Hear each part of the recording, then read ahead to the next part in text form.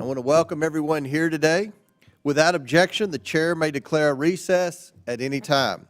I now recognize myself for the purpose of delivering an opening statement. This morning, we'll explore how we can make the federal government work better for all Americans. President Trump promised he would eliminate Washington waste and reform the unchecked federal bureaucracy, and he is delivering on his promise made to the American people. President Trump created the Department of Government Efficiency, or DOGE, to conduct a government-wide audit to root out waste, fraud, and abuse and ensure we protect taxpayer dollars. At the helm of President Trump's effort is Elon Musk, one of the most successful entrepreneurs ever. For decades and on a bipartisan basis, members of this committee have lamented the inefficiency of the federal bureaucracy. We fought never-ending battles against the waste, fraud, and abuse the bureaucracy generates during both Republican and Democrat administrations. One byproduct of this inefficiency, according to GAO, is the near $250 billion in annual improper payments the government issues. But now that President Trump is taking action to drain the swamp and expose how the federal government is spending taxpayer money, which he was elected to do, Democrats are hyperventilating and sensationalizing it. Over the past few days, we've heard wild claims from Democrats that we are, quote, at the beginning of a dictatorship, end quote, and we are in a constitutional crisis. This kind of theatrical rhetoric is exactly what the American people rejected in November. Americans know that Washington needs reform, and DOGE is taking inventory to bring about change and steward taxpayer dollars entrusted to the federal government. Real innovation is not clean and tidy. It's necessarily disruptive and messy. But that's exactly what Washington needs right now. And it's what the American people voted for in November, a departure from the broken status quo. This committee intends to work in partnership with DOGE. We want to reinforce its efforts and not blunt the momentum it's generating for needed change to the federal bureaucracy. At the Oversight Committee, our core mission remains unchanged, identifying waste, fraud, and abuse in the federal government, and proposing solutions to make it more efficient and effective for the American people. For this Congress, we created a subcommittee chaired by Marjorie Taylor Greene that is dedicated to working with DOGE. But I expect all of our subcommittees will participating in this effort to make Washington more accountable. I'm hopeful that we can find some common ground with our Democrat colleagues to ensure the federal government more efficiently and effectively serves the American people. I ask all my colleagues here today, who among us believes that the federal government operates at peak efficiency? The federal government has expanded dramatically since the early years of our republic. There are today more than 400 executive branch agencies and sub-agencies, and roughly 1,000 federal commissions. Most of these entities are relatively new creations. They did not exist for most of our nation's history. Not only has the government grown in size and complexity, but it has also taken on many functions once handled by the states or even the private sector. How did we get here? Tom Schatz, the president of the Citizens Against Government Waste, and one of our witnesses today, notes that Congress tends to respond to each new problem that arises by creating a new program or agency. And even if the problem goes away, the program or agency remains. Congressional authorizing committees tend to generate these new programs and entities all too often without sufficient regard to similar federal activities occurring outside of their jurisdiction. Over time, the expansion of entities and programs has yielded an increasingly complex bureaucracy with a massive amount of overlap and duplication. For instance, the Government Accountability Office, the GAO, recently found 43 job training programs scattered across 9 different federal agencies. That's just one of dozens of areas of wasteful duplication the GAO has identified across a range of federal activities. I hope we can learn today from Governor Kim Reynolds, who proposed her own wide-ranging reorganization in Iowa, which the state legislature enacted. For example, she will detail how Iowa consolidated a host of state-level job training programs. Iowa's reorganization also eliminated or consolidated a slew of state agencies, commissions, and vacant job positions. Iowa's example shows that the chief executive of any unit of government, federal, state, or local, is well positioned to propose ways to streamline that government. After all, they're the ones who run it on a day-to-day basis. At the federal level, the president has considerable authority within existing law to reorganize certain government offices and functions. That's the case, for instance, with respect to USAID. But some reorganizations do require changes in law. Throughout our nation's history, such reorganization legislation typically originated from the White House. That's in part because for much of the 20th century, presidential reorganization proposals requiring changes in law were granted special consideration by Congress.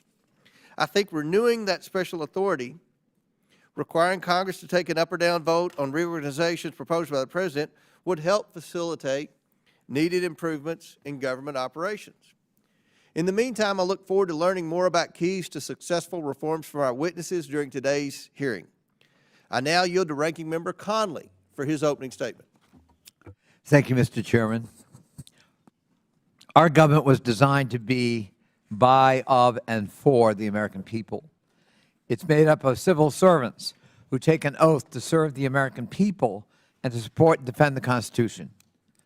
More than 1 in 3 federal workers is employed by either the Postal Service, ensuring every American can get mail, or the Department of Veterans Affairs, providing care to our veterans in VA hospitals, clinics, and nursing homes. Almost 1 in 3 federal workers is a veteran, and more than 85% live outside the D.C. metropolitan area across every state and serving every community in America. 1 in 3 Americans and half of all American children are enrolled in a government program. Our government provides the support these Americans are counting on, including Social Security, Medicare, Medicaid, SNAP, Head Start, the National School Lunch Program. We depend on our government to safeguard our food supply and to ensure life-saving medication is safe to consume. We depend on our government to provide alerts about extreme weather through the National Weather Service, which you know all too well from the tornado that devastated your community, Mr. Chairman, a few years ago, and to provide disaster relief to communities where it's needed, such as in Los Angeles after devastating fires of the last few weeks. This is the so-called deep state that President Trump and his acolytes continue to demonize, and these are the programs and services sitting on Elon Musk's chopping block right now. Their efforts to, quote, right-size government serve no one but themselves and fellow oligarchs who want to destroy, deregulate, and privatize, leaving everyday Americans to foot the bill with not only their paychecks, but even potentially their well-being and their lives. Just last week, the country watched in horror as a commercial aircraft and a U.S. Army Black Hawk helicopter collided over the Potomac River, killing 67 people, including several of my constituents, including young children. We know that disasters are more likely to happen when the agencies that ensure our safety are unsupported and under-resourced. Our nation's air traffic control facilities were already operating below recommended staffing levels. But one day before the horrific crash, the Trump administration sent an email to more than 2 million federal employees offering them a purported financial incentive to immediately quit their jobs. Can you imagine what might yet happen if our air traffic controllers accept this offer to quit en masse? This is just the tip of the iceberg. In its first 2 weeks, the Trump administration has ordered a hiring freeze on all federal civilian positions, ordered all federal employees back to the office full-time, unless, of course, you take their early retirement offer, and then you don't have to come to work for 8 months.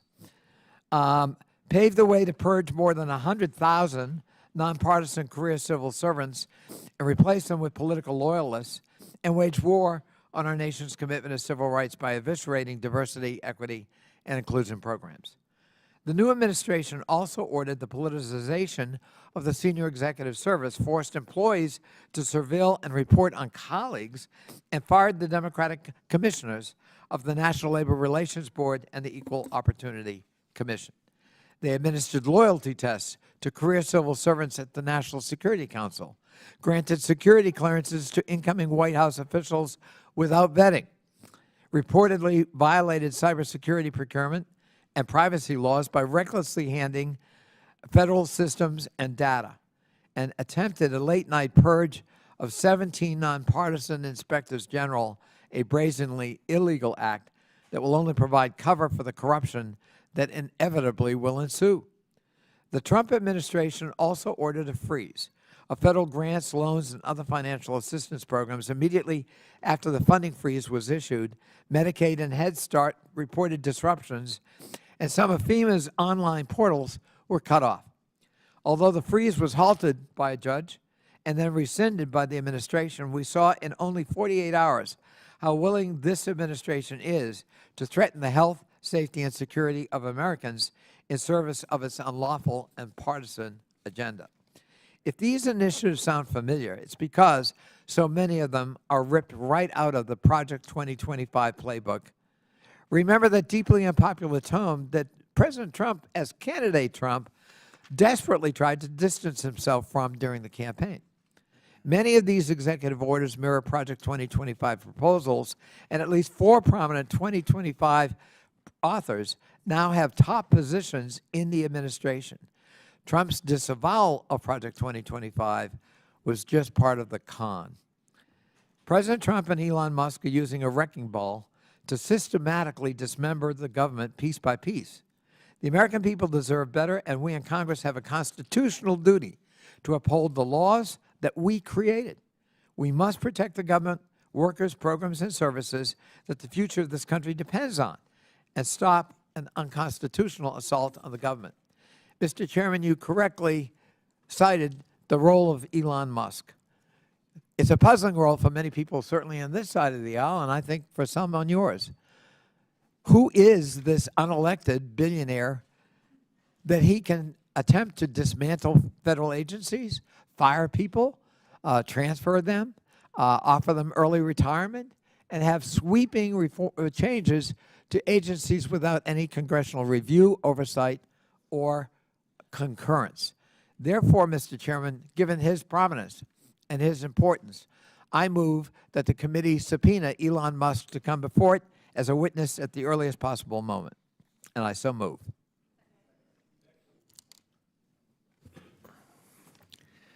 There's been a motion and second. The motion is not debatable. Mr. Chairman, why is it not debatable? Point of order. It is debatable. Mr. Chair, I strike the last word. Hold on. Mr. Chairman. We're going to table the motion. Right. Okay. Mr. Chairman, why don't we want to debate Elon Musk coming in and talking to us about his work and how he's enriched himself for $64 billion? Mr. Chairman. Mr. Chairman. Chair recognizes Dr. Fox. Thank you, Mr. Chairman. I move to table the motion. There's I a second. motion to table. Is there a Mr. second? Chairman, Second by point of Mr. order. Higgins. Point of order, Now, Mr. the Chairman. motion is not debatable, as many Point of order, Mr. are in Chairman. favor of tabling. Point of order. State your point. Mr. Chairman, I think it's outrageous that this committee will not even entertain a motion. No, you state Mr. your. Chairman, that's not a point of order. Somebody You know, who's I- breaking I- the law agree. and Point of order. dismantling our federal There's agencies. been a Demagoguery. vote. You're Firing demagoguery. federal Out of order. employees No, and we don't listen to hacking demagogues. data. Out of And order. you will not Out of order. even Out of order. entertain a motion The to motion bring is this out to of the order. This is president of the demagoguery. This is As Oversight out of many order. as are in favor of tabling. Yes, signify. let's have order in this country. Stansberry, you're out of order. You know you're out of order. You know the rules of this committee. There's been a motion Mr. and a Elon second to Musk is table. out of Now, order and dismantling. He's out of order. God. I call the question. There's been a motion and second. Motion by Dr. Fox, second by Mr. Higgins to table. All those in favor of tabling signify by saying aye. Aye. All those opposed signify by saying no. No. In the opinion of the chair, the ayes have it and the motion Mr. is Chairman, tabled. I ask for a recorded A vote. recorded vote is ordered. We will set up for the clerk to call the roll.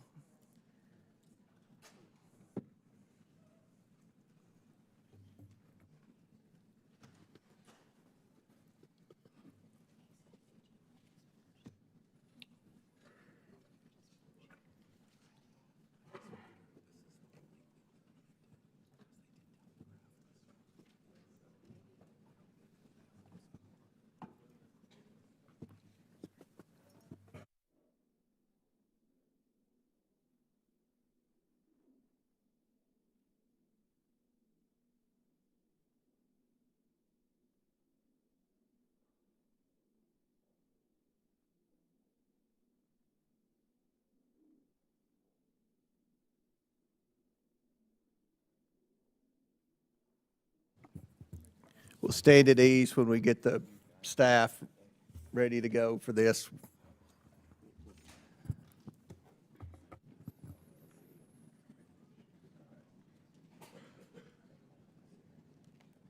For those watching at home, they don't have the votes in the room.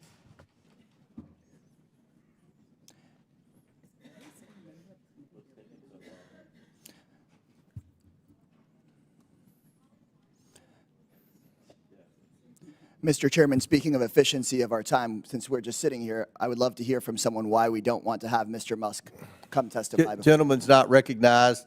This is a committee hearing about eliminating wage fraud and abuse. You've pulled a parliamentary move, which you have the right to do. This wasn't expected. It wasn't in the agenda. We're trying to print everything and get it ready to have the roll call vote. Well, speaking of abuse, we have someone who Mr. is Chairman, he's shutting out of down order. federal You're out of programs order. You're out of order. benefiting billions of Chairman, dollars. he's out of to order. This is himself. just a Right. mindset. Mr. Chairman. Demagoguery again. Can you control the other side? They're out of control. I'm trying. Hashtag irony.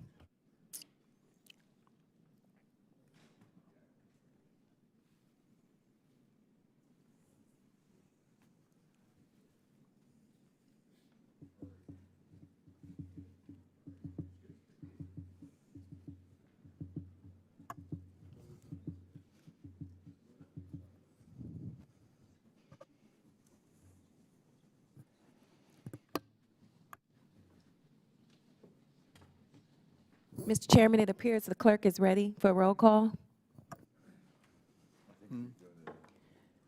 Mr. Jordan. Mr. Turner. Mr. Gosar. Ms. Fox. Fox votes aye to table. Ms. Fox votes aye. Mr. Grothman. Mr. Cloud. Mr. Cloud votes aye. Mr. Palmer. Mr. Higgins. Mr. Higgins votes aye. Mr. Sessions. Mr. Biggs. Mr. Biggs votes aye. Ms. Mace. Ms. Mace votes aye. Mr. Fallon.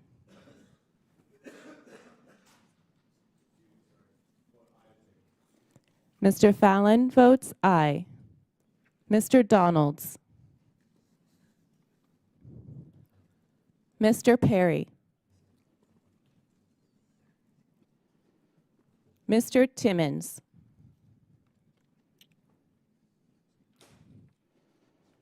Mr. Burchett.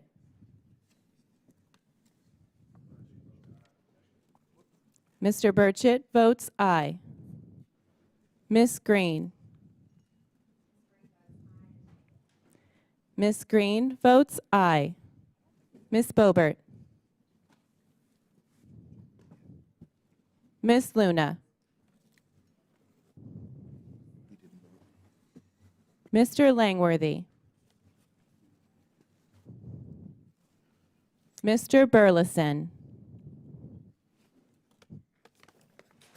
Mr. Crane.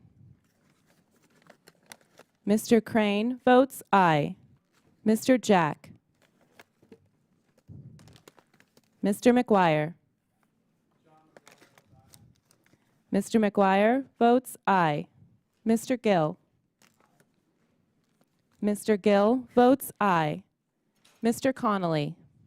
Nay. Mr. Connolly votes nay. Ms. Norton.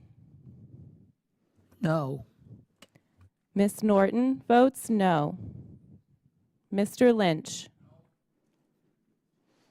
Mr. Lynch votes no. Mr. Krishnamurthy. Mr. Krishnamurthy votes no. Mr. Khanna. Mr. Mfume.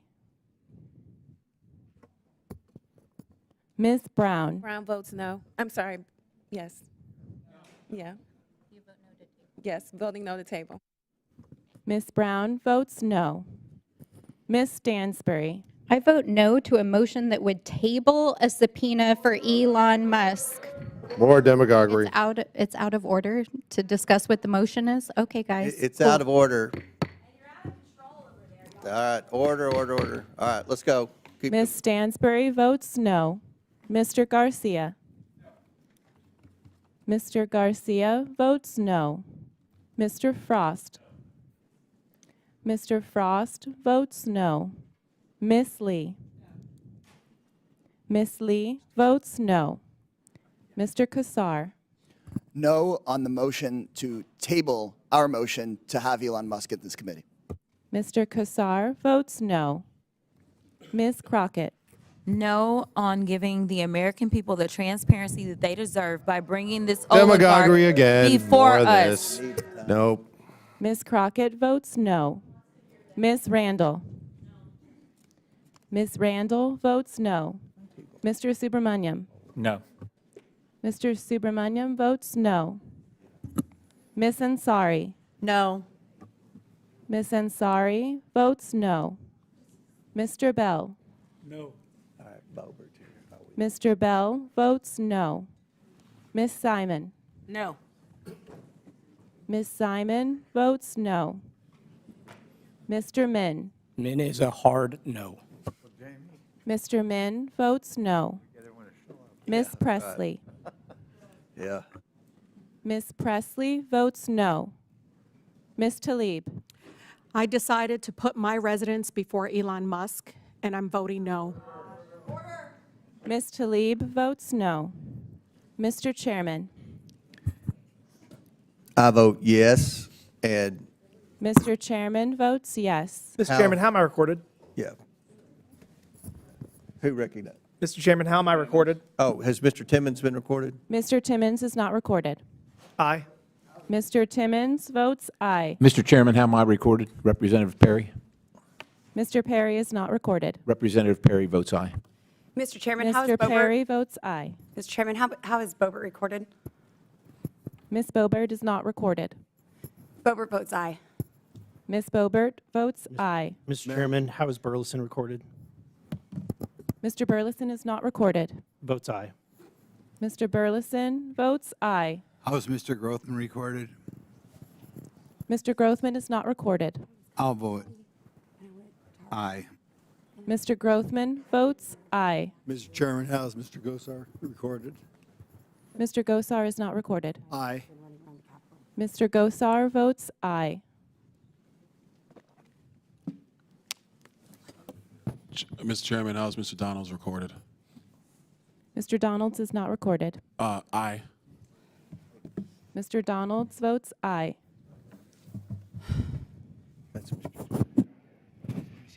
How has Mr. Jack been recorded? Mr. Jack is not recorded. Mr. Chairman, vote aye, please. Mr. Jack votes aye.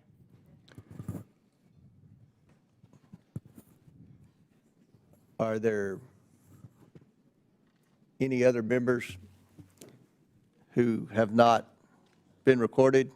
Any members who wish to change their votes?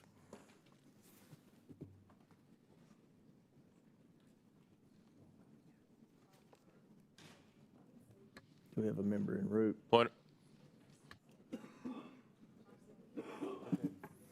Will the clerk please tally the report? the roll call. Mr. Chairman, on this vote, the ayes are 20, the nays are 19. The ayes have it, and the motion fails. And I might add, Mr. Ranking Member, you all could have invited Mr. Musk to be your minority witness, but you all chose to have a college professor, which is what you normally choose to have as a witness at any hearing, and that's fine. But you all had an opportunity to invite Elon Musk, and you chose not to. So, Mr. Chairman, could I just Yes. respond? Thank you.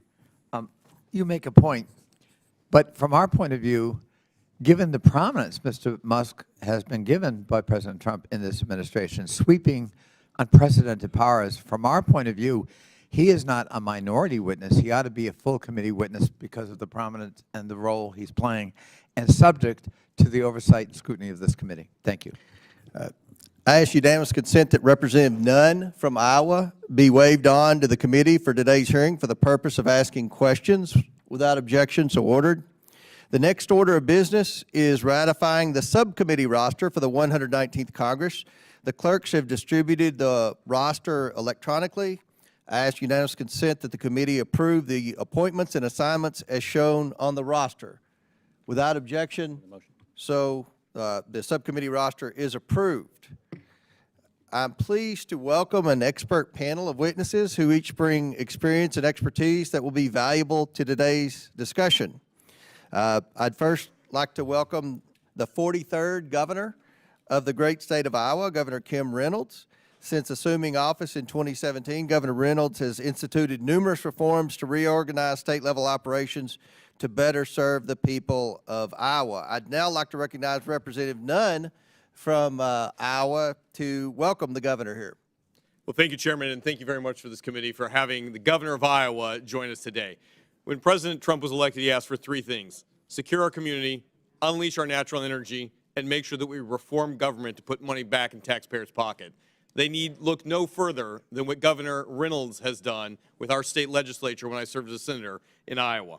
During Governor Reynolds' time, she has helped lead us out of a massive Democrat-caused debt to be able to balance the state's budget, to be able to provide fiscal responsibility that right-sized our community, and provide tax cuts that put more of Iowans' hard-earned tax dollars right back in their britches. So with this, Iowa is now one of the most well-managed citizen-led democracies, Mr. Chairman, in the world. It has resulted in a balanced budget of over $9 billion in our general fund, as well as a $1 billion rainy day fund, with more tax returns on the way, after she led the 3 largest tax cuts in state history. Governor Reynolds, we want to say thank you very much as a citizen of Iowa. Not only are you a great governor, but your examples help us lead to real solutions that could address a $36 trillion debt right here at the national level. All it takes is one hero from the heartland to be able to come here and show Washington how business can get done. So with that, Governor Reynolds, thank you for making government efficient again in Iowa. It's a best practice we can take in a playbook right here in D.C. We welcome you to the committee. Very good. Next we have Tom Schatz, President of the Citizens Against Government Waste. Tom has spent over 36 years at Citizens Against Government Waste, identifying areas of waste, fraud, abuse, and mismanagement in government, and has helped save taxpayers hundreds of billions of dollars. Finally, we have William G. Resch, who is an associate professor at the University of Southern California. Saul Price School of Public Policy, has been a member of the USC faculty since 2014. I want to thank each of the witnesses for being here today, and I'll look forward to your all's testimony. Pursuant to Committee Rule 9G, the witnesses will please stand and raise their right hand. Do you solemnly swear or affirm that the testimony you are about to give is the truth, the whole truth, and nothing but the truth, so help you God? Let the record show that the witnesses answered in the affirmative. Thank you all. You may take a seat. We appreciate you all being here today and look forward to your testimony. Let me remind the witnesses that we have read your written statement and it will appear in full in the hearing record. Please limit your oral statement to 5 minutes. As a reminder, please press the button on the microphone in front of you so that it is on and the members can hear you. When you begin to speak, the light in front of you will turn green. After 4 minutes, the light will turn yellow. When the red light comes on, your 5 minutes have expired, and we would ask that you please wrap up. I now recognize Governor Reynolds for her opening statement. First, let me thank Congressman Nunn for your kind words, and thank you for your service. Chairman Comer, Ranking Member Conley, members of the committee, thank you for giving me the opportunity to testify today. Since this hearing is about government efficiency, I'll get right to the point. Iowa was doing Doge before Doge was a thing. When I was elected to office in 2018, our tax structure was uncompetitive. Our top income tax rate was 8.98%, one of the highest in the nation, as was our 12% corporate rate. Antiquated state policies made our tax code complex and hard to reform. Soon after President Trump signed TCJA into law, I signed legislation that eliminated federal deductibility, cut rates across the board, provided for additional reductions in future years, and reduced the number of income tax brackets. After 4 more historic reforms, Iowa taxpayers today pay a flat income tax rate of 3.8%. Our corporate rate is moving to a 5.5%, and we've eliminated tax on retirement and inheritance income. Over 10 years, Iowans will save an estimated $24 billion in a state with an annual budget of about $10 billion. But it's not enough just to cut taxes. You have to make sure that they're sustainable, especially if you want to keep reducing them. The growth they create helps, but you also need to keep spending in government in check. And I've worked closely with our General Assembly to do just that. In fact, the Cato Institute has ranked Iowa the most fiscally responsible state in the country for 3 years running. But that wasn't always the case. When we started our alignment work in 2022, state operations had not been reviewed for 40 years, and it showed. Layers of bureaucracy had accumulated over decades, expanding government beyond its core function. We were too big, too fragmented, and too inefficient. One example became clear during COVID, where the separation of our public health and human services departments resulted in both duplication and gaps in service. We merged them into the Department of Health and Human Services in 2022, the first big step in our work to align state government. It was a successful proof of concept and a roadmap as we saw similar misalignment across state government. We had 11 separate state agencies operating workforce programs. 136 professional licensing functions were spread across 11 agencies. Our administrative code had ballooned to more than 20,000 pages with 190,000 restrictive terms. At one point, I discovered that the state owned a cow-calf operation, and to make matters worse, it operated at a loss. Given our limited staff and scope of the initiative, we partnered with an outside firm while bringing agency directors and their staff into the discussion early, and we asked the hard questions that bring about accountability and change. What is the core mission of each agency? How is it funded? How is it staffed? And what does it own? Are the programs working? How did the structure of the agency compare to other states? Is there duplication or misalignment? Next, we benchmarked Iowa against our neighboring states as well as those with similar populations and budgets. We found that my 37-member cabinet was the most by far, while our expenditures on a per capita basis were the 3rd highest. In 2023, we eliminated we introduced a 1,300-page bill that passed with only 1 technical amendment and took effect less than a year after we began the process. I also initiated a moratorium on new rulemaking and ordered a comprehensive review of all rules already on the books. Together, these actions cut 21 agencies from my cabinet, eliminated 600 open positions, removed 1,200 regulations in year 1, and identified 4,700 acres of state-owned farmland to sell. Nearly all licensing functions are now in one agency, and we're currently in the process of consolidating 6 separate licensing platforms into one. One agency that operated out of 10 buildings now operates out of just 1. Altogether, we've saved taxpayers $217 million in just 18 months, surpassing our initial projections for the first 4 years. And our government isn't just smaller, it's better. Getting your medical license recognized used to take 65 days, now it takes 3. Unemployment case rulings used to take 3 months, now it takes 11 days. Moving our motor vehicle enforcement unit into the Department of Public Safety put 100 more state troopers on the road. After aligning agencies, we then streamlined our system of boards and commissions cutting 83 boards, about a third of the boards and commissions. We also brought IT systems spread across 20 different agencies into one department. And last year, we consolidated 32 substance use and mental health regions into 7 unified behavioral health regions, resulting in greater investment on the ground and treatment delivered to Iowans when and where they need it. And now we're taking yet another step. I recently announced my intention to launch an Iowa Doge to continue reducing the cost of government, maximizing the return on taxpayers' investment. Like most Americans, I'm thrilled by the priority that President Trump is placing on shrinking government and making it work better. Not only do I believe as Iowa is a model, but I'm committed to doing everything I can to help in the months ahead, and I look forward to working with you and the Trump administration to do just that. Thank you. Thank you, Governor. I now recognize Mr. Schatz for his opening statement. Thank you, Mr. Chairman and Ranking Member Connolly, for the opportunity to testify today. Citizens Against Government Waste was founded following the report of the Grace Commission under President Ronald Reagan, the last time there was a comprehensive review of the federal government by the private sector.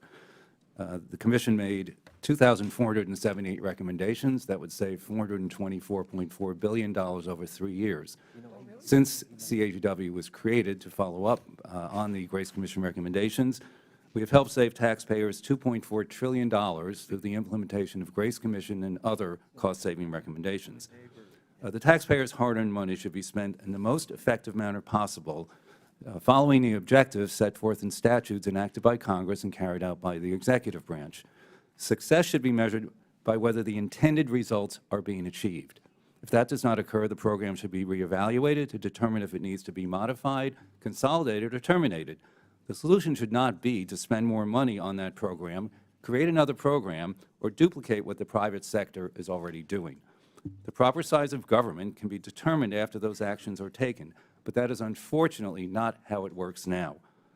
Despite the availability of recommendations from both within the government, including the Congressional Budget Office, Government Accountability Office, and Inspectors General, as well as non-governmental sources like CAGW's Prime Cuts, which would save $5.1 trillion over 5 years, not enough is being done. There is no lack of ideas, just a lack of action by Congress to determine which programs are most effective and efficient, leading to the appropriate size and scope of the federal government.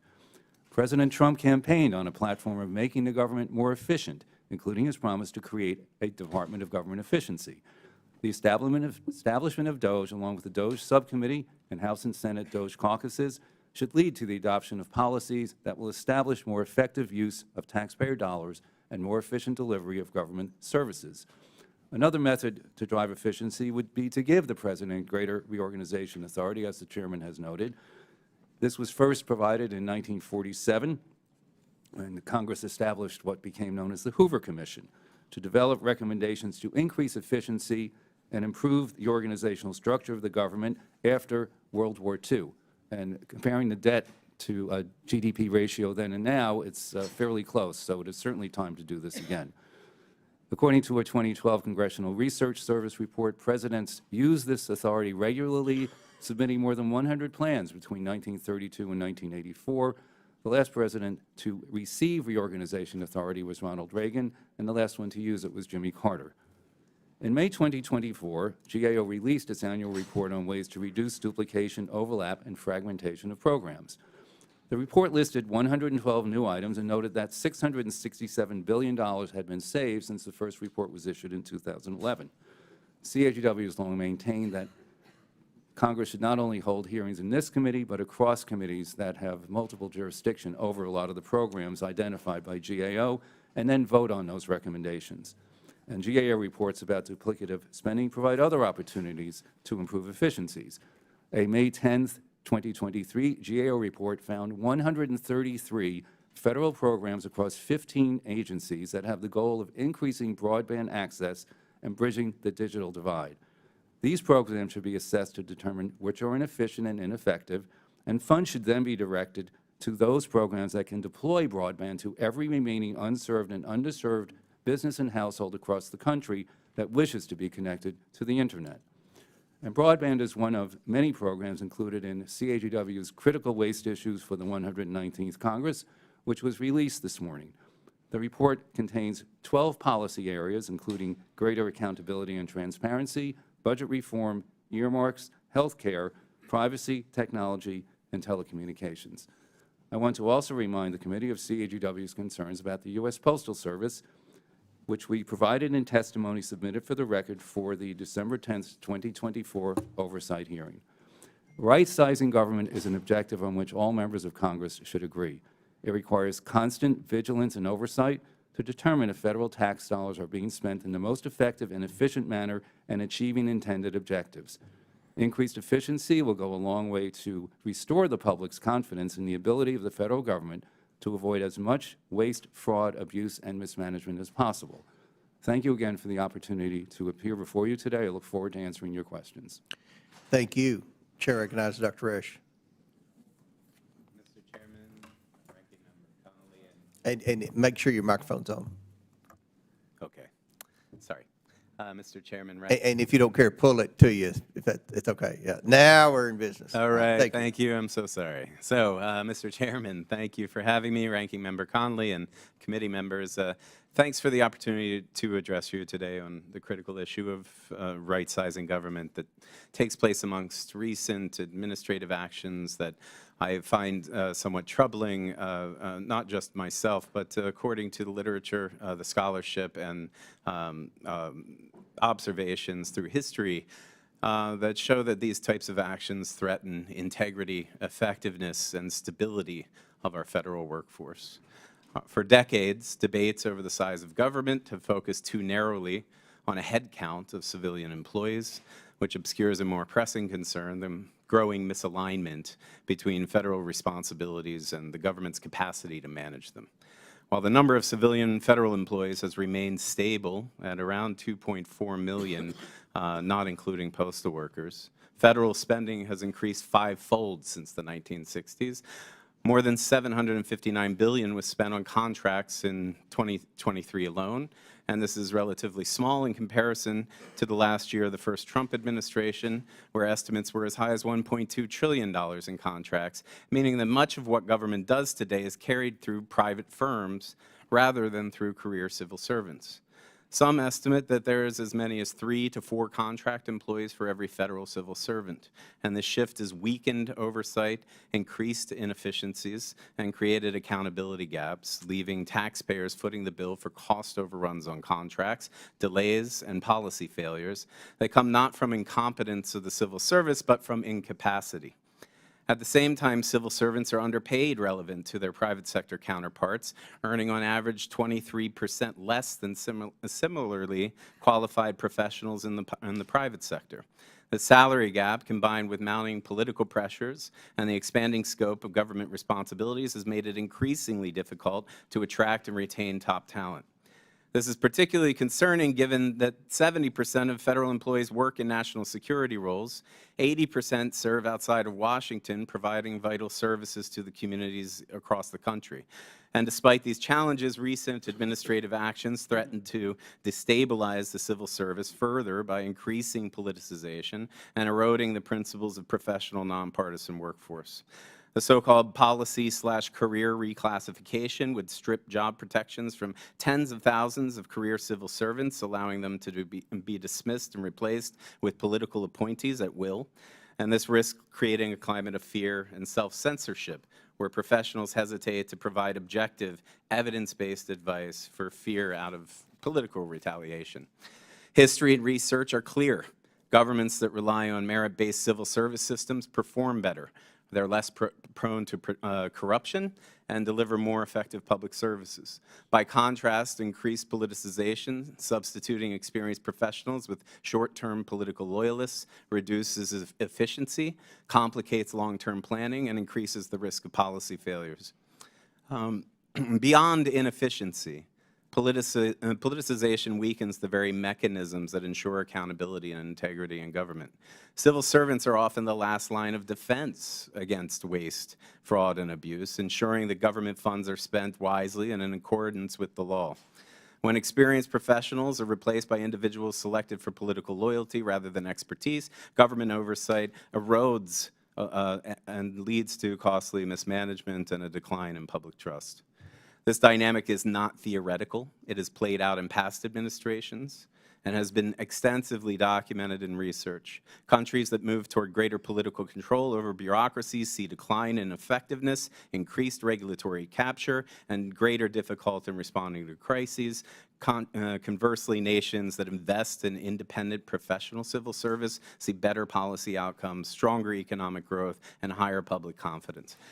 The U.S. has long benefited from a stable, merit-based civil service that has helped sustain democracy through times of war, economic upheaval, and national crises. Attempts to weaken the system, rather than whether it's through mass firings, loyalty-based appointments, or the dismantling of institutional safeguards, do not lead to a more effective government. Instead, they result in greater instability, inefficiency, and governance failures that harm all Americans. In conclusion, any discussion of right-sizing government must grapple with the structural transformation that has already been underway. Rather than reducing the number of career civil servants or subjecting them to politically motivated purges, we should reinvest in the workforce to ensure that government functions effectively, remains accountable, and serves the public interest. The evidence overwhelmingly supports one clear lesson, that it is strengthening, not weakening, the civil service as the surest path to effective and democratic government that works for all of us. Thank you very much. Thank you. We'll now begin our questions. The chair recognizes Dr. Gosar from Arizona. Thank you, Mr. Chairman. We are here today to tame the labyrinth of the federal bureaucracy. That's why I was elected, and frankly, that's why President Trump was reelected this past November. More responsible government spending means less need for taxation on the American people. My colleagues on the other side of the aisle have claimed cuts to waste, fraud, and abuse will include cuts to Social Security and Medicare. However, promoting efficiency and cutting wasteful spending actually protects Social Security and Medicare by ensuring available and continued funding. And if they have any more doubts, I would invite them to sign on to my Lasso Act that actually puts these decisions out of the public harm and into the public's domain. When Elon Musk acquired Twitter, now X, in 2022, he fired about 6,000 employees, or nearly 80% of his workforce. But there was no lapses in X's management. Well, perhaps only less community notes and less removal of unlawful lawful political speech. Elon Musk trimmed the fat on X, and we have the opportunity to do the same here in Washington. Governor Reynolds, not only did you lead a successful state-level government reorganization, but you did it twice. Congratulations. My question to you is, how did you identify waste, and were members of the state legislature empowered to also identify those areas with you? Thank you for the question. It was definitely a collaborative effort. It started with the tax cuts, so we did comprehensive reform there, and as a manner to sustain it, then we needed to look at the overall government. When you coupled COVID on top of that and the inefficiencies that I saw in our response to COVID, it led us to start looking at processes in the state government. And so, you know, we brought, and they were common sense changes too. When we were looking at licensing, when we were looking at IT spread across 20 different agencies. I mean, the list went on and on. It made sense to restructure it. So what we did is we brought our, first of all, we brought our agencies in and their team and had them do an overall review of their operation, asking the tough questions that really leads to accountability and change. And then on top of that, because we are a small team, we also brought in an outside consultant to help us with the comparisons and help manage it. And then we worked closely with the legislature for any ideas that they may have. We spent a lot of time walking through the bill in its entirety. We put, when we were working with our agencies, that gave us an opportunity to understand where some of the pushback might be, so we could also get in front of that with the answers to the questions that might be posed from realigning state government. But it's made us more efficient. It's made us more effective. It is common sense. I think the data is proving out. We're seeing it every day. So we'll have data to actually point to on how we are more efficient and more effective.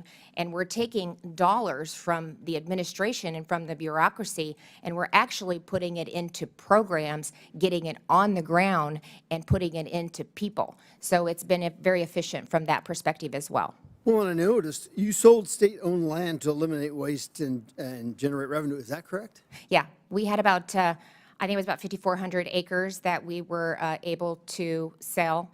I had a cow-calf operation with the Department of Corrections. We were not aware of that.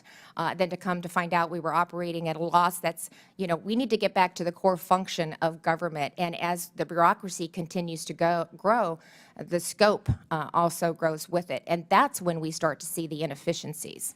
Well, I tell you what, that is music to my soul because, I've got a HERD Act because it mimics what Harry Reid did in southern Nevada. He found out that Las Vegas was surrounded by BLM. He couldn't grow it. Yeah. And so what they did is they found out that the federal government has the propriety to look at what the land's used for. Does it have a purpose? And if not, it has to be sold. So I think there's great opportunity there.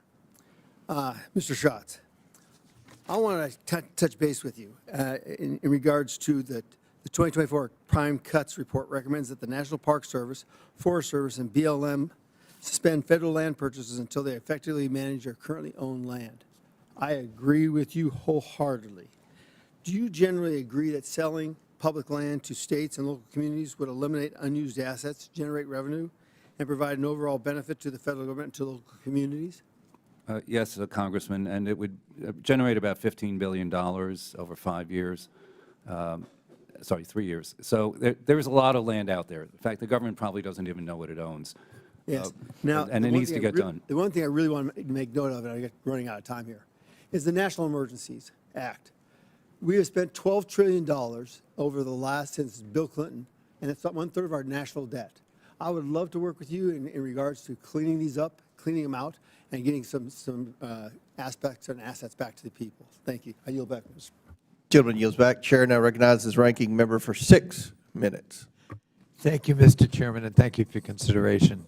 Governor Reynolds, welcome, and your story is a very impressive one. I was the chairman of a county of 1.2 million people, 1/3 your population, and what you talk about resonates with somebody like me, hands-on, trying to make sure things work. Right.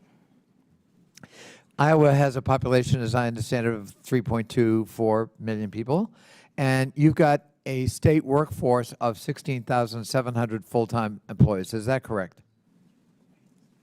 That's correct? Yes. Now, of course, with respect to the federal government, we're talking about 2.4 million. So it's not only a matter of scale. I mean, we're just talking about very different kinds of entities. That doesn't mean we can't learn from a state like Iowa, but I do think that the challenges we face at the federal level are, formidably different than what we face in my county or your state. As I said, doesn't mean we can't learn from it at all. And I listened carefully to you. Is my understanding correct that in order to effectuate the reforms you proudly championed today, you put on the payroll your wealthiest donor who came in and decided what agencies to abolish, which cabinet members were to go, how many people were to be fired, and other kinds of decision-making that was imbued with him or her. Is that how you did it in Iowa? Your No. wealthiest donor took that No, lead? that's a complete misstatement. And first of all, we did it without any layoffs whatsoever. We made that commitment when we moved into our No realignment. layoffs. Absolutely no layoffs. Well, I was able to eliminate 600 open positions that had been open for over a year. But through the transition process and what we've been able to accomplish, we did that right now without laying off any state And employees. excuse me, because my time is limited, Governor, I don't mean to be interrupting you, but so the idea that your wealthiest donor kind of shepherded all of this is false. That is false. That's false. And you didn't lay off people. You tried, in fact, to move people around, or No, we made that commitment at the beginning you of made the a process. commitment to that. Because first of all, these were common sense changes. It was a realignment. It was Got it. highlighting the cabinet members that I thought should be in the cabinet, I think and that- making government operate more efficiently, I think reducing that's the amount of a time. very Iowan concept, too, common sense. Yes. And I like it. It's a non-ideological approach to governance. Professor Resch, Would it be fair to say that what you've heard from Governor Reynolds is distinctly different from what we are experiencing in the first 15 days of the Trump administration with Elon Musk allegedly at the helm? And please speak loudly into that microphone so we can hear you. Yes. Yes. Quite simply, yes. Very different. It seems different, yes. And would you say that it is unprecedented, unusual, and maybe even of dubious legality that so much authority and power has been vested in one individual who is a outside billionaire with no government experience other than benefiting from government contracts to wield this kind of power and influence and be firing people, laying off people, threatening to dismantle whole agencies, something that apparently Governor Reynolds actually actively tried to avoid to get political buy-in and to try to create a spirit of cooperation? It seems to me that the actions that are being promulgated by DOJ lack legal authority. I am not a legal scholar. I am a scholar of executive politics and public management. But from what I can tell, this violates several legal authorities that are granted by Congress, not unilaterally by the President. Governor Reynolds made a point of saying she worked with the legislature to effectuate the reforms, which always sounds to me like a pretty good idea. You want to work with your legislators. Here in Washington, there are laws on the books. You know, for example, you may want to dismantle the Agency for International Development, but Congress created AID, that agency, in the Foreign Assistance Act of 1961, and it seems to me that if you want to dismantle it or fold it into another agency, you got to come back to Congress and amend that act. Do you think that's a fair statement? I think that's a fair statement. And likewise, when it comes to freezing funding for federal agencies, you know, the Impoundment Control Act of 1974 governs impoundment, and the Supreme Court ruling during the Nixon years made it very clear that the power of the purse is exclusively vested in the legislative branch of Congress under the Constitution of the United States. Is that a fair statement? It's a fair statement, and it's the standing position of the I'm court. sorry? I said it's a fair statement, and it's the standing position of the courts. Thank you. I yield back, Mr. Chairman. Thank you. Gentleman yields back. Chair recognizes Ms. Mace from South Carolina for 5 minutes. Thank you, Mr. Chairman. There's been a lot of pearl clutching over the last several days from my colleagues across the aisle on Donald Trump, Secretary Rubio, the Department of Government Efficiency's plan to reorganize the U.S. Agency for International Development, or as we all now know, USAID. They're screaming about Elon Musk over there, but hey, George Soros and his boy are okay. You know, they scream that we're all a threat to democracy when they've been systematically dismantling democracy before our eyes. They've been caught with their hand in the cookie jar, and there's no going back. So I would tell my colleagues across the other side of the aisle, take your salty tears and sit right back down. USAID has long strayed from its mission to effectively and efficiently administer aid to advance American interests. USAID has become rotten to its core, sacrificing the prudent use of taxpayer dollars at the altar of advancing radical, sinister social and political agendas abroad. From discriminatory DEI initiatives to extreme gender ideology to marginalize real bona fide biological women. For decades, while homeless veterans sleep on our streets, our communities rebuild from natural disasters, and American families struggle to get by, USAID has pillaged and plundered the American treasury, essentially lighting American taxpayer dollars on fire, funding some of the dumbest, I mean stupidest, just dumbest initiatives imaginable, all supported by the left, and that's why their party is crumbling. Today I'm going to expose some of the initiatives USAID has funded over the years and ask each of you a yes or no question. If you believe these expenditures of American taxpayer dollars put America first. So it'll be yes or no. USAID awarded $2 million to strengthen trans-led organizations to deliver gender-affirming health care in Guatemala. So to each of you this morning, does this advance the interests of American citizens paying for trannies in Guatemala to the tune of $2 million? Yes or no? Governor? I have no position.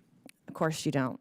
Okay, USAID awarded over $750,000 to fund alleviating loneliness among migrant garment workers in India. Does this advance America's interests, Governor? No. No. I have no position.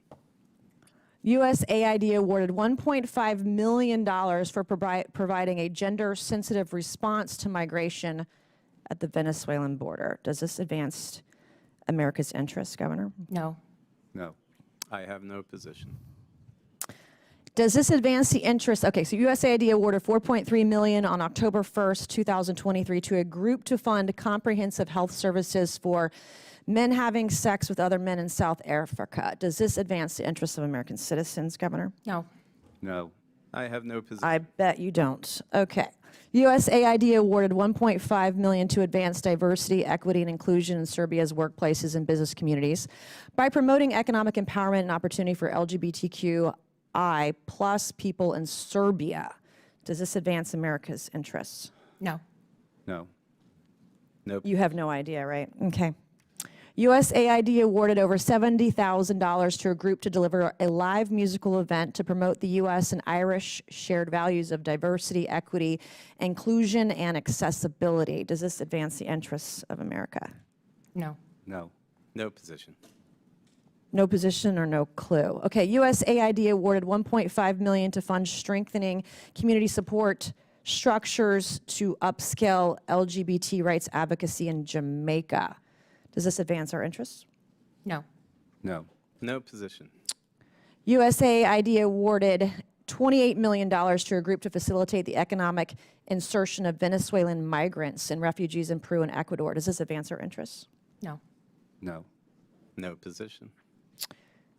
Okay, USAID awarded $17.5 million to fund voluntary medical male circumcision overseas. Does this advance America's interests? No. No.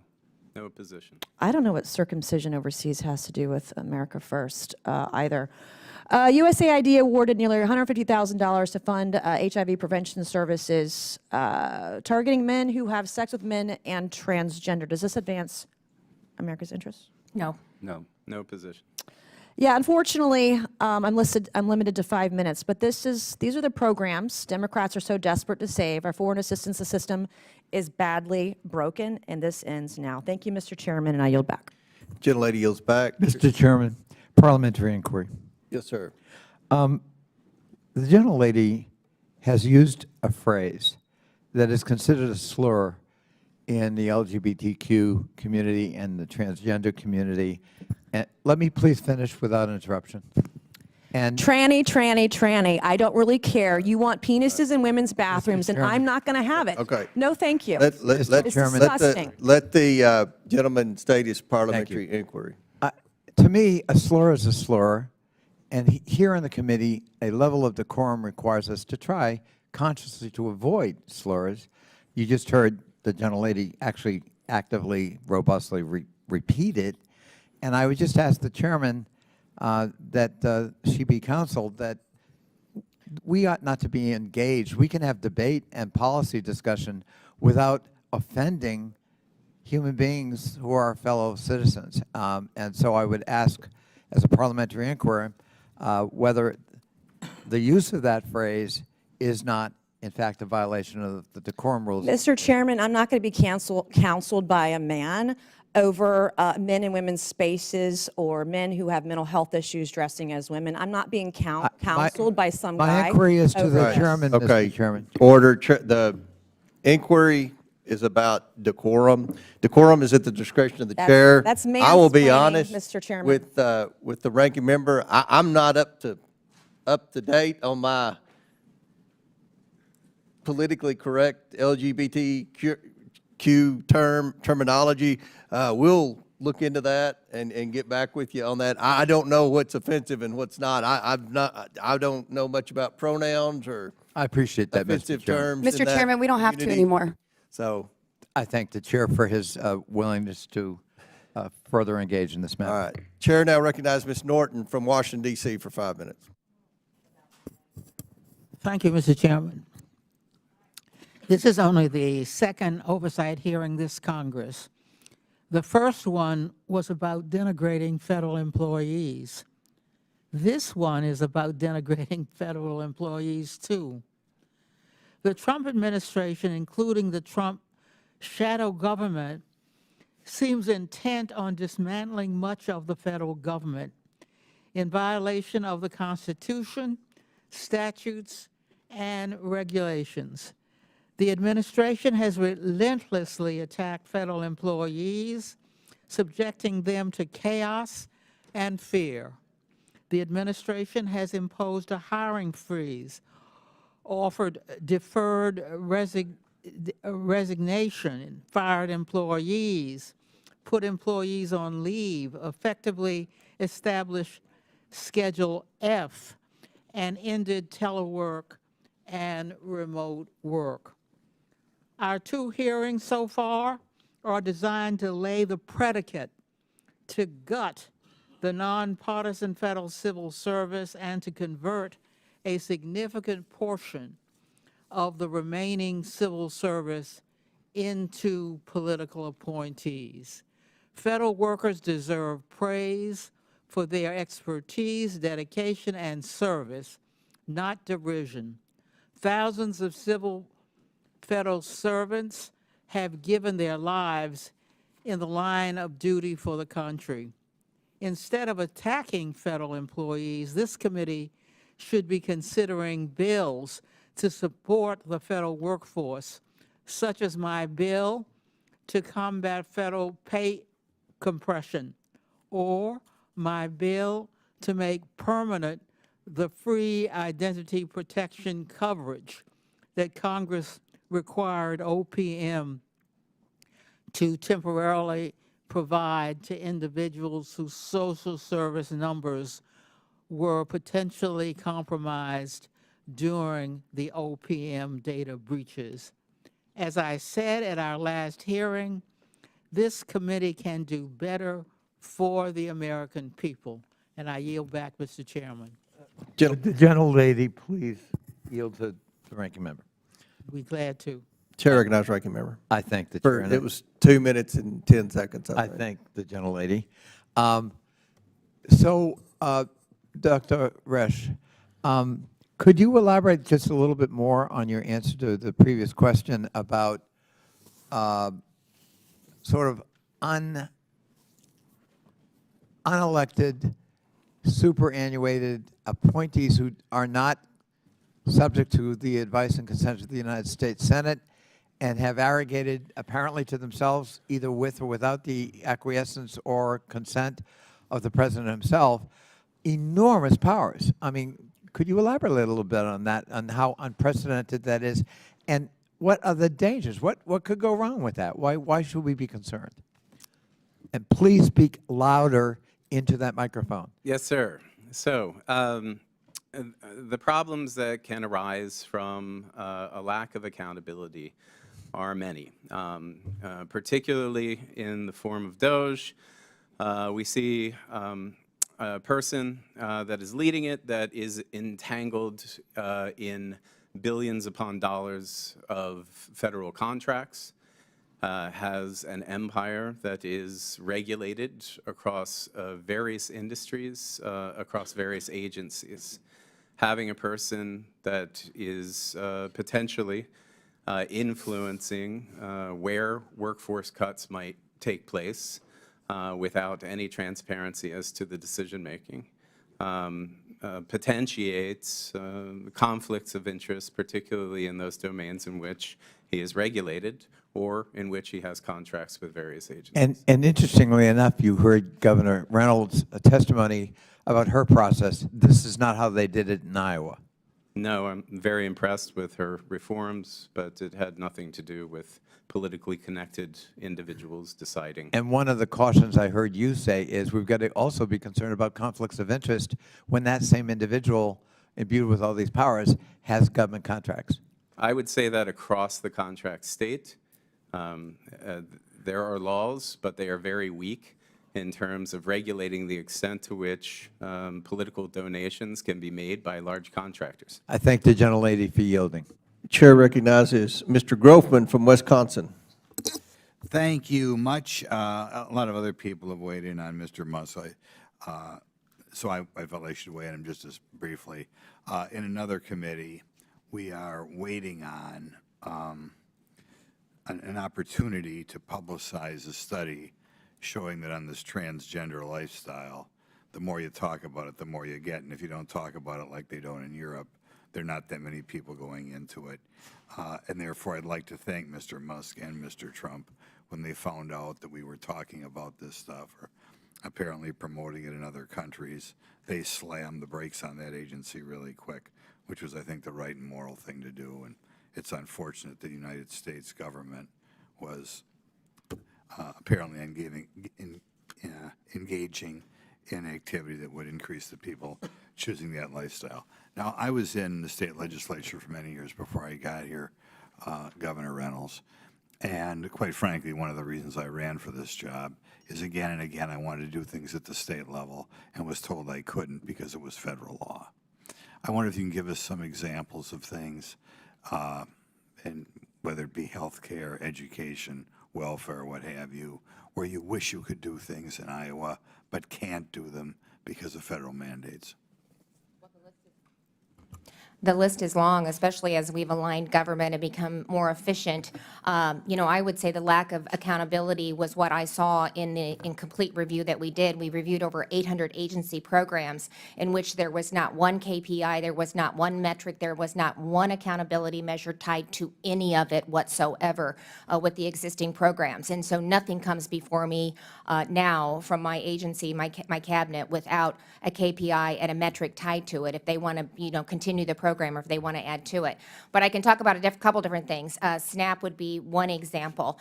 We have an antiquated system, as does a lot of the governments, especially the federal government. And right now we have about 500 workers that are doing eligibility manually, validating it from a dozen different points. And we have, of course, have a fairly high error rate, of which there are fines attached to a delay, a timeliness and error rate. I have asked FNS for just the opportunity to issue an RFP so I can get a system that would allow me to use technology to collect all of the different data points, reduce the timeline and the error rate and the fines that my state is being charged. And I have been waiting for over a year to get an approval just on an RFP to go out and select a vendor to be able to offer that. And then it has to go back to them for a sign off on that. CMS is just another nightmare. We've waited up to 3 years to get managed care rate approvals. I have a Thrive platform that I'm trying to put in place, which is a public-private partnership, which would allow faith-based organizations and nonprofits to help Iowans in need to partner with what we're doing at the government, at the state level. And we have, again, waited over a year just to simply get them to sign off on the RFP so that I can implement technology and serve my constituents, especially those in need, in a better manner. And, we see this time and time again, especially with CMS, just the delay in getting the answers. There's a cost of money in that, and we're not able to effectively serve the citizens in our reflective states. If you could, are there ways you change these programs that you feel would reduce dependency, reduce the number of people on the programs, but can't because of federal law? Well, because I can't even move forward. I mean, when I'm getting fined because I can't aggregate the data. We collect a lot of data at the state level, but we can't aggregate it. And I'm trying to stand up a system that would allow us to do that, and they're preventing us from doing that by simply signing off on an RFP so that we can move forward. Okay, I'll give you another. A block grant would be another example. Department of Education is a great example of how we could do things differently with the ESSA funding formula. Every single There's 10 different streams. They all have different funding formulas. They all have different requirements. They all have different outcomes. And if we could streamline those into one formula with consistency across it and block grant that back to the states and give us the flexibility to be innovative and to really meet the various needs in our states, they're all different. Do you think you'd we get could do people out that. of the special education system quicker if you had more Yeah. flexibility? So that's another example. We could tie the two together, and it could be based on the state plan. I had the AEA, Area Agency Educators, are what run the special education program in our state. It's about $530 million with state and federal funding. Not one person that I talked to, not a school board, not a teacher, not anybody in the AEA system, could tell me the cost of providing a service.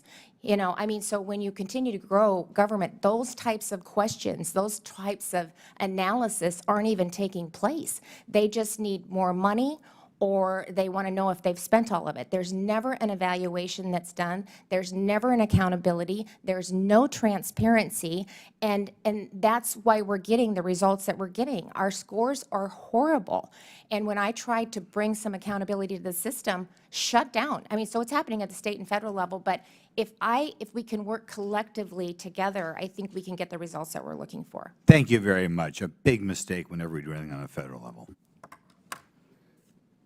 Chair now recognizes Mr. Lynch from Massachusetts. Thank you, Mr. Chairman. As former chairman of the Subcommittee on National Security on this committee many years ago, and as a member for many years as well, we had the opportunity to work extensively with members on both sides of the aisle, Mr. Grothman and others, to conduct oversight of our federal security clearance process. We had a very bad instance in the 2018 timeframe where our security clearance process that was conducted at OPM was hacked by the Chinese. And so they were able to get the identities of anybody who had appeared to try to get security clearance. It was a major intelligence failure. So in 2020, members on this committee and others, especially the Intelligence Committee, made an agreement that we shifted that responsibility over to DOD. And so since then, since 2020, the Department of Defense, it's called the Counterintelligence and Security Agency, DCSA, has been conducting those security clearance applications. And they've been doing very, very well compared to what was going on before. The problem is this, that on day one of his new term, President Trump took an end run around our entire national security apparatus by allowing White House counsel to grant new White House officials immediate security clearance at the top secret and sensitive compartmental information level, even though many of those individuals were not treated with the traditional vetting by the FBI. So top secret SCI security clearance allows individuals to access classified intelligence sources and methods. So these are some of our nation's most sensitive pieces of information, which could cause exceptionally grave damage to U.S. national security and to our intelligence personnel and others who cooperate with them if it was exposed. Dr. Resch, to make matters worse, Mr. Trump has now given Elon Musk and his so-called Doge team unfettered access to Treasury Department and Office of Personnel Management and other federal agencies and systems that manage personnel files, confidential payment systems, and highly classified information. What are the risks? What are the risks of sidestepping the existing security clearance process run by DOD that has worked very, very well to protect our intelligence personnel? I think some of the risks are substantial, particularly given the extent to which this data could be used in training foundational models that Mr. Musk and his team could use to do this data analysis. I have no idea, actually no one has any idea exactly what servers are being used with the access to this data. There is privileged information that the DOJ team could use to position themselves or their private interests as players in government contracts for satellite deployment, defense technology, even orbital logistics. He could leverage his ties to Trump to position his own foundational model, XAI, to have exclusive access to protected individual government data to train the models that are really black boxed. Could wield the advantage to undercut competition, shape the AI landscape in fairly frightening ways if this private individual information and government protected data is being used to train those models. Now, this is speculation, pure speculation, because I don't know and neither do you. And frankly, no one does.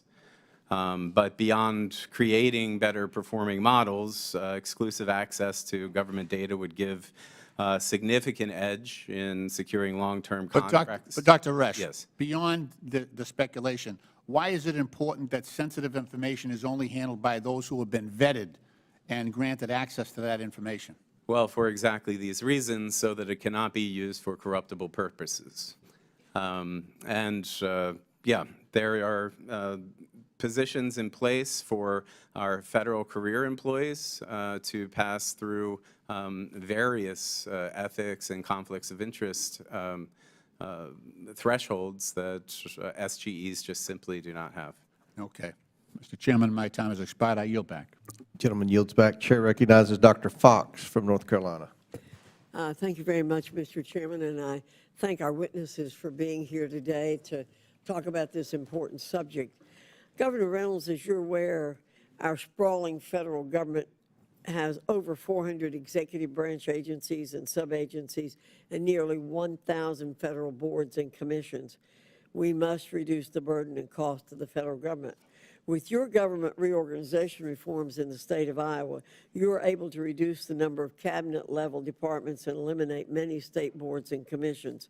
What was the impact of your reorganization effort? Well, thank you for that question. I appreciate it very much.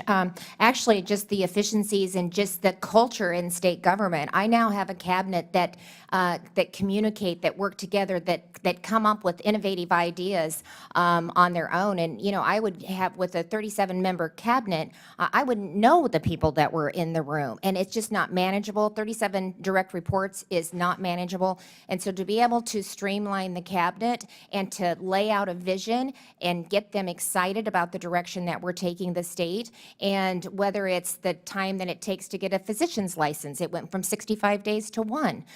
Whether it talks about when you're getting a building permit, you used to have to go to 3 different agencies, now you go to 1. To be able to have IT all in one department, when that cyber attack hit with CrowdStrike, because we had all of our IT in one agency, we were able to get the state of Iowa back up and going shortly after lunch, and some of the states were out for weeks in businesses. So we're more responsive, we're more effective, we're serving citizens better, and again, not only are we returning taxpayer dollars back to our citizens and continuing to reduce the tax burden on them, but we're also utilizing those dollars in a better manner. We're reducing the administrative cost when you add federal administrative cost, and then when you have 3 different agencies that you're running through, each one of them are taking an administrative cost off of the top. And so by consolidating and realigning, that puts that money back into the programs, back into the ground, and back into serving Iowans. And so, and it also gives me the visibility now that I have into the various agencies because of the reduction. We can continue to get better, and we're continuing to make changes. And we will, and a lot of those are coming directly from the cabinet. Let me follow up a little bit. Given your successful reorganization, what advice do you have for the Trump administration to reduce the cost and size of the government? And what advice do you have for Congress to work with the Trump administration to do this? Well, don't buy into the fact that you can't do it. You can do it, and it needs to be done. There's just so much waste at all levels of government, at the federal, at the state, and at the local levels, and we're all serving the same constituency. We need to do it better. Every time there's a duplication, that's a cost to the taxpayer. So we need to think about it holistically, and we need to think about how we can streamline the way in which we're providing these services. I'm a big advocate for block grants back to the states. Again, I think that, reduces a lot of the overhead, a lot of the bureaucracy. It streamlines, it takes an army of people to manage the federal programs that are coming in, especially with the Department of Education, and then the school districts also have to take people off their line of sight on really educating our students, and they're doing compliance instead of working on instruction. So it makes us all better. Thank you, Governor, for being a shining light for us. Mr. Schatz, the Grace Commission created by President Reagan in 1982 claimed that if its recommendations were followed, the national debt would have been $1.9 trillion by the year 2000. Its recommendations were not followed. Instead, the debt reached $5.6 trillion in 2000 and skyrocketed to over $36 trillion today. How can President Trump, DOJ, and Congress ensure that today's government reorganization and reform efforts actually get implemented and start reducing our massive debt? Thank you, Representative Fox. The Grace Commission did save money. President Reagan had $100 billion immediately by executive action. In 10 years, $240 billion, and again, over time, $2.4 trillion from the Grace Commission and other cost-saving recommendations by CIGW. It takes Congress and the executive branch working together. 400 agencies, 1,000 commissions, that's far too much. The budget has only been balanced 5 times in the last 50 years. Think about that. If you're a family and you only balance your budget 5 times in 50 years, you're pretty much broke. And whatever and however it gets done, something needs to be done. And it may not be comfortable for a lot of people, but it really is time to move forward quickly, because if we don't, it's our children and grandchildren that will suffer. Social Security is already spending more than it takes in. So a lot of examples of what needs to be fixed, and quickly. Thank you, Mr. Schatz. Thank you, Mr. Chairman. I yield back. Gentlelady yields back. Chair recognizes Mr. Krishnamurti from Illinois. Thank you, Mr. Chair. Good morning, Mr. Schatz. On the campaign trail, Donald Trump said on August 15, 2024, grocery prices have skyrocketed. When I win, I will immediately bring down prices starting on day one. You don't dispute that, right? That was a statement, yes. Unfortunately, the price of groceries and eggs have only risen since Donald Trump took office. According to the USDA, the wholesale cost of a dozen eggs has increased from $6.59 on Inauguration Day until now it's $7.53, a 14% increase. Again, you don't dispute that, right? No. I assume you're not happy with this particular increase either, right? No, I wish the bird flu wasn't around, but it is. So well, I'm glad you brought that up. According to PBS and Axios, some of the reasons for high grocery prices and high egg prices are avian flu and recalls related to salmonella and listeria. You don't dispute that, right? Correct. My staff went back and checked the hundreds of executive orders that have been issued by Donald Trump, and yet not a single one has mentioned the words avian flu. You don't dispute that, right? As far as I know, that's correct. And not one has mentioned shutting down salmonella, right? I don't know if you can shut down a salmonella, but Or I guess combating salmonella? so. Again, if you say And not so. one has mentioned listeria? Again, if you say so. Well, I don't see a single executive order that will do anything to address high grocery prices or egg prices. This hearing is about right-sizing the federal workforce. I think we should right-size the cost of eggs, Mr. Schatz.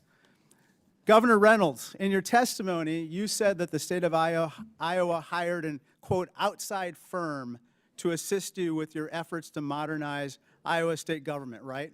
Yes. Of course, at no time did you allow this outside firm to ever control Iowa's state payment systems, right? Correct. And of course, you did not at any time give this outside firm access to the private personal information of all Iowans in the state's payment systems, did you? No. Of course not.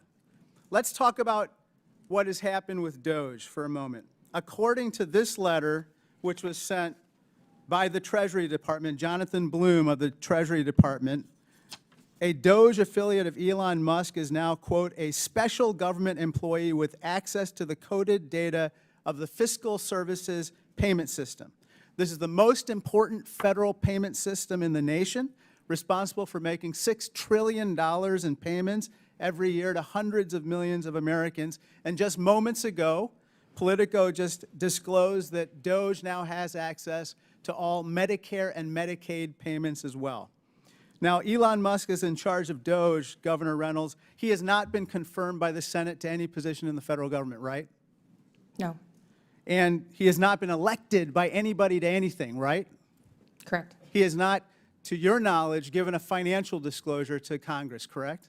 Not that I'm aware of. Ma'am, I want to bring your attention to something very disturbing that Musk just recently tweeted out.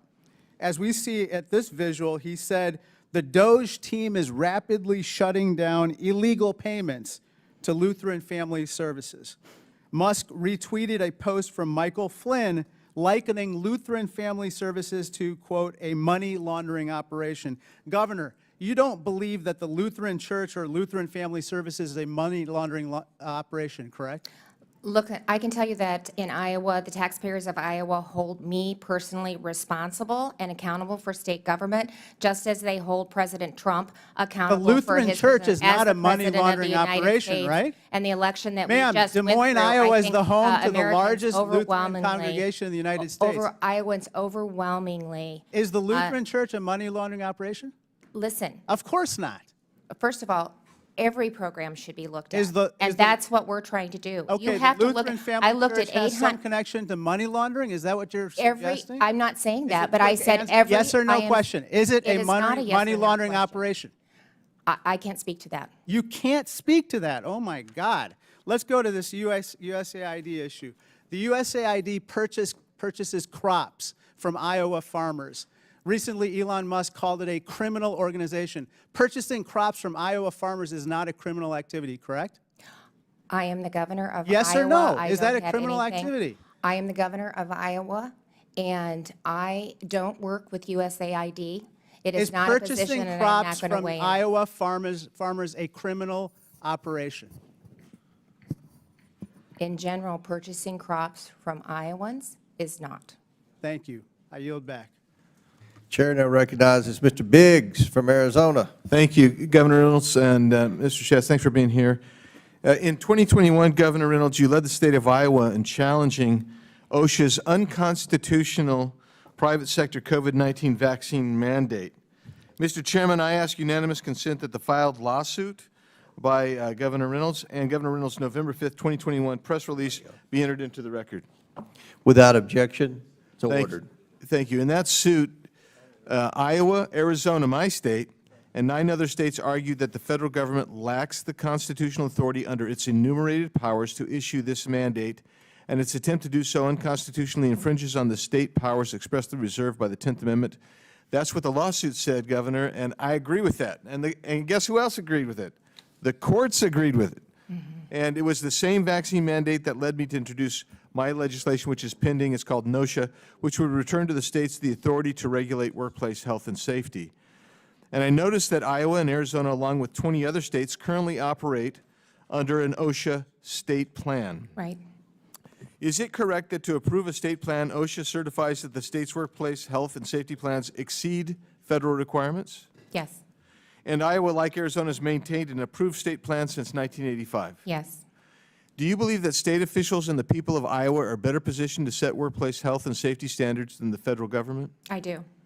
If the power to set these standards were returned fully to the states, would you maintain Iowa's existing high standards for workplace safety, or would you make it your mission to put your constituents at risk of danger in the workplace? I would keep it as exemplary as it is right now. Thank you. Let's go to a different topic, kind of where you've been when my colleague wouldn't let you answer questions, but we'll try to get there here. So our nation's $36 trillion in debt with a structural deficit. That's a structural deficit, not a cyclical deficit, of $2 trillion each year, and it's rising. Just last year, for the first time, payments on interest on our debt alone eclipsed our defense budget. Meanwhile, we're losing hundreds of billions of dollars annually to waste, fraud, abuse, improper payments, etc. Mr. Schatz, thanks for your testimony today. If you're tasked with stopping taxpayers from being defrauded in transfer payment programs, could that be accomplished without a thorough review of how the federal government actually sends money out the door?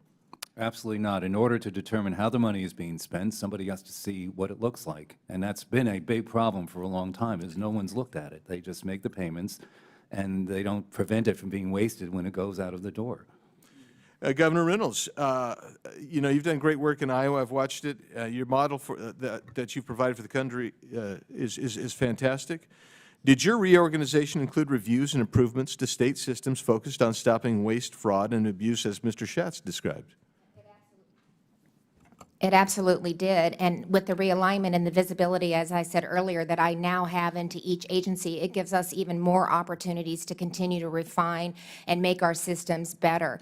You know, it's not a matter of, there's money in the system. We're just not using it efficiently and effectively. And there's no accountability, there's no transparency. And this has allowed us to bring that to the forefront. Right. And so I'm going to ask you, Governor Reynolds, and then you, Mr. Schatz, to respond to this. When you get an opportunity to look at line-by-line budgeting, where the expenses go, that allows you to make adjustments to what is really critical on fraud, waste, duplicative programs, et cetera. Yeah, especially the duplicate and the fraud. It allows us to review them line by line and make decisions accordingly. Yeah. Mr. Schatz. That's correct. In fact, the federal government does not have anything online where taxpayers can see exactly how every penny is being spent. Ohio has an Ohio checkbook. You can look it up online. There are so many things that are not done here the way they're done, not just in the private sector, but along the states. And I know there have been efforts to modernize technology with 80% of the IT being legacy systems. Government is far behind in providing the transparency taxpayers need. That's part of what they're trying to do. Yeah, so I'm actually baffled that instead of cheering the administration's efforts to conduct a thorough and necessary review of the systems, they're receiving, you know, these doomsday scenarios, these statements that they want to stop it. And I don't know why you want to stop it. I mean, in my home state of Arizona, we actually do the same thing. You can go online and you can see a line by line. I asked for a line by line, one single agency. I just wanted one agency.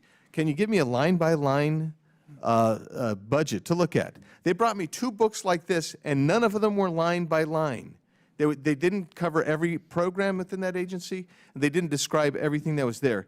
This is what we have to correct if we're going to get out of our structural deficit hole. And I'll yield back, Mr. Chairman. Thank you, witnesses. Gentleman yields back. Chair recognizes Mr. Khanna from California. Thank you, Mr. Chair. Mr. Schatz, you have said that you believe that the Department of Education should not exist, that you grew up without the Department of Education, had a good education, and you believe it should go to the states and local government. Is that an accurate representation of your position? Yes.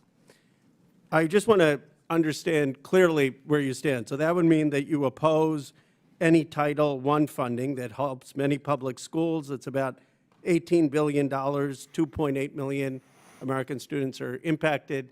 Yes or no, would you be for cutting that $18 billion? I didn't say to eliminate the programs within the Department of Education. I said the department itself should be eliminated. So that money should be where would you stand on the Title I funding? Well, that money should be assessed to determine whether it's being used effectively. Governor Reynolds mentioned how many different ways that money is being spent. But for right now, would you want that money paused, or do you think the money should be dispersed, the $18 billion? I think it's something that Congress needs to determine, and the administration The Congress, needs to determine it. not the... Both. Both. Look. No, but it's a simple question. Do you think the $18 billion that Congress has appropriated and authorized should be dispersed?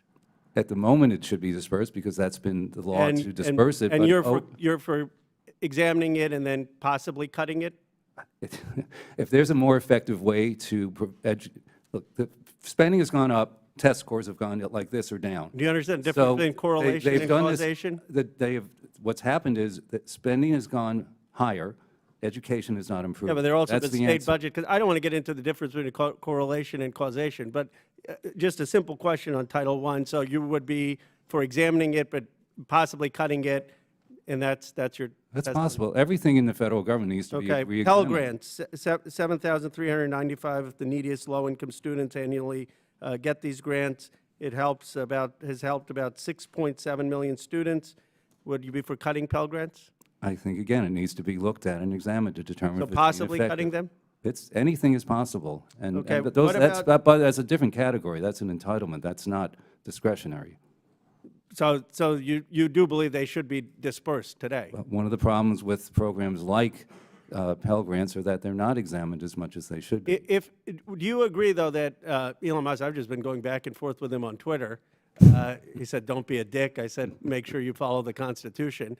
But do you agree that he has no authority to stop payments on anything that Congress has authorized and appropriated?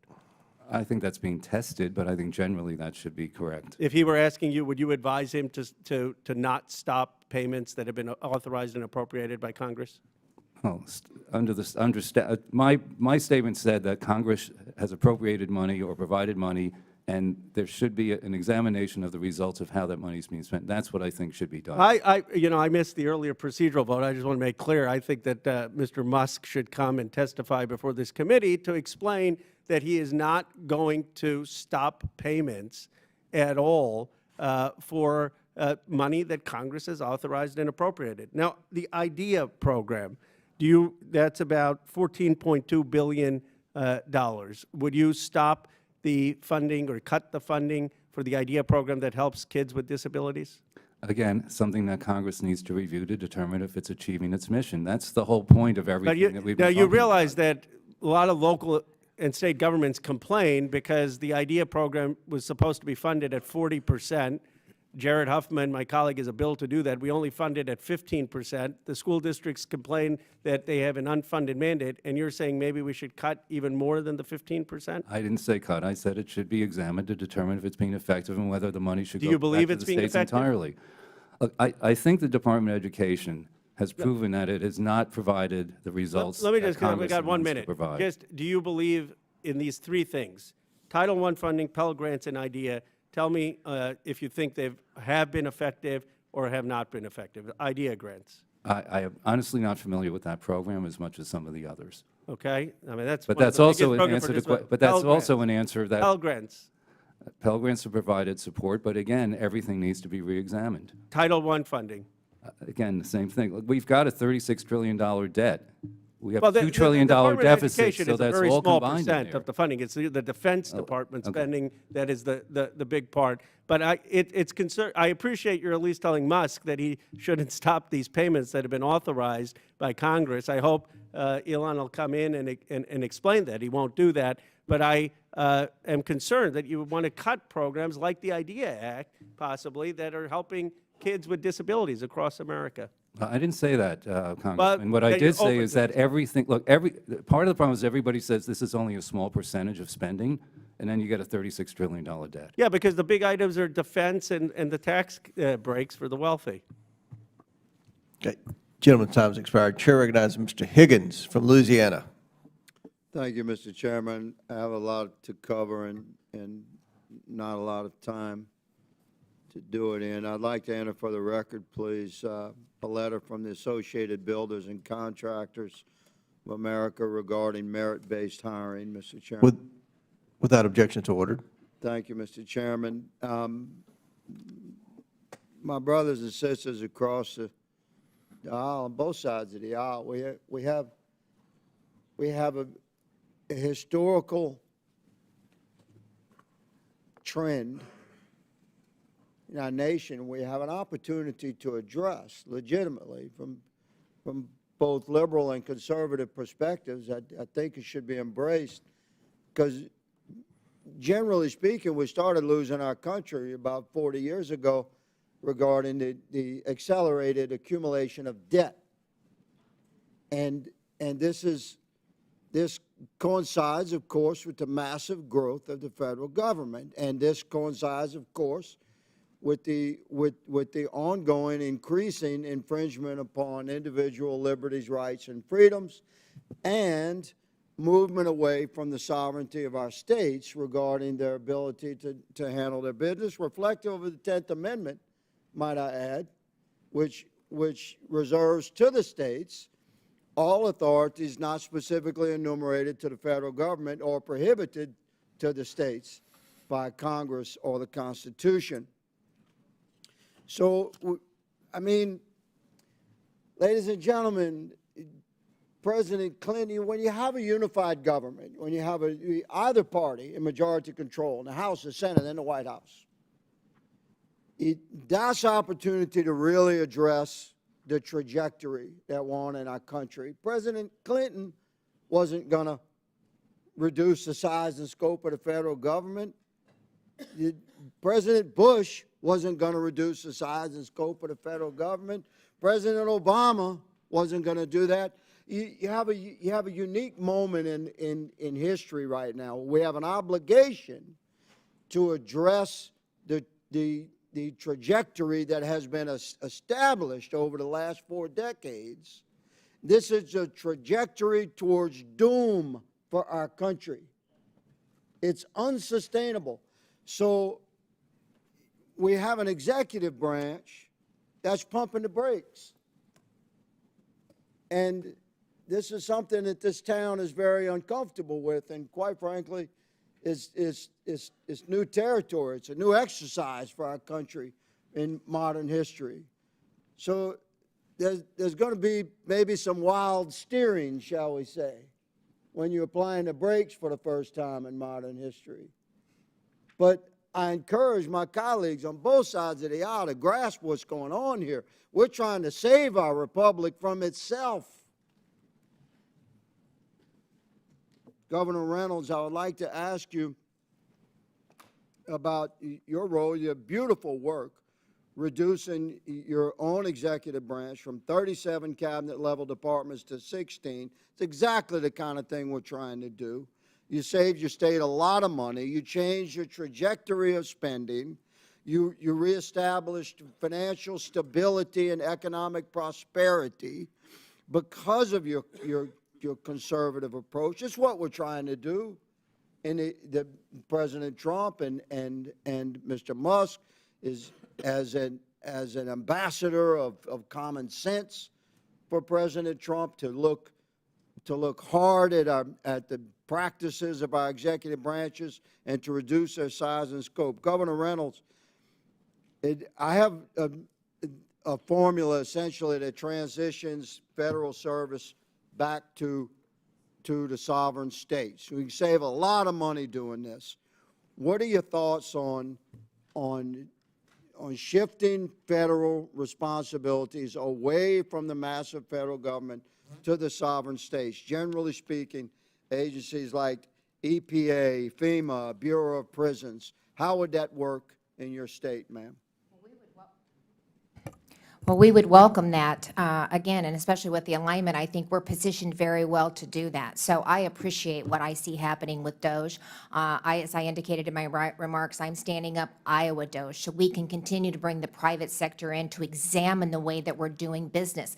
Government has to operate more like a business. It had been 40 years since we even looked at the structure of government in Iowa. It was ripe for reform. You know, they never eliminate a program. They never do away with one. Once it started, it stays. If it's not working, they think more money is the answer to it, so we keep it. If it doesn't work, there's really no metrics ever tied to anything, but the ongoing thought is if we put a little bit more money into it, eventually it's going to work. So I believe that states are well suited to implement block grants with accountability, with transparency, with metrics, with KPIs, so that we can report back to the federal government the results that we're seeing from the opportunity to take those streamlined dollars and be innovative and be effective, whether it's the Department of Education, FEMA. I had 3 presidential disaster declarations in 2 months this last spring. Thank you. My time has expired, Governor. Thank you for the work that you're doing. Mr. Chairman, I yield. Chair recognizes Ms. Brown from Ohio. Thank you, Mr. Chairman. At this very moment, an unelected, unaccountable billionaire is raiding our government. And instead of raising the alarm, the Oversight Committee, let me repeat that, the Oversight Committee is running cover as their president strips the government for parts. 2 weeks in, here's where we're at. President Trump attempted to freeze funding for vital programs, tried to make it easier to fire tens and thousands of federal workers, pressured more to resign, and has attempted to bust union contracts.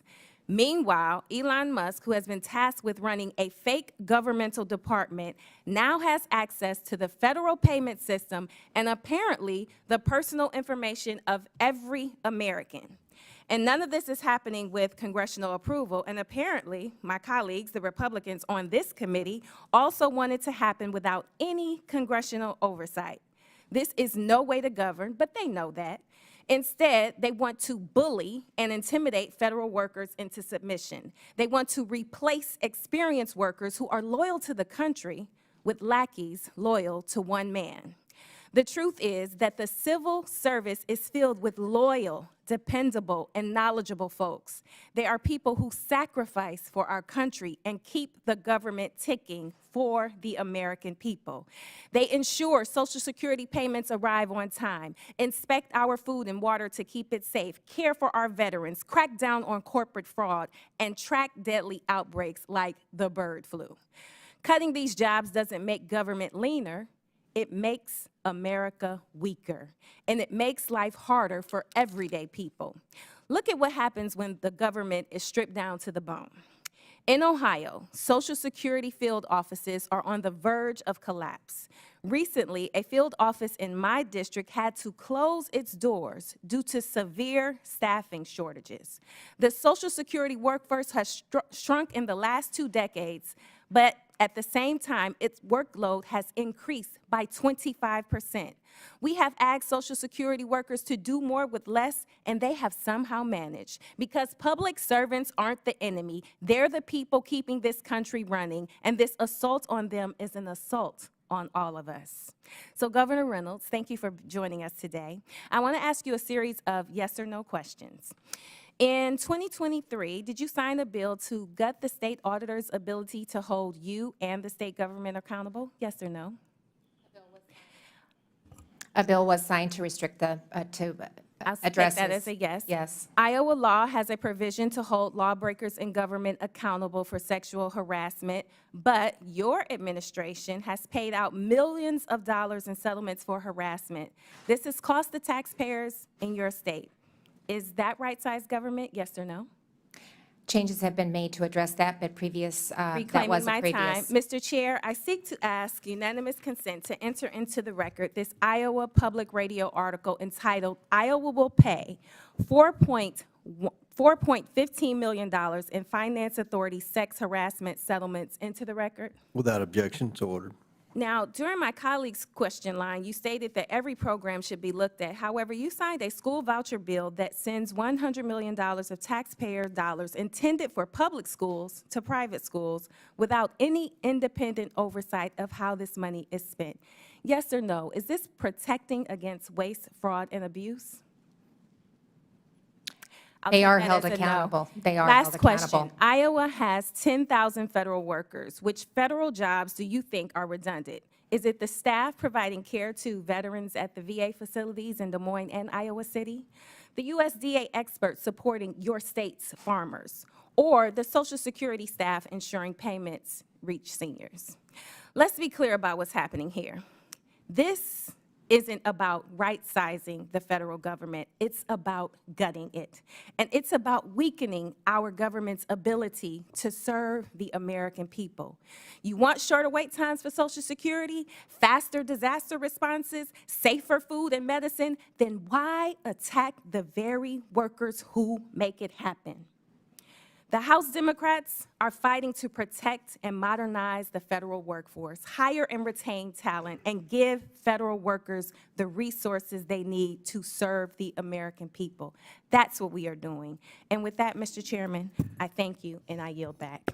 Chair recognizes Mr. Palmer from Alabama. Thank you, Mr. Chairman, and thank the witnesses for being here. And I want to get to a more constructive dialogue. First of all, in regard to DOGE, as I've pointed out to some of my colleagues, this is not the first time that the federal government has engaged in an effort like this. One time in particular was during the Clinton administration. It was called the National Partnership for Reinventing Government, and it was led by Al Gore, I ran a think tank at the time, was invited to come to Washington to meet with some of the folks working on this. But after 7 years of this effort, they reduced the civilian employee population by over 426,000. They closed 250 federal offices. They reduced the Federal Registry by 700,000 pages and about 16,000 pages of regulations. And I understand, Governor Reynolds, that Iowa has launched a reorganization effort. Is the objective there to make government more efficient, more effective, and more responsive to the people of Iowa? More efficient, more effective, more responsive, more accountable. It's brought transparency to the process. We're better at what we're doing. I would say that, the employees appreciate the environment that we're working in today. They appreciate the culture of innovation that we're creating in the state, and they love being a part of it. Yeah. Did you bring in any outside experts, as the Clinton administration did, in that effort for reinventing government back in the 90s? I brought in one consultant to help really do the comparisons in other states so we could see where we were an outliner, where did we align, what had we maybe missed. So we used the consultant from that perspective and just to help us with some of the administration, but otherwise we did it all internally. When I worked for a couple of international engineering companies, and one of the companies I worked for went through a process like this, and they brought in outside consultants because people on the outside can see things that those of us on the inside miss. So it's important that you bring in really the best that you can. In that regard, I really think that we're in another reinventing government phase, and in particular with education. There's a big debate right now going on about the number of H-1B visas that we need to have, because we're having to import so many technically trained workers. I don't know if Iowa is experiencing some of this, but you probably have some folks who are educated overseas that are now working in engineering technically trained jobs. Would that be correct? Yes. I think the fact that we're having, Mr. Chairman, to bring so many people in who are engineers and scientists is an indictment of the current education system. We're not able to produce the number of technically trained people that we need to be competitive in our economy, but also in regard to our national security, because we're in a arms race in artificial intelligence with China, and we're going to have a technically trained workforce. So one of the things that I've suggested in this effort in regard to the Department of Education is that we not completely dismantle it, Governor Reynolds, but maybe reimagine it as the Department of Workforce Development and block grant the money to the states with a heavy emphasis on STEM. Would you like to respond to that? I would be very much in favor of that. In fact, we put a proposal together that we'll be submitting to the Department of Education. It gives states the flexibility. We already have a waiver process in place that we could utilize until they could actually get some of that realignment done. But like I said, hold us accountable. We'll meet those expectations, and we can do it at a lower cost. We're going through, I think, an historic phase. There's an historic opportunity here. And I think about disruptive innovation. And I was talking to some folks today about this, and some of you may not be old enough to remember this, when Toyota introduced the Corolla into the automobile market in the United States in the 70s. It forced U.S. automobile manufacturers not only to rethink what they were producing, but they literally retooled to do that. I think we're in that phase now where we're rethinking how government is run, and a lot of the innovation is coming from the state level, such as from Iowa. But I think that we're going to have to go through this phase, and it's disruptive, there's no question about it, but it's for our own good long term, and we need to be thinking 25, 30, 40 years down the road about how we do this, because we are at a point in competition with China that if we don't do this right, we're going to be in a really bad place. Mr. Schatz, you've been very involved in evaluating the complexity and size of government. How would you respond to that we're in this disruptive innovation phase? Well, I think it's essential. What has been going on has not been working. That's why we have a $36 trillion debt, haven't balanced the budget more than 5 times in 50 years. So the changes that need to be made quickly before it gets worse. And thoughtfully. So, yeah, and thoughtfully. And the impact, by the way, all the discussion about individual agencies, what about the impact on taxpayers of this massive debt and the future of this country when the debt goes up, deficit goes up $2 trillion a year, every year for the next 10 years, and the interest on the debt doubles, and it's already bigger than the defense budget and everything else except Social Security. No organization can survive like that. So each discussion really should be discussed with that overall view. Well, I thank the witnesses for the questions. Mr. Chairman, I yield back. Gentleman yields back. Chair now recognizes Ms. Stansberry from New Mexico. Thank you, Mr. Chairman, Ranking Member, Governor, welcome to our witnesses. Thank you for being here today. I've really appreciated your commentary. It's been real, it's been substantive, and I support much of the efficiency work that's being done at the states. But I have to say, once again, welcome to the latest episode of the GOP Oversight Committee, where my colleagues at the beginning of this hearing once again voted to block a good government motion to carry out our most basic constitutional duty. They voted against a motion this morning, just a few moments ago, to bring Elon Musk in front of this committee to discuss what he is doing to supposedly right-size the government, as they are claiming in this hearing. And I have to say to my colleagues, with all due respect, why are you shielding Elon Musk from coming in front of this committee if that is what your intent is with this hearing and the work that you want to do? Why is the GOP in the White House shielding an unelected, unvetted, unqualified private citizen and billionaire who is literally dismantling our agencies while we sit here and is literally breaking the law? Maybe it's because while we're sitting here, he and his team are working across town here in Washington, D.C., entering federal agencies and federal buildings, hacking their data systems, firing federal employees, intimidating them, trying to force them to leave, shutting down vital programs, closing the Department of Education, the CIA, the DOJ, and threatening our domestic and international security, and downloading the private and sensitive data of Americans at the Department of Treasury. So what the hell is going on? How can you sit here and defend this? They are literally breaking the law, the Constitution, appropriations law, federal labor laws, and dozens of statutory laws that Congress has passed. And meanwhile, my friends across the aisle are sitting here today saying that we're hyperventilating, that we're just clutching our pearls. Are you serious? Are you that out of touch with the American people? I mean, I guess that's what happens when you elect billionaires and put billionaires in charge of the federal government. Just let them eat cake? Is that your message to the American people?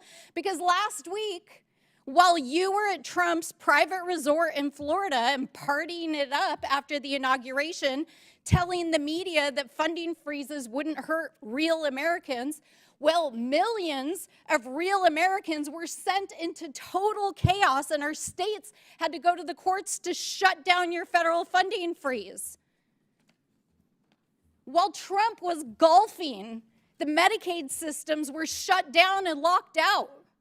Hospitals and clinics were wondering if they were going to be able to keep their doors open. Food assistance and homeless programs across New Mexico were shut out of their grant programs that keep families literally fed and off the streets. Head Starts, preschools, and children's programs were wondering if they were going to be able to make payroll the next day or by the end of the week. And while Elon Musk and a group of teenage software engineers were hacking your personal data at the Treasury Department, shutting down DOJ, the CIA, USAID, and ending diversity initiatives in the military, saying that the United States military could not honor Dr. Martin Luther King. Our proud military personnel and veterans who put their lives on the line every day for this country were wondering if they were going to get their paychecks and veterans benefits. So, colleagues, we are not clutching our pearls or hyperventilating. We are defending the millions of Americans who are under attack, the federal employees, the mothers, the fathers, the grandfathers, being put out on leave, advocating for the people of color, the women, the members of our LGBTQ+, and yes, our trans community, who are under fire right now, under the guise of canceling DEI programs, under the guise of so-called undoing social engineering after years of progress in this country. We are defending the proud federal service members who defend our national security, who serve our communities, and keep our economy running. Because I want to tell you something, the American people are terrified, and if you are that out of touch with your people, then you should talk to your constituents. We had a town hall 2 days ago, and 1,000 New Mexicans got on our call because the people are terrified in this country, and that is why we are fighting back. That is why we are trying to bring Elon Musk to this committee, and that is why we are fighting against this agenda. And with that, I yield back. Gentlelady yields. The chair recognizes the gentleman from Texas, Mr. Cloud, for 5 minutes.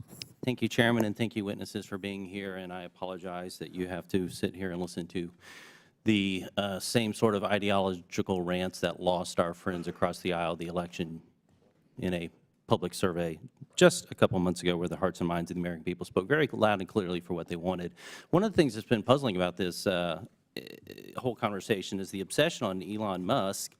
When President Trump campaigned, he was very clear in what he wanted to do. And the talking is like this Doge idea was some secret thing that just popped up on the radar in the last week, when in the actuality is it's something that President Trump said he was going to do. He said Elon Musk would be involved with it, and the American people spoke loud and clearly that this is what they want. And so the only thing that's really surprising about what we've seen over the last 2 weeks is the fact that we have a president doing exactly what he said he would do.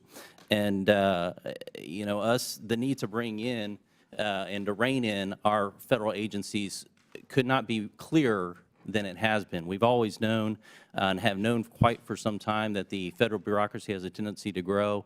Ronald Reagan once said the closest thing to eternal life we have on earth is a federal agency. And we've seen time and time again throughout our oversight capacities the attitude among much of our federal agencies that they're here permanently and we as elected officials are here temporarily, and that they will do whatever they feel, and if they don't like the policies handed down by the elected executive, that they will ignore it, obfuscate, do everything they can, even to shield data from us.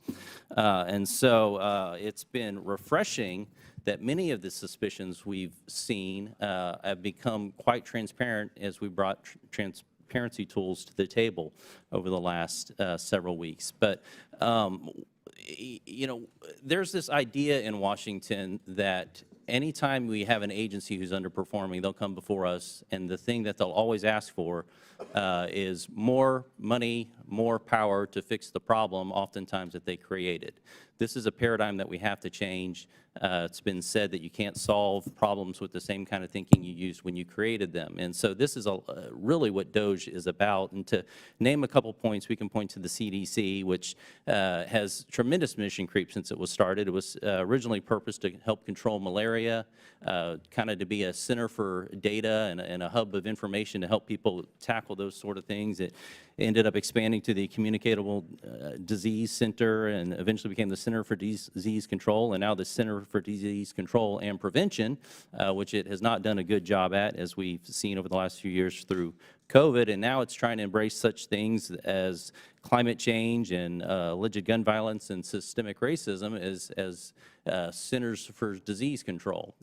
Meanwhile, their basic core function of being able to collect and share data to help the American people, they epically failed at during COVID, when a first-year PhD student from Johns Hopkins created a better tool than the CDC could provide. We could also look at the Department of Education, which has gotten a lot of discussion lately and interest in looking at what's going on, because our schools are failing our kids. That's just the status quo of where we're at in America.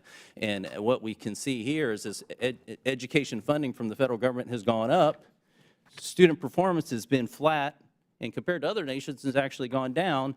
Meanwhile, employment of the education workforce has gone up. So we end up having less people actually teaching teaching in the classroom and more people administrating, and so we've created an education bureaucracy. Now, Mr. Schatz, did I pronounce that right? You talked about the importance of understanding and looking at the intended results. Are they happening?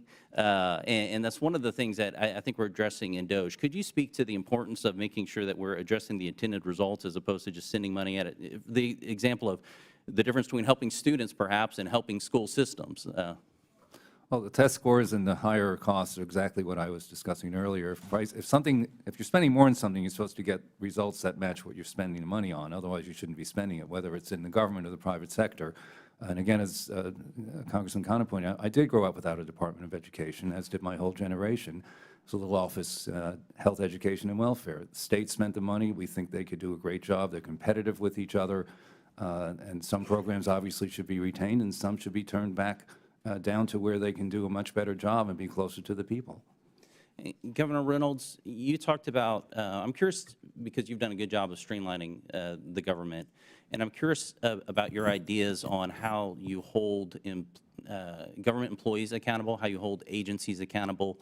What are the tools necessary to do so? One of the big challenges here is getting the information necessary in order to do that. You can think about the grants that are going out. We've seen USAID over the last, I mean, the stuff that they were spending money on is crazy. We're finding out that our federal government is actually a money laundering scheme to help support leftist ideologies across the world and here at home. It's crazy. But yet, finding that accountability piece, we're able to hold the individuals who are sending these checks out, for example. How do you bring that kind of accountability? Well, we have our state expenditures online too, so our checkbook is online, so taxpayers in Iowa can check and see what is going out from the state.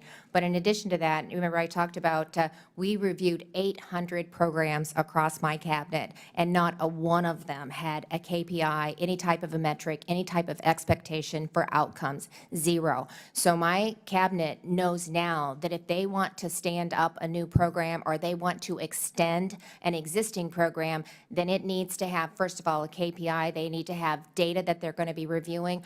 They need to do a review of what the program had done, what were the metrics, what were the outcomes from the existing program to justify putting additional money into it. I also had them, they had never put all the programs together. They themselves had not even taken a look at it. So that's how it just continues to grow and bloat and just be unmanageable. So I had them rank the programs that they have. Now, to their defense, sometimes the legislature hangs a program on them, but we're working with the legislature too to just say, you know, this is not something that we believe can really move the needle and go in the direction that we believe the state can head. But it's a conversation with our legislators. So it's holding them accountable, making them report back to the chief executive on what they currently are doing and what they're doing going forward. But just simply putting key performance indicators as part of a program and then monitoring the outcome and basing decisions on data, which is never happening. And it takes the emotion out of the equation. And that's what we need to do. We need to look at programs, we need to look at the outcomes, and if they're not working, then we have to let them go and figure out an innovative and better way that we can get the results that we believe that we can accomplish. Very good. Gentleman's time's expired. Chair recognizes Mr. Garcia from California. Thank you, Mr. Chairman. And I wanted to start by thanking our witnesses for being here. Thank you for hosting this hearing as well. And I wanted to start by just starting with Dr. Resch. It's a very simple question. You can see here an article from the Washington Post. Can you just quickly, so we can take one step back, just mention how much did Elon Musk donate to Republicans in the 2024 election? To Republicans in the last election. To Republicans overall, I do not know. Well over $250 million to the Trump campaign. Right, almost $300 million. And in fact, Mr. Musk was his single largest donor in the last cycle. I'm not sure if you knew that or not in this last election. And here's actually the article in the headline from the Washington Post. Elon Musk puts $277 million into the election. He's $200 billion richer this year. $200 billion richer this year.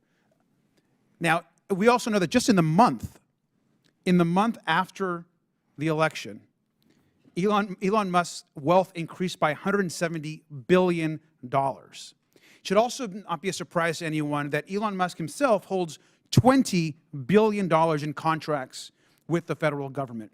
Now, the truth is that DOGE isn't really about efficiency or reform. What Donald Trump and Elon Musk are actually engineering is the single largest wealth transfer in history. And to pay for the enormous tax cut that's about to come to this Congress in the months ahead, they need to slash spending by trillions of dollars. In fact, Elon Musk himself has said that he wants to slash $2 trillion, $1 trillion from the actual budget. Now, in Trump's first term, we know that he already had a huge tax cut for the richest Americans and corporations. Now he wants to slash it by 1/3 more. But here's the truth. In order to actually get more funds for their tax cut program, They need to slash trillions. And where are they going to do that? Well, they've started. The Department of Education, the Department of Labor, Veterans Benefits, USAID, and eventually Social Security, Medicare, and Medicaid. Right now, as we know, Elon Musk, the richest man on the planet, is trying to destroy USAID with his Doge team. Now, this is the agency we know that distributes foreign aid, but that's just step one of their plan. Now, of course, we know they're going after the Department of Education. And here's an article from the Washington Post as well. Trump preps order to dismantle the Department of Education as Doge probes data. Now, let me just begin by saying that their mission is to destroy federal agencies like the Department of Ed, to then save money and then transfer that wealth to Elon Musk, his companies, and their billionaire friends through a massive tax cut. Eliminating the Department of Ed would be catastrophic for children all over this country. I'm a longtime educator. I spent 10 years in the classroom teaching and as an administrator. The funding provided by the Department of Ed is critical to children with disabilities, student loans for colleges, and ensuring that students are protected across this country. The Department of Ed has $160 billion to help kids pay for college, $18 billion for low-income kids at K-12 schools, $15 billion for kids with disabilities, and in most cases, most schools are reliant on the Department of Ed to ensure that students with disabilities or that have additional needs get the education that they deserve. And now all of that is on the line because billionaires and corporations in this country need and want a larger tax cut. So let's be crystal clear about what Elon Musk is actually doing right now. It's a wealth transfer to himself and his billionaire friends. I also just want to note that just recently, and yesterday, in fact, the New York Times reported that now they are accessing the control centers for Medicare and Medicaid services. This can be catastrophic to people across this country. And so this committee, rightly so, has asked and demanded that Elon Musk testify under oath in front of this committee. We know that the law is on the side. We know that what he's doing is unconstitutional. And we demand that he come here and provide answers not just to us, but to the American public. And with that, I yield back. Thank you. Gentleman yields back. Chair recognizes Mr. Crane from Arizona. Thank you, Mr. Chairman. Mr. Chairman, would it be possible to get some therapy dogs in here for my colleagues on the other side of the aisle? We could ask Mr. Raskin's shrink to... I'm worried about their mental stability. You know, I think it's funny, Mr. Chairman, when I hear my colleagues on the other side of the aisle whining and complaining. I mean, those are insults, to be clear. Elon Musk. Excuse me, this is my time, thanks. Elon Musk and, you know, how much money he donated to President Trump, yet I don't recall the same outrage when, you know, billionaires on their side of the aisle like Mark Zuckerberg, George Soros, you know, or any of the other ones that were donating massive sums of money to their side of the aisle. Mr. Resch, I want to start with you real quick. I read something you stated in your testimony. You said, rather than a bloated bureaucracy, we face a workforce stretched too thin, forced to oversee an increasingly complex web of outsourced operation with limited personnel and resources. Is that correct? Did you say that in your testimony, sir? Yes, sir. I'd like to read you a list of priorities over at USAID right now, one of the agencies that Elon Musk, who's triggered my colleagues on the left so much, the Agency for International Development, which had a budget of over $40 billion in fiscal year 2023. This is not a exhaustive list. It's a very small list, but $1.5 million to advance diversity, equity, and inclusion in Serbia's workplaces and business communities. $2.5 million for electric vehicles in Vietnam. $2 million for sex changes and LGBT activism in Guatemala. $6 million to fund tourism in Egypt. Hundreds of thousands of dollars for a nonprofit linked to designated terror organizations, even after an inspector general launched an investigation. Do you still stand by your comments, sir? Yes, my comments were in regards to the ability of administrators to adequately oversee the funds that Congress has appropriated to them for these programs. Yeah, so you don't think this is a bloated workforce when we're spending money overseas like that? Sir, are you aware that we're over $36 trillion in debt, Mr. Resch? Yes, I certainly am. Okay, so you still stand by your comments that this isn't a bloated federal workforce? The federal workforce represents 4% of the entire budget. For every, Sir, do you know how much? Do you know what the annual deficit is every year? please, It's over $2 trillion. I understand that. Okay, so you still stand by your comments that it's not a bloated workforce? $2 trillion is not reflective of the workforce that is the federal employee. Oh, it's not? We don't spend, we're not spending money on the workforce? Your Okay, entire, copy. of your entire budget, 4%, if you cut the entire workforce, 4% would be reflected. Do you know why often we use private companies and contractors in the federal government, sir? Because you can actually fire them. It's a lot easier to fire them if they're not performing. Sir, have you ever ran a large organization or a small business? No, I have not. I just find it interesting that we bring in a governor of one of the United States who has actually run a state to talk about all the cuts, the elimination of fraud, waste, and abuse, and how she's got her state high-performing and made a bunch of changes so that they actually have a surplus. And my Democrat colleagues bring in a professor who's never run a large organization, never run a small business, and therefore has really no idea what it's like to deal with the consequences of out-of-control spending and inefficiencies. Does that strike anybody else in the room as odd? What about you, Mr. Schatz? Who are you going to take advice from on efficiency? Somebody who's actually run a large organization or business or maybe a state? And I'm not trying to throw shade at Dr. Resch and his profession. There's been a lot of professors in my life that have brought me a lot of value. But when we're talking about trying to add efficiencies to the largest government in the history of the world that's operating at $36 trillion national debt, $2 trillion annual deficit, Mr. Schatz, who are you going to take counsel and advice from? Well, I think anyone who has an idea about how to cut spending should be welcome, and that could include academics, it could include nonprofit groups, governors. So the point is to get the job done, not to keep talking about it. That's right. And the last thing I'll say is, because my Democrat colleagues are losing their mind with Elon Musk, don't forget that Elon Musk campaigned with the president. The American people were very excited about Elon Musk using all of the tools and experience that he has and that he's used in the private sector to come in and streamline this federal government. Thank you, Mr. Chairman. I yield back.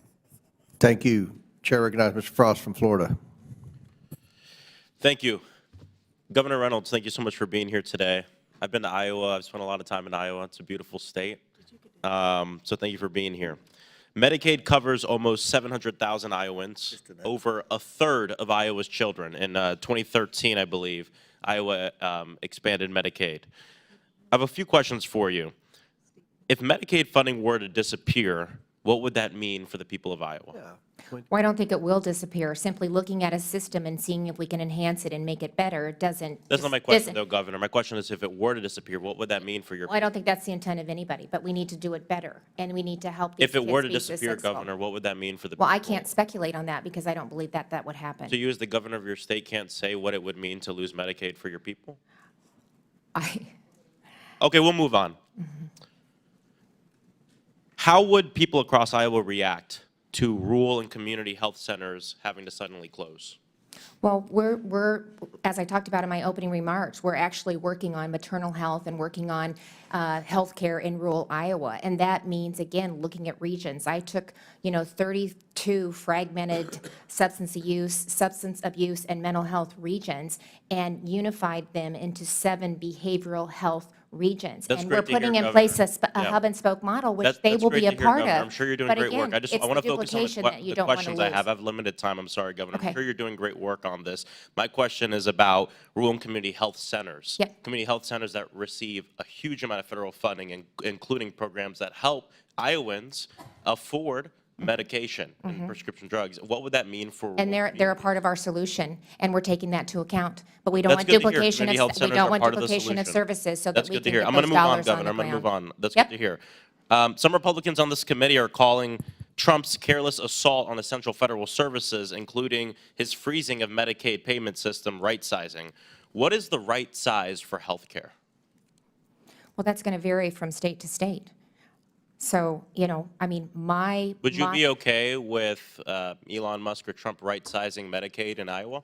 I don't think we should be afraid of having the private sector step in and take a look at how we're providing these services. We can learn from just them. taking a look, Governor. It's both. Decisions are being made. Well, they're looking at the system and making recommendations, freezing and the we Medicaid shouldn't payment system? We shouldn't be afraid of that. So I think that Governor, no one is afraid. Governor, sorry, I'm going to reclaim my time. Okay, thank No one is afraid of opening, taking a look at what's going on.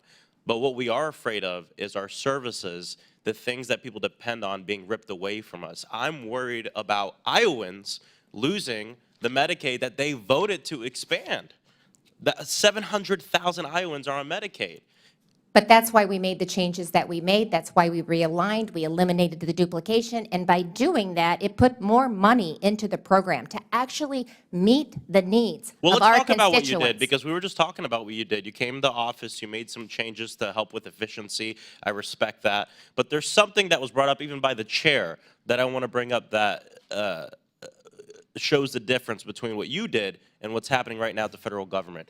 You worked with the legislature and passed legislation in your state legislature to make the broadest changes you wanted to make. And that is not what's going on right now when we talk about DOGE and everything else. You even mentioned at the beginning of this hearing, you were so proud to say that you did this all without massive layoffs, without forcing a large percentage of your workforce to leave because you saw them as valuable. I respect that, Governor. I respect you for that.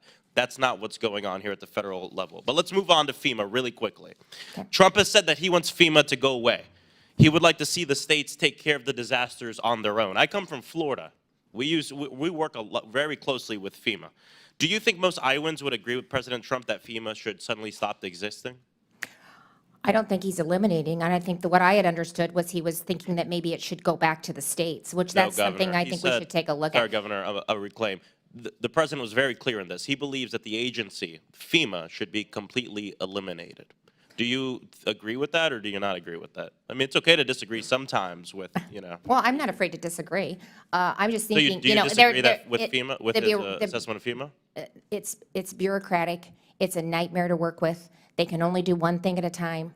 I have impacted individuals. There are huge, but do you agree with him that we should we could eliminate have a whole it? nother hearing Governor, on sorry, that. I'm going to reclaim my comment. Do you agree with him that we should eliminate FEMA? Yes or no? I think we need to take a look at it and how those services are delivered. But you don't think we should eliminate it? I think we should take a look at it and see how those services are delivered. Okay, but it sounds like you don't think we should we shouldn't get rid of it, which I agree with. In the past 10 years, your state has been granted FEMA support 10 times.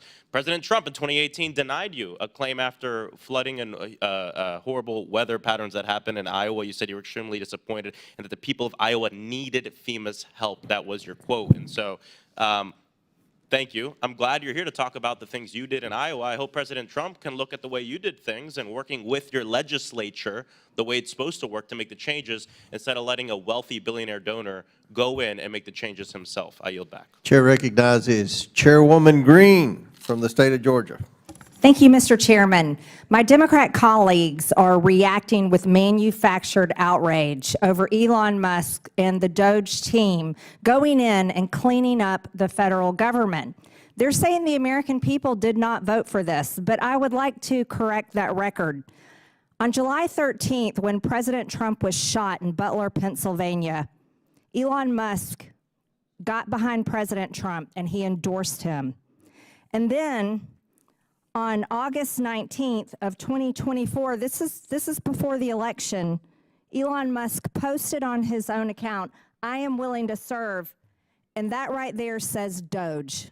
This was not something that was created after the election. It is no surprise to the American people. As a matter of fact, the Department of Government Efficiency was a key part of President Trump's campaign, and President Trump campaigned over and over again on DOGE and Elon Musk helping him. As a matter of fact, right here on Rolling Stones, which is very far left, by the way, Trump says he would give Elon Musk a top role in his administration. Again, this was on August 20th, 2024, well before the election. This was no surprise to the American people. The American people love DOGE so much. They love the concept of saving the federal government, saving Americans, and putting America first, cutting the waste and the spending, cutting down the size of the federal government. They love it so much, they voted for President Trump and elected him with an overwhelming victory. He won the popular vote, 312 electoral college votes. It's the Democrats that are the ones that are still lost on their message, and their message is a failure, and the American people spoke out about it. As the national debt approaches $36.5 trillion, our children and our grandchildren's futures are being sacrificed at the altar of wasteful government spending and corruption. With my new subcommittee on DOGE this Congress, we are going to dig deep on the wasteful spending and corrupt bureaucracies that have plagued our nation for far too long. We will make recommendations to address these problems, and we will make sure the American people know exactly what is being done with their hard-earned tax dollars. After all, this is what they voted for. Governor Reynolds. In Iowa, the state legislature passed a bill in 2023 that lowered the number of cabinet-level departments from 37 down to just 16. So I'd like to ask you, did this make the Iowa government more efficient or less efficient? More efficient. I'm not surprised. Is the Iowa government still able to provide all the services your constituents require of you? We're actually doing a better job of it and putting more money into the programs or returning it back to the taxpayers. Amazing. It sounds like DOGE has already worked in Iowa. Has your state lost money or saved money since reorganizing its government? $217 million, surpassing our 4-year projection in the first 18 months, and that's conservative. We're going to continue to see savings, and that's how I'm going to continue to reduce the tax burden on our taxpayers. That is incredible. That's what all of America wants. So how do you think the federal government can translate what Iowa has done to the national level? You've already achieved it in your state. How can we replicate that? You're doing it by bringing the private sector in, having them take a look at the inefficiencies in government, look at the systems, look at the duplication, look at the unaccountability. There's no transparency. There's no metrics. There's no data that they can point to. We're standing up Iowa DOGE. We want to be a partner in that because I think it's really important that the federal government and the state government and the local governments work together to really implement transformational change. This is an incredible opportunity. I have so much respect for President Trump to put this initiative forward.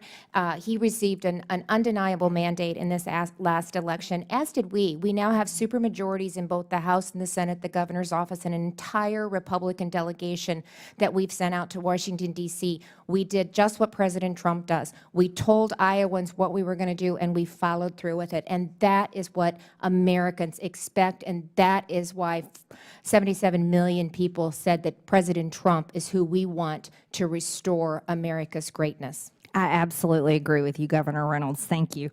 Mr. Schatz, in all your years at your organization, can you give some of the most egregious examples of government spending you've seen? And I know that's hard to come up with a few because there's a lot. I talked earlier about broadband programs. It's not necessarily a wasteful expenditure, meaning something isn't trying to be. There were 133 broadband programs in 15 agencies. There are people that are still not connected, I am sure, also in Iowa. $42 billion for the BEAD program. Not a penny has been spent.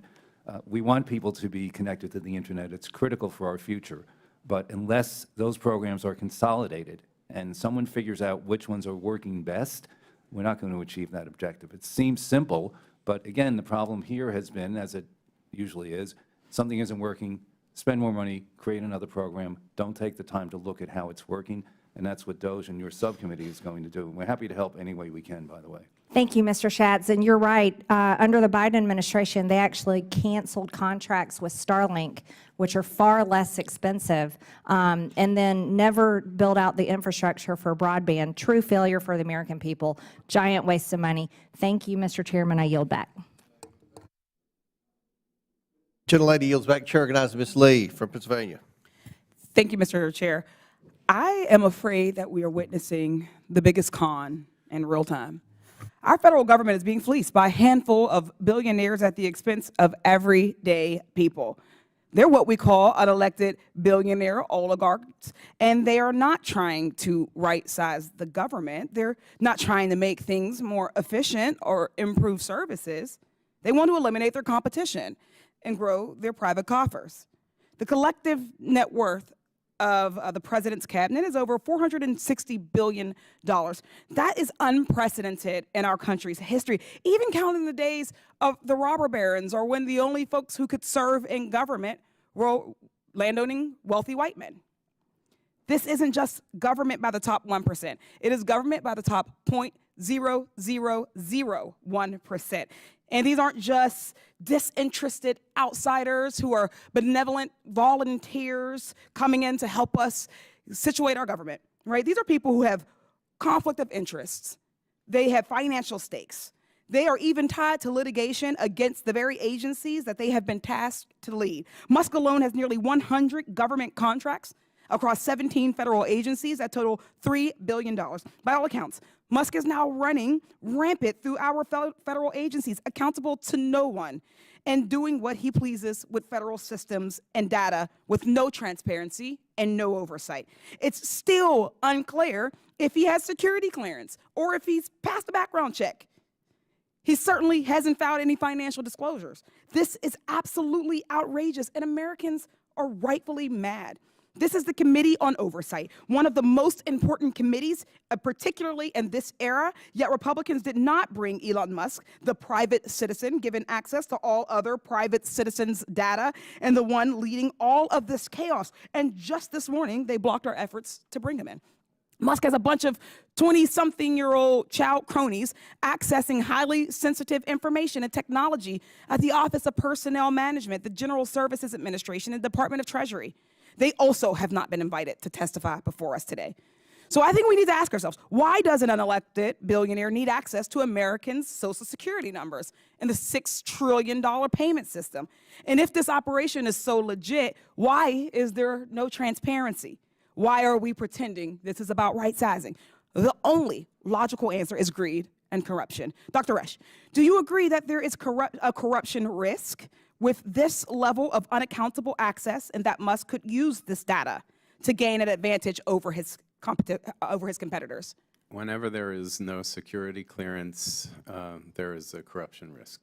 Whenever there is entanglements in terms of being a contractor or a contracted entity and a regulated entity, but with access to data or unfettered access to protected government data, there is a risk of corruption. Thank you so much.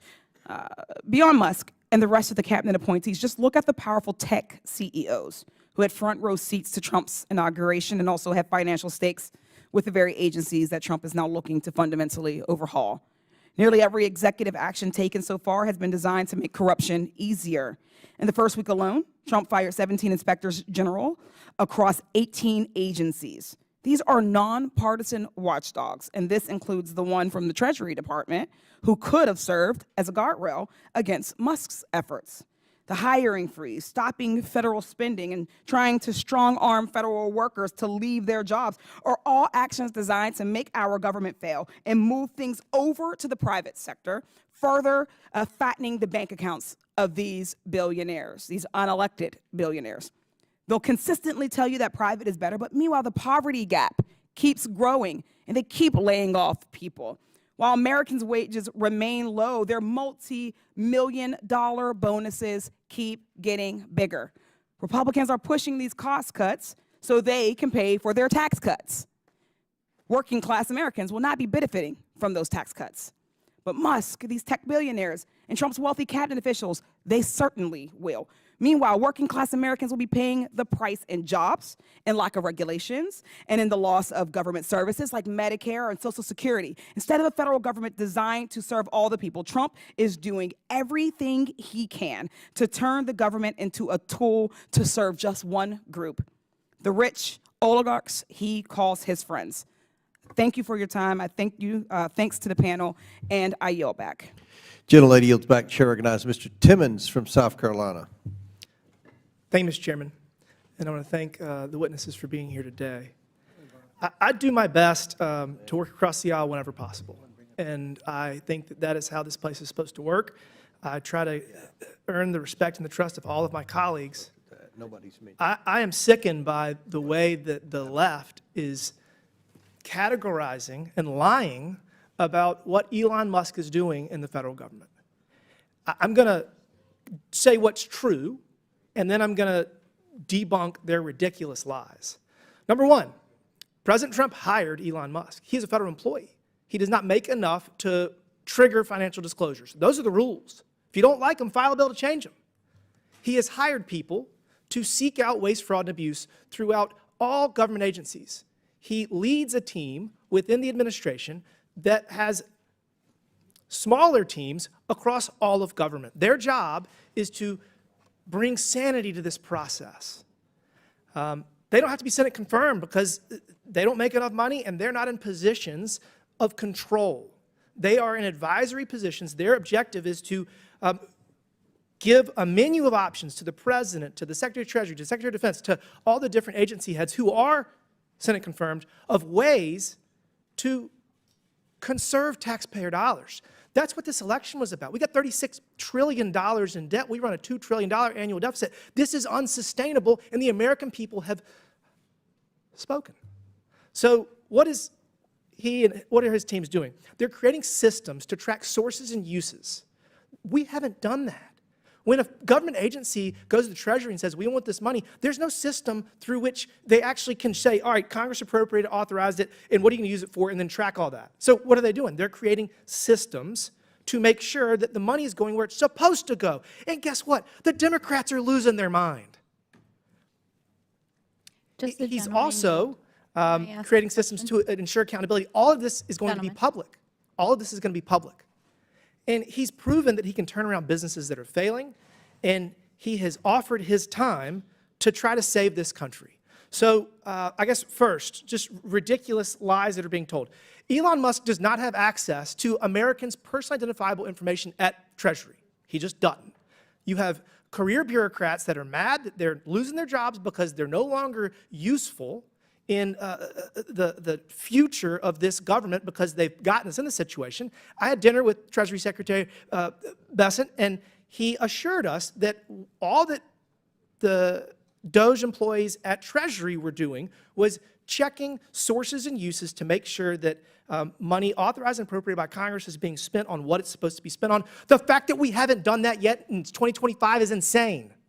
So while people call my office and say, oh, Elon Musk has my records, that's a lie. It's a lie from the flailing bureaucracy that is no longer useful because technology can solve all these problems. Will the gentleman yield for a clarifying question? Sure, go ahead. Can you help us understand, based on what you're explaining here, then why nearly 2 million federal workers received an email from OPM with Elon Musk's letterhead, A Fork in the Road? You know, okay, so I'm sorry. I'm debunking the fact that people are calling my office saying that he has access to, that he has access to their tax records, which he does not. The Treasury Secretary said that you do not know better than the Treasury Secretary, and angry bureaucrats don't know better than the Treasury Secretary. That's our system of government. But we won the election. Elon Musk is the politically appointed and Senate-confirmed Treasury Secretary says you're wrong. So until you get actual data. Elon Musk is bragging about it on his Twitter, y'all. Go on his Twitter. Twitter. I have an article here in Literally Politico. go on Elon Musk's Twitter, you guys. I'm reclaiming my time. Thank you. This is an article in Politico that was written after the dinner that we had Monday night with the Treasury Secretary, where he confirmed to the House Financial Services Committee that Elon Musk does not have access to American taxpayers' personal data. So I'm going to say it one more time. Everybody that's calling my office, everybody's flipping out, the media that's lying about this. The DOJ employees do not have access to American citizens' personally identifiable information. Their only goal is to track sources and uses and make sure that the money that we're spending is going where it says it's supposed to go. This is shocking. It hasn't been done yet, but they're doing it now, and this is just the beginning. Again, I'd say buckle up, because this is going to keep going, and we're going to save this country, and we're going to get out of this ridiculous financial situation we're in. With that, Mr. Chairman, I yield back. Gentleman yields back. Chair recognizes Ms. Crockett. Thank you so much, Mr. Chair. It's the faux outrage for me. It's as faux news that I'm hearing, because somehow you guys, and when I say you guys, I am referring to my Republican colleagues, pretend as if you are the heroes of the story. But let me remind you who set the House on fire. It was y'all. So let me go ahead and handle these receipts, because I know that I always have to have proof, even though I guess our education system is failing us, because it seems like facts don't seem to faze people that vote for y'all. But I'm going to do it anyway. So when we talk about debt, I'd ask for unanimous consent to enter into a record this article that says Donald Trump built a national debt so big, even before the pandemic, that it'll weigh down the economy for years. Without objection, so ordered. Thank you so much. In fact, it talked about the fact that he ran up our debt almost $8 trillion. It was estimated to be $7.8 trillion at that time. And this is it's actually the third biggest increase ever under any presidential administration. So I don't understand how y'all gonna play the heroes. I also want to just kind of be clear about some basic level setting of civics, because it seems like civics is evading us. And listen, Governor, I actually appreciate you. I know that in today's times, for whatever reason, if you got a D or an R in front of your name, it has to be all hostile. Listen, I am a former business owner. If I was not sitting in this seat, I would still have my law firm, but you know, we have rules, right? So I'm not allowed to practice law. I'm not allowed to do a lot of other things, because ethics decides that that's not really a good thing, to make sure that the American people can trust that I don't have any divided interest. In fact, we do that for people that run our treasury typically. So I'm curious to know if you have an elected treasurer in your state. And you do, actually. We do. I know you do, because I looked him up. And I'm curious to know. So it's my guess that he's the one that actually controls all of the treasury systems that you have, correct? Some of the investments. He controls some of the investments, but also monies that need to be disseminated by the state, that's done by him, correct? Department of Management and the Treasurer's Office. Okay, in the Treasurer's Office. Two separate agencies. Okay, but you have an agency that does that, correct? Yes. Okay, and as you are having this agency do that, these are people that have some sort of ethics that they have to follow, I'm sure. I'm going out on a limb, because I don't know how anything works in Iowa. I'm just being honest with you. Yes. Okay.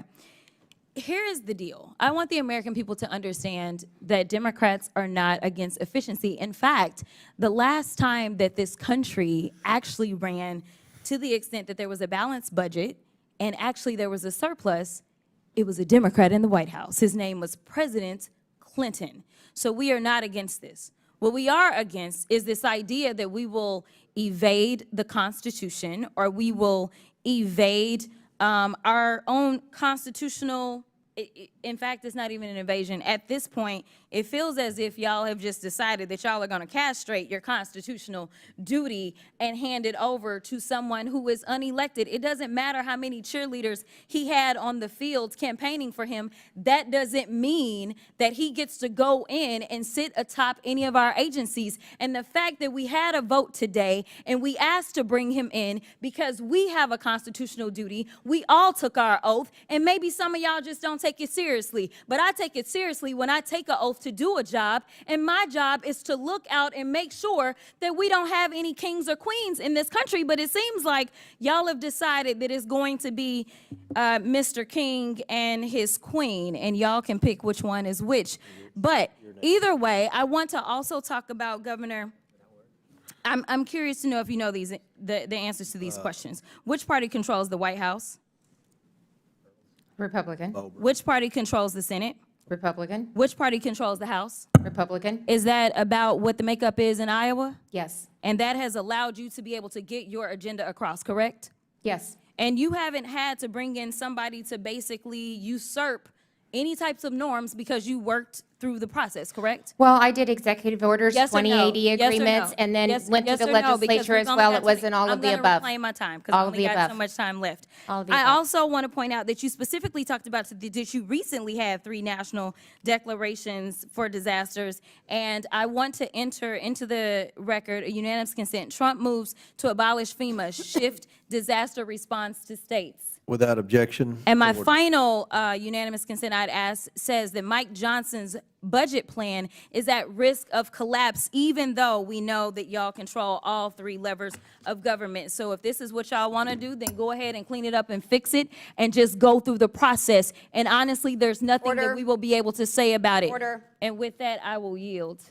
Okay. Without, all right. Thank you. Gentlelady's time's expired. Chair recognizes Ms. Boebert from Colorado.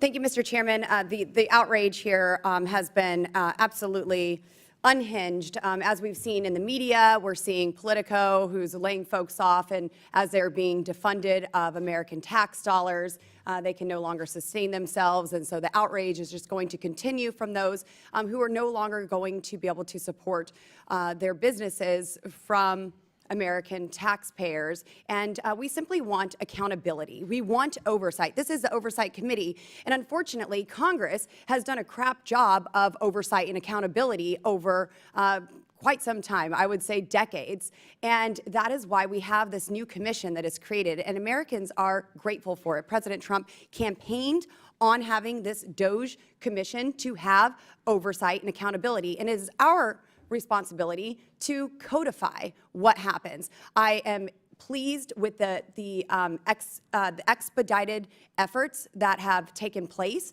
to really get this out in the open and expose to the American people what their money is actually being sent to. And let's just be honest with the American people.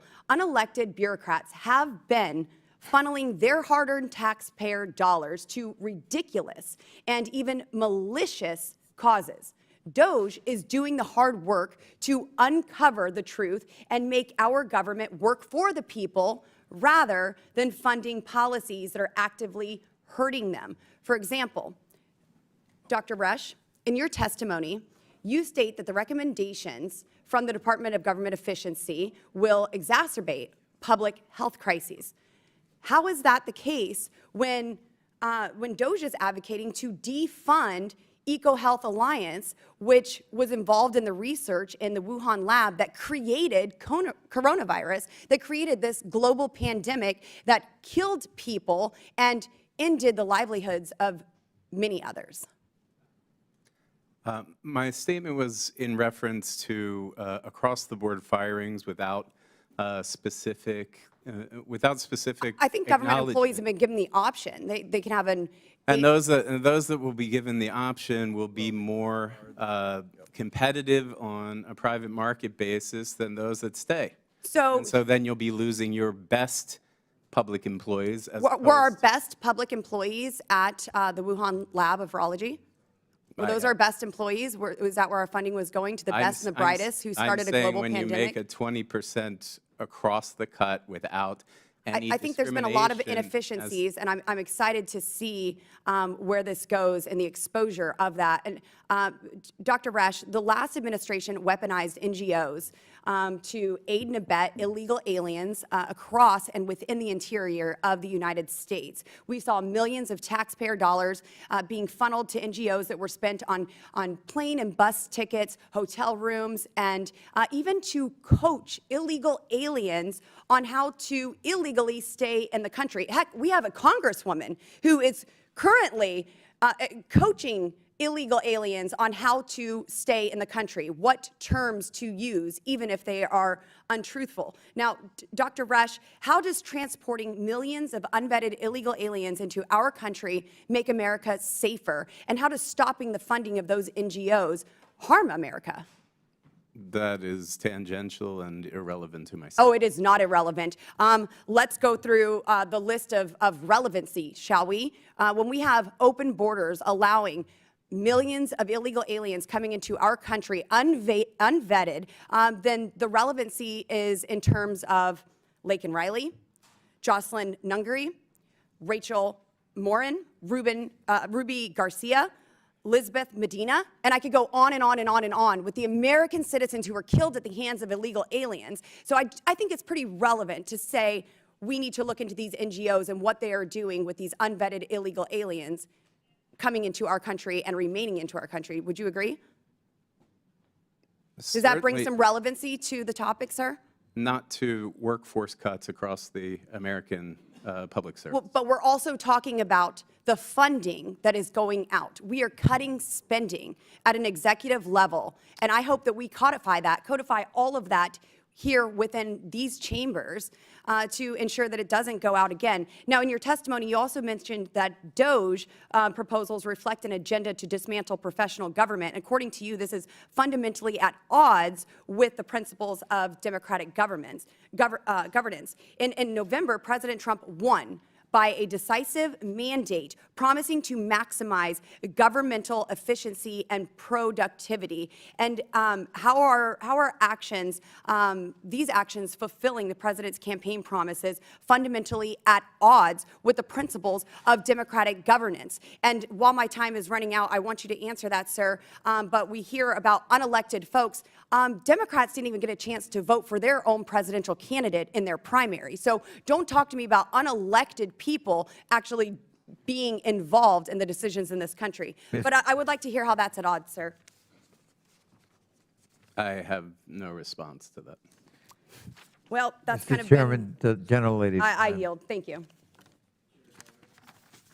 Chair now recognize Mr. Kassar. We're going to recognize Mr. Kassar, then Mr. Jordan, and then at the request of the witnesses, we're going to take a brief bathroom break. So Chair recognizes Mr. Kassar for 5 minutes, and then after him, it'll be Jordan, and then a brief 10-minute break. Chairman, I don't know why Republican members even show up to this committee or to Congress when it's clear who's really in charge of the federal government right now, and that's Elon Musk. And at the beginning of this hearing, when we asked our Republican colleagues if we could bring Mr. Musk to this committee, Republicans ran cover for him. They want him hiding in the White House tweeting, and they voted unanimously that they didn't want to hear from Elon Musk.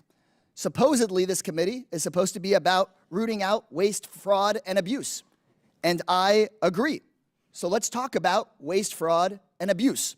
The biggest fraud in U.S. government right now is Elon Musk pretending to care about efficiency when what he cares about is taking your taxpayer dollars, taking your Medicare, taking your Medicaid, taking your Social Security, and enriching himself and his billionaire buddies with it. The biggest abuse in the U.S. government right now is Elon Musk getting $154 billion richer since the election just a few months ago, while consolidating unprecedented power over your money and your government. Mr. Musk invested $227 million in Trump's election and is making billions off of it. That's waste. That's fraud. That's abuse. And speaking of waste, another waste is my House Republican colleagues showing up because they waste their time. They won't speak out about any of these abuses against working people and taxpayers. This is the Oversight Committee, and there are 17 independent inspectors general. They are watchdogs. They are the oversight arm of the federal government. And Trump and Musk illegally fired 17 of them, including a watchdog that was investigating one of Musk's companies. And what I've heard from House Republicans is either silence or defending that kind of behavior. You guys know that it's embarrassing and it's wrong, and that's why you voted to not have Musk here before us. Elon Musk is not doing anything to make government more efficient for working people. He's using his position to more efficiently raid your taxpayer dollars to enrich himself and his friends. I'm told that this hearing is about right-sizing government. So I propose that we start right-sizing our federal government by firing the most dangerous man in it, and that's Elon Musk. To protect our taxpayers, we should fire Elon Musk. To keep American Social Security numbers private, fire Elon Musk. To protect Medicare and Medicaid, fire Elon Musk. To save schools and our jobs, fire Elon Musk. And to protect the idea that American people have a government for the people and by the people and not for the ultra-rich and by the ultra-rich, we must fire Elon Musk. Attacking working families is nothing new for him. Mr. Musk's biggest factory sits in my district, and the first thing I did after I was elected to Congress was to call for an OSHA investigation into the injuries and deaths of workers building that very factory. Those were investigations to be launched by the Department of Labor, where later today we're hearing that Musk's minions are going to go and maybe start shutting down parts of that key agency that is built to oversee big corporations and defend the interests of workers. Musk's companies, like Tesla, have been sued and found liable for many labor violations. Screwing over working people is just part of the game for him. He has been found liable for improperly giving not safety training to construction workers and withholding wages. OSHA fined Tesla for exposing workers to hazardous chemicals without proper training and monitoring. OSHA opened up investigation into deaths of workers at the Tesla Gigafactory in 2024. SpaceX, another one of Musk's companies, was found responsible for the deaths of one of their workers, Lonnie LeBlanc, due to head trauma that he got on the job. So now Musk has seemingly unlimited power to take advantage not just of his own employees, not just of American consumers, but of all Americans. Unlimited power to Americans' data. Unlimited power to choke off funding meant for Americans and the programs that people count on. Enough is enough. But thankfully, our country isn't one of Musk's companies. Our country is ours. A billionaire whose career is built on the abuse and exploitation of workers should not have unlimited power in this country. He should be before this committee, and when he comes before this committee, if somebody wants to do the right thing, all you got to do is turn on your mic and say, fire Elon Musk. Thank you, Mr. Chairman. Now yield back. Gentleman yields back. Before I recognize Mr. Jordan, Ms. Boebert, did you have a Yes, Mr. Chairman, I have a document I'd like to submit for the record. proceed? So this is a press release from the White House at USAID. Waste and abuse runs deep, and just some examples: $2.5 million for electric vehicles in Vietnam, $47,000 for a transgender opera in Colombia, $32,000 for transgender comic books in Peru, $2 million for sex changes and LGBT activism in Guatemala, $6 million to fund tourism in Egypt, and these are just some of the many, many examples, and I would like to submit that to the record. Without objection? Thank you. So ordered. Chair now recognizes the chairman of the House Judiciary Committee for 5 minutes. Thank you, Chairman. Mr. Schatz, is the federal government too big? Yes, the expenditures certainly are, which makes the entity itself too $7 big. trillion in annual spending, 400 agencies and sub-agencies, 1,000 boards and commissions. I think anyone, maybe even the people on the other side of the aisle, I think anyone would say, almost everyone would say, that's too big. And when you have big government, does big government have a tendency to spend taxpayer money on stupid things? That's part of the reason that we're here, and it's one of the things that Citizens Against Government Waste has been documenting for many, many years. You've been highlighting this for like 100 years. I mean, I've known you for a long time. Organization, God bless you for persisting. Organization, 41 years. I've been there 39. And when you spend money, when you're the person spending money on something stupid, you just assume, you would just kind of hope that people don't really notice that, right? If you're in the government and you're spending, what did Ms. Boebert just say, $32,000 for a transgender comic in Peru, $16 million in gender development offices, you're spending money on stuff like that, you just kind of hope that people probably don't notice that. Is that probably fair to say? That's kind of human nature, I would think. Well, that's part of the problem, is that the taxpayers don't know exactly how the money is being spent because there is not the transparency that, for example, Iowa, Ohio, Arizona, and other states have. And you should be able to push a button and find out how your tax dollars are being. And so it's understandable why everyone on the left, all the proponents of big government, all the supporters of big government, all the people getting the taxpayer money from big government, it's understandable why they are attacking Elon Musk, because he's pointing out the stupid things that government spends money on. Is that fair to say? Well, he's not making it up, and in fact, many of the recommendations he's making Great point. He's not making it up. He's citing every single thing. Right. Go on, I'm sorry. Yeah, no, it's there. I mean, look, the Department of Education has been something that was recommended by President Reagan to be eliminated, and many others since then. U.S. Digital Service, U.S. Doge Service. Digital Service was duplicating the private sector. Same with 18F at GSA.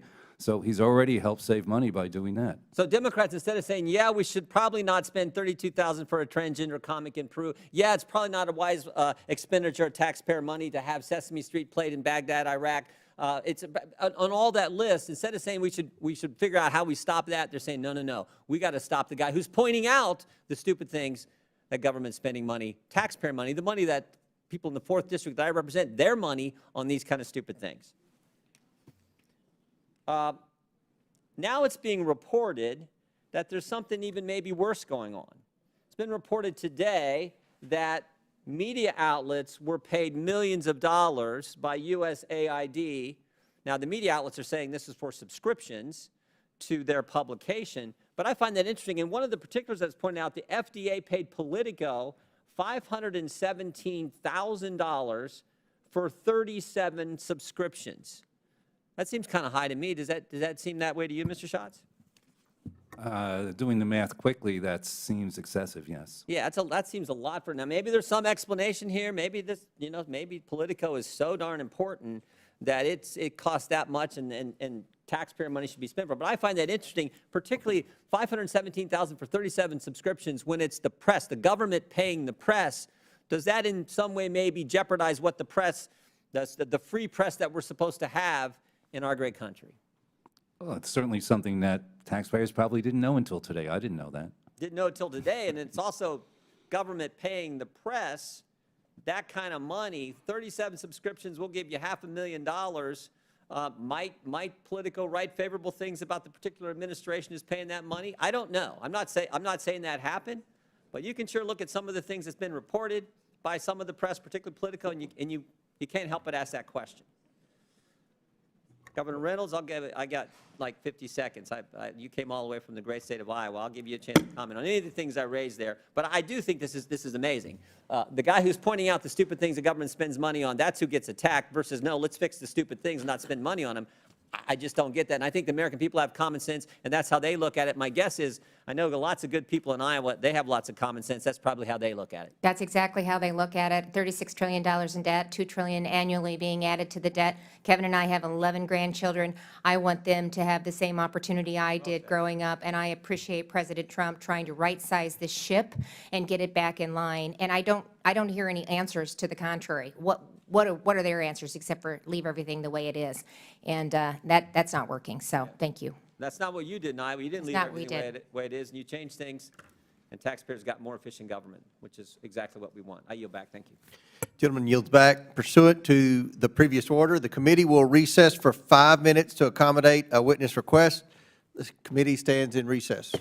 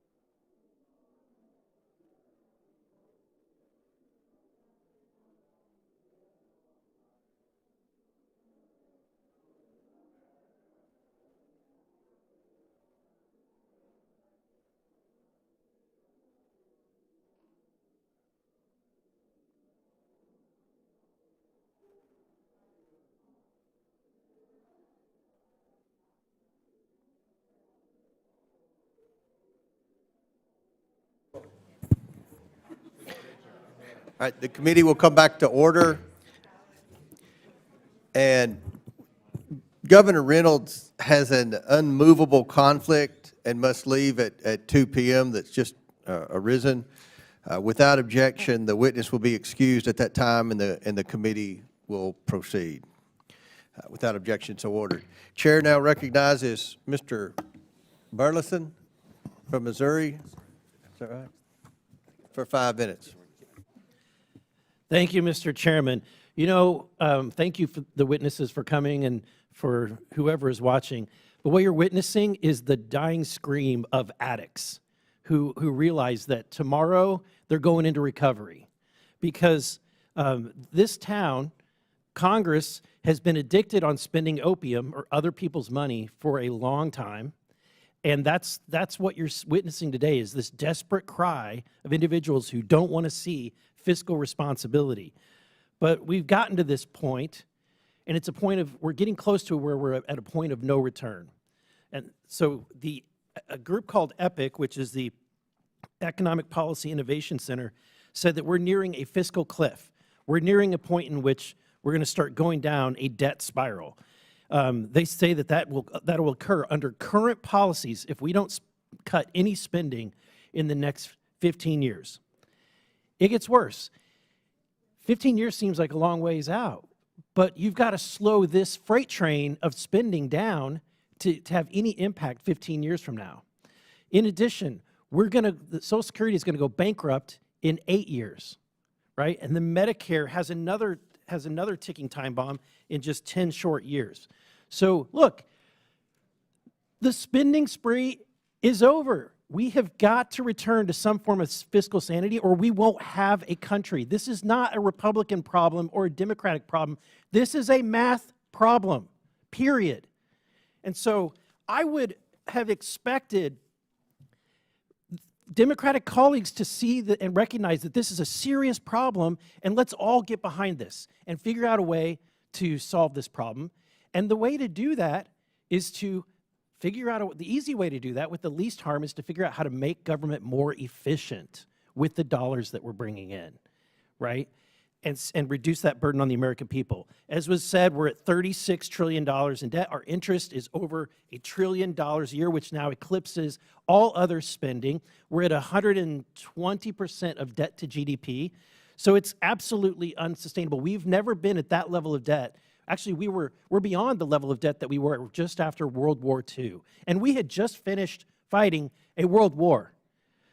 This puts us in a very critical situation where if we are faced with any kind of global conflict, we have no money, we have no room to go. So, and then when it was talked about some of the opportunities for waste and bringing in outside consultants to identify and expose some things, because this town is a little bit incestuous. I mean, they generally do not think outside of the box. This town is really good at doing one thing, and that is saying why something can't be done, right? So it's good to have people outside of the box come in like Mr. Musk. And I want to ask Governor Reynolds, thank you for being here today. I understand in Iowa, you were Doge before Doge was cool, right? So in Iowa, you rely on outside expertise to come in, correct? Yes, we did. Because otherwise, I mean, when you're in it, you see it one way and you get accustomed to what you're doing. And I think it's beneficial to have somebody from the outside come in and take a look at some of the practices and some of the initiatives and how we're operating. So it was actually beneficial. We hired a consultant to do the alignment to help really manage it, but to also help us compare how we were doing business with other states. And we're standing up Iowa Doge, and we're bringing this private sector in again for that very reason, so they can look at some of the processes and how government operates and give us recommendations on what we could do different.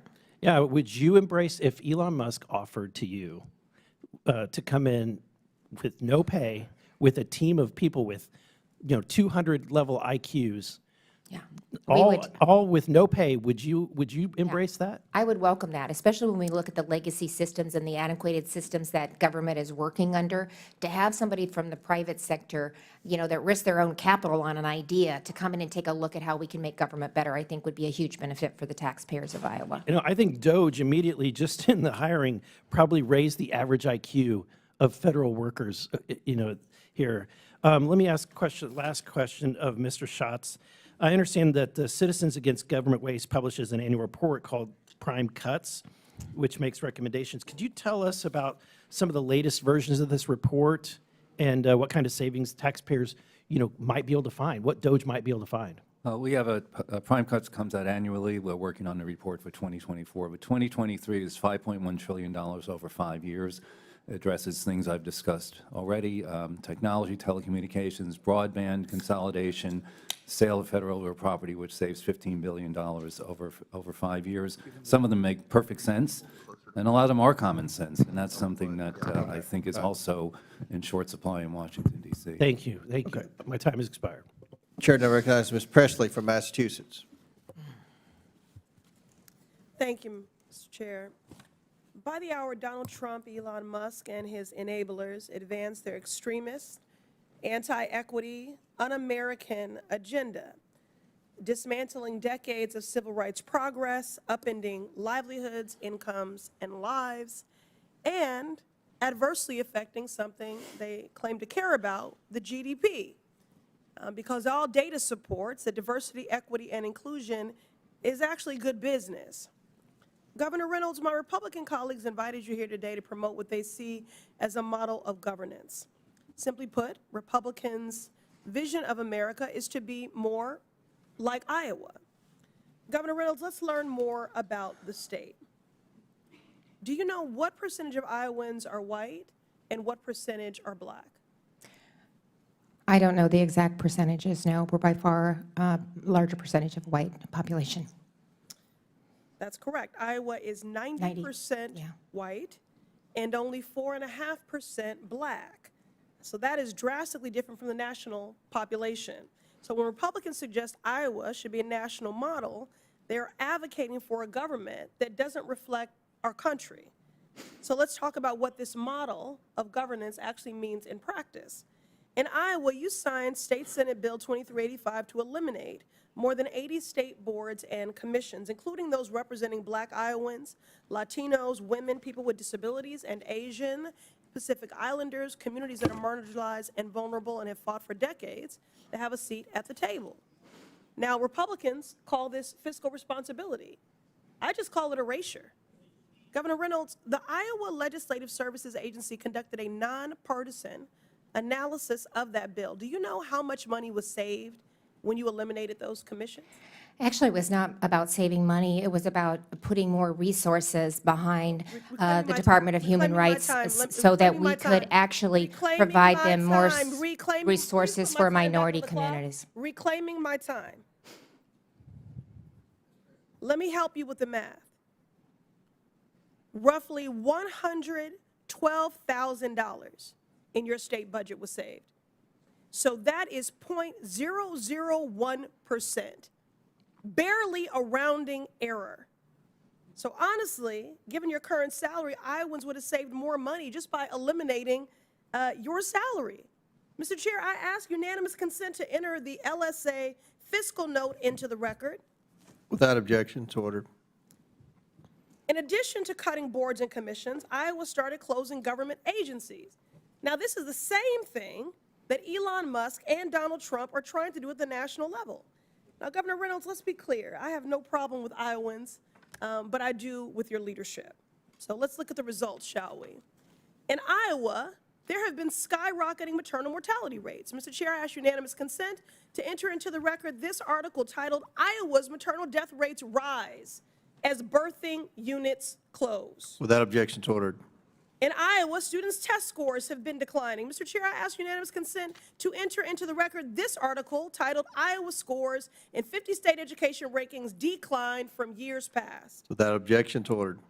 In Iowa, more kids are going hungry. Is this the kind of government efficiency y'all are talking about? Mr. Chair, I ask unanimous consent to enter into the record this article titled Iowa's Food Pantries Hit Record High Numbers This Summer. Without objection to order. So let's be clear about what Republicans are actually doing.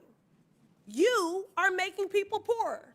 You are making people hungrier, more vulnerable, and gutting their civil rights. These attacks on diversity, equity, and inclusion, they were never about efficiency. They certainly were never about merit. It's just a deliberate, calculated attempt to erase marginalized communities from government while eliminating essential services for workers, families, and the people that we are actually elected to protect. They want a country for and by millionaires that advances white supremacy, and that is the real agenda. And I will do everything I can to speak truth to power and to stand in the way of that. I yield back. Gentleman yields back. Chair and we've got to go to two Democrats now. Chair recognizes Mr. Randall. Thank you. Ms. Randall. Thank you so much, Mr. Chair, and thank you for our panelists for taking the time to come before committee and testify today. I think we have heard a lot of frustration from my Democratic colleagues in this committee today. And, you know, on my part, it is frustration that is reflected in the calls and the emails that we are getting from our neighbors who are scared at the attempts to come after programs that keep them alive. You know, a colleague, Republican colleague, equated this work to recovering from addiction. And I think it is important to point out that many government programs are funding, with Medicaid dollars and others, addiction and recovery support that is literally saving people's lives. So if we are going to spend time dismissing those important life-saving programs, the important lives of the people we represent, I feel like we are doing a disservice to our neighbors. I want to talk about some of my neighbors in the 6th Congressional District, a district that I have mentioned before, includes many federal workers, many federal employees, 27,000 in the 6th Congressional District, making up almost 8% of our workforce. And these employees are doing lots of different jobs, you know, making sure that we get our mail, providing healthcare service to veterans, and also ensuring that our national defense is well-staffed and ready to protect our country when necessary. I got an email from one such employee who works for Naval Base Kitsap, who had served for 6 years aboard the USS Jimmy Carter, carrying out missions critical to our national security. And after transitioning to the federal government, he finds himself subjected to daily harassment, despite the only goal being to provide for his family. He hasn't had a day off in 2 weeks because he is supporting the PSNS and IMF mission, and is rated 70% disabled by the VA, but refuses to let that stop him from doing his job to protect our country. And when my colleagues say that the average IQ has vastly increased because we have let unelected Elon Musk and his cronies enter our government buildings, I am offended on behalf of my constituents who are working tirelessly to ensure that our government programs are run to the best of their abilities, to make sure that our country is safe and our neighbors are cared for.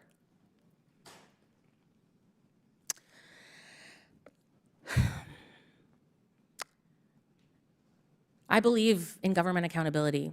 I represented the people of Washington for 6 years in the state legislature, where we have one of the most transparent budgeting operations, and we have a AAA bond rating. We have good budgeting practices and good programs that invest in community. I believe that government can do both, can invest in our neighbors and be accountable. But we can't be accountable when we fire all of our inspector generals and take away that watchdog authority. Dr. Resch, our veterans have sacrificed so much for us, and a 2024 report by the VA Inspector General noted that 86% of Veterans Health Administration facilities reported severe occupational staff shortages for medical officers, 82% had shortages for nurses, and yet we are seeing an unelected billionaire striving to immediately decrease 5 to 10% across the board cuts to our government's workforce, including the VA. What would happen to agencies and departments like the VA if 5% of their employees suddenly left their jobs? Well, again, when you're making broad cuts indiscriminately, you're not choosing, per se, poor performers, you're just making blanket cuts. Again, it's going to create an environment of fear, an environment of uncertainty, and you're certainly not going to be attracting the best people to public service under those conditions. And so what I would say to you is that what it will do is diminish the very capacity that you're looking for in government. It's almost as if by losing the best people that work for you, being a corporation, firing your accountants and expecting profits. Gentlelady's time's expired. Chair recognizes Mr. Fallon from Texas. Thank you, Mr. Chairman. You know, you hear a lot of interesting things when you sit on the Oversight Committee. Doge. It's curious that it seems to me that that's like a dirty word for many Democrats. They recoil when they hear it, Doge. Or if they say the word Doge, it leaves a bitter taste in their mouth, very acidic. They'll say, Doge. But what does it stand for? I'll tell you what it doesn't stand for. It doesn't stand for oligarch. It doesn't stand for billionaire. It doesn't stand for unelected billionaire. It doesn't stand for Project 2025, and it sure as hell doesn't stand for Elon Musk. It's the Department of Government Efficiency. Who in their right mind would oppose our federal government operating with more, wait for it, efficiency? Who in their right mind believes that a 1.7 million strong civilian federal workforce operates currently at maximum efficiency? Of course it doesn't. But I figured I'd hear certain things, and our colleagues across the aisle didn't disappoint. They went to the tact of venerating the flawless federal worker without whom we would all see our lives disintegrate before our very eyes. How dare we even question these benevolent public servants? In far too many instances, federal bureaucrats have become not the public servants, but they've evolved into public masters. Now, do some federal workers do a fabulous job? Absolutely. Do some federal agencies provide critical services for Americans? Of course. But not all. And where there isn't value being provided, we need to trim the excess, we need to eliminate waste, we need to expose the abuse, and we need to streamline efficiency. Take, for instance, the Department of Education. When you say you want to eliminate the Department of Education, liberals' heads will explode. But it was formed in 1979. And when you look at the proficiency in math and reading from 1979 to current day, it's stagnant. It's a rounding error. It goes up a little, goes down a little bit. But when you look at adjusted for inflation, the spending per pupil on education, it was $9,615 in 1979. It's now just under $20,000. So we spent double the money, but it's not reaching classroom performance. Block grants would be a far better way rather than spending $79 billion on a Department of Education at the federal level. We went to the moon without a Department of Education. So the growth in the federal government has been staggering. If you look at just the last 100 years, in 1929, the federal government spent $3.6 billion. Adjusted for inflation, that's $66 billion. Today, that number is $7,300 billion, 110 times in 100 years, or 11,100% in a century. There are 400 executive branch agencies and sub-agencies and 1,000 federal boards and commissions. I think we should look to the states, and we have Governor Reynolds here. And Governor Reynolds, I commend you for taking the cabinet position numbers from 37 to 16 and eliminating 500 unfilled positions, and then eliminating 83 state boards and commissions. How much is it projected to save your taxpayers, Governor?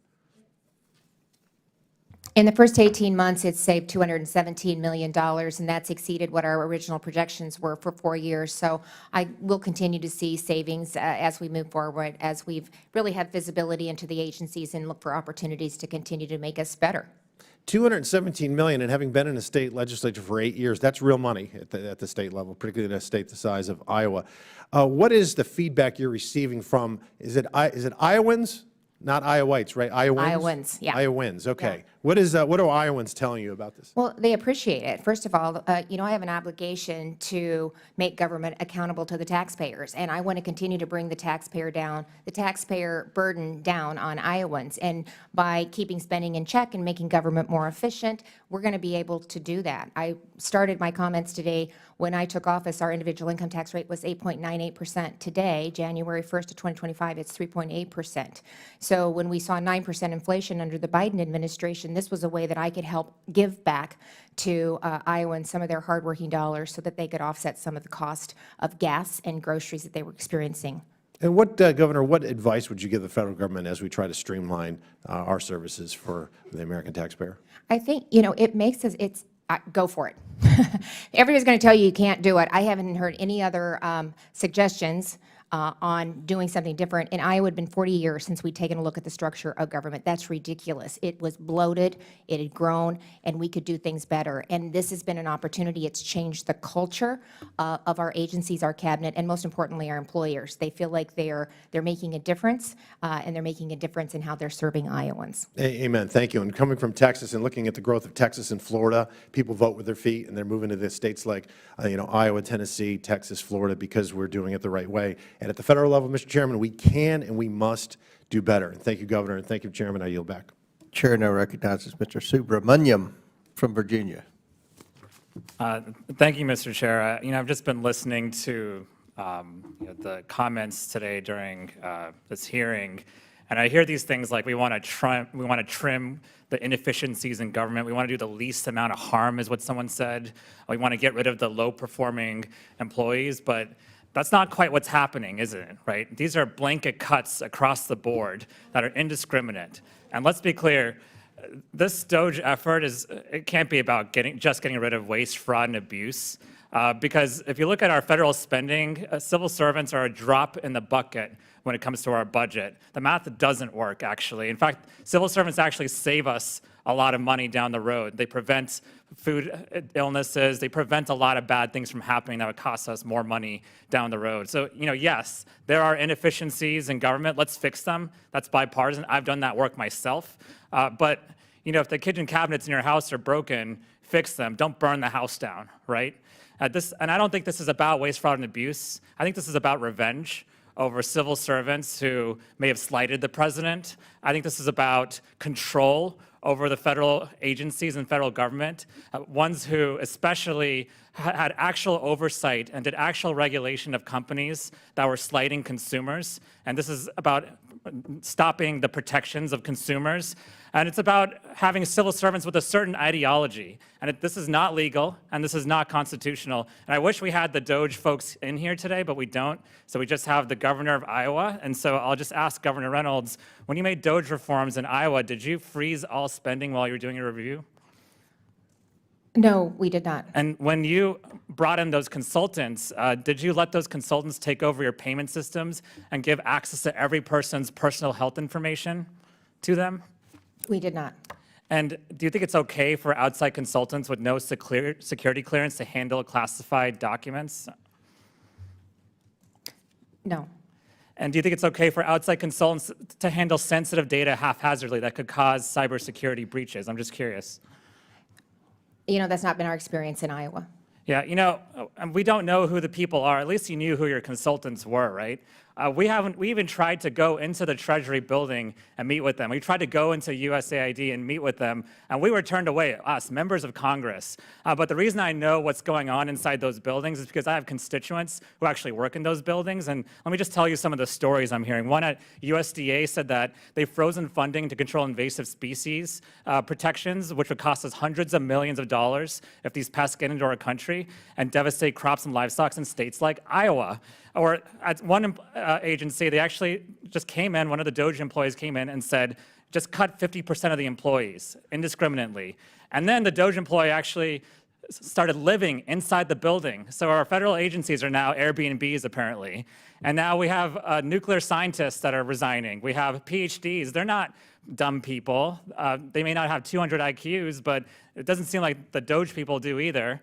But what they're doing is they're resigning because they don't want to put up with this anymore. And it's going to be hard to replace these folks. It's going to be a brain drain on our federal government. This is not the right sizing of government.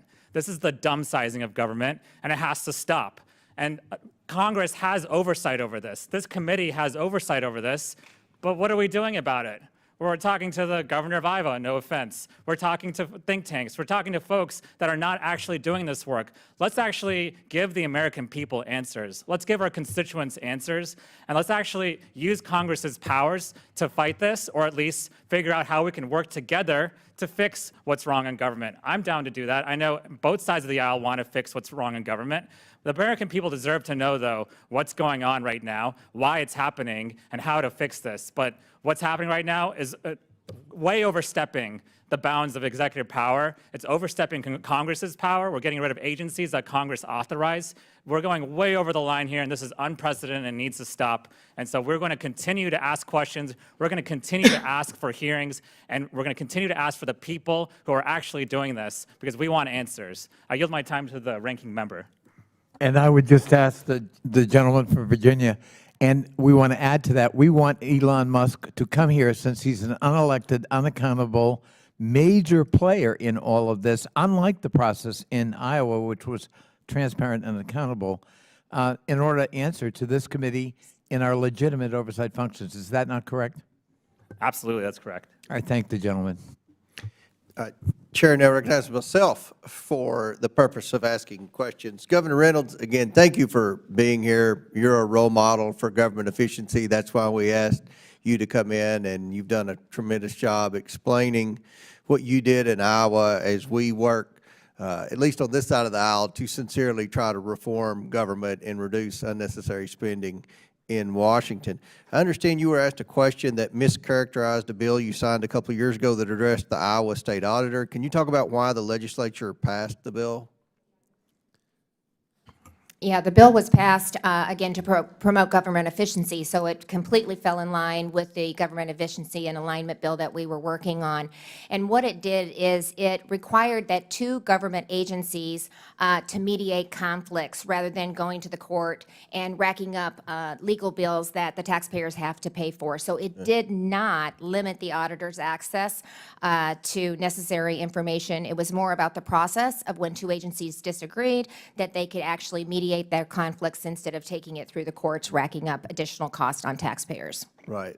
Like you worked with your legislature to amend laws that needed change to complete your alignment. President Trump has said he will work with Congress where he needs to, but he will take executive action where he can. You did that too, correct? I did the same thing. When we started, I did it through 2080 agreements. I had one director acting for both public health and human services. We did it through a 28E or an MOU. We did a proof of concept, and then we took it through the legislature. I also did executive orders with the rules moratorium. We put that, I initiated that with an executive order, and then when we took the next step, we actually took it through Congress when it needed a statute change to implement some of the ideas that we did, either through an executive order that I stood up or through a 28E.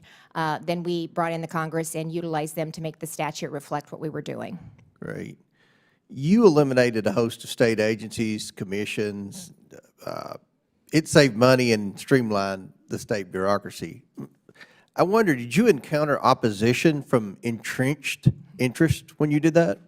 You know, we really didn't, but I will say we did a lot of the homework on the front end. And these were common sense changes, as I talked about. You can't have different functions spread across multiple agencies and expect to be efficient. So we brought in the directors early, we brought in the leaders, we brought in the chairs, we reached out to stakeholders, but no. And the few incidents where there were some concerns that were raised, it never came to bear. So it sounds like people in Iowa were serious about reforming government. I don't get that feeling in Washington, D.C., at least with half of the Congress. What sort of blowback did these proposals get when they were first announced? Well, again, I mean, we hadn't looked at the government structure for 40 years, so I don't think they were surprised. I had done a complete tax overhaul. Again, I started with the merger between public health and with human services, and so I had a great proof of concept.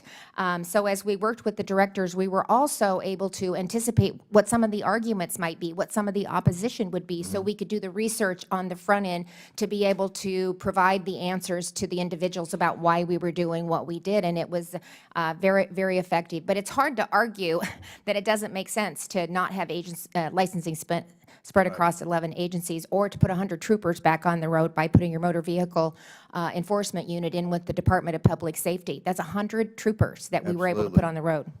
Well, did some say that your proposals would disrupt government services and lead to other problems? A lot of it was the existing, maybe some of the agencies that we were moving The off the agency, cabinet. It was the agencies, yes. not the individuals, not Iowans that had the most pushback. See, I think that's who's leading a It lot was of the the agencies. fear and Yeah. criticism of Elon Musk. I think it's some of the federal agencies and federal employees who are about to be disrupted. Yeah, that saw their kind of, their territory being uprooted. So were their fears proven to be overblown? Was there damage, if any? There was not damage, and we haven't had really any pushback whatsoever. And I keep saying this, but even the employees and the agencies, they love the culture that we're creating. There's actually more upward mobility within the agencies because we've broadened their scope on what they can impact.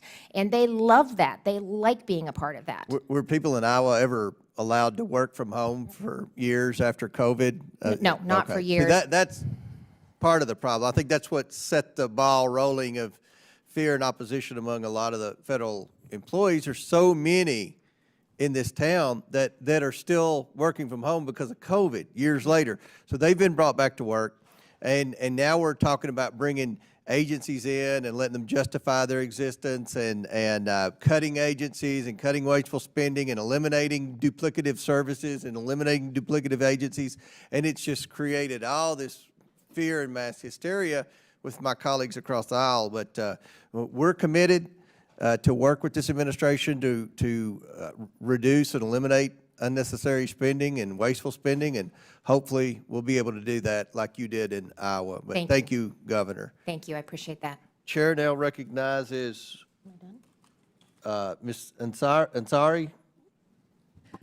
Thank you, Mr. Chairman, and thank you to the witnesses for being here today. This is an unprecedented moment in our nation's history. Donald Trump and an unelected billionaire, Elon Musk, are illegally dismantling our government agency by agency and illegally stealing your data, your money, and your services.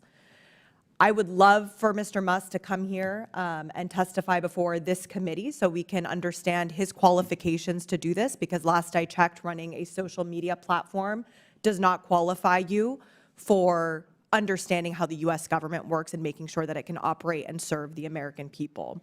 One of my Republican colleagues just went after the IQ of federal workers. They want us to think that federal workers are faceless, nameless bureaucrats roaming the halls of Washington, D.C., when the reality is that over 85% of federal employees live outside of Washington, D.C., and they're your neighbors, your friends, and your families. More than 34,000 federal employees live in Arizona, and about 7,000 live in my district. They make sure that your highways are running smoothly and safely so we can get to work on time. They make sure your grandparents get their Social Security checks on time so that they can afford food. In my district, we have multiple VA health centers to make sure our veterans get access to basic health care. Maricopa County, one of the largest counties in the United States, has over 245,000 veterans who do not know if they're going to keep getting their benefits. That is absurd and disrespectful to so many Arizonans who put their lives on the line for this country. Because of the Musk funding freezes, I had constituents calling my office panicking about whether they would be able to get urgent surgeries. Renters on subsidies are distressed about whether or not they will get aid or get evicted and end up on the streets.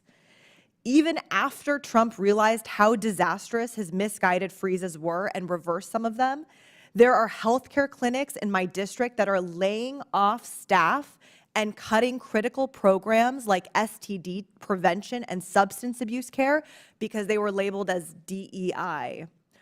Republicans want to take a vote about fentanyl later today, and yet they're cutting care to get people off of fentanyl.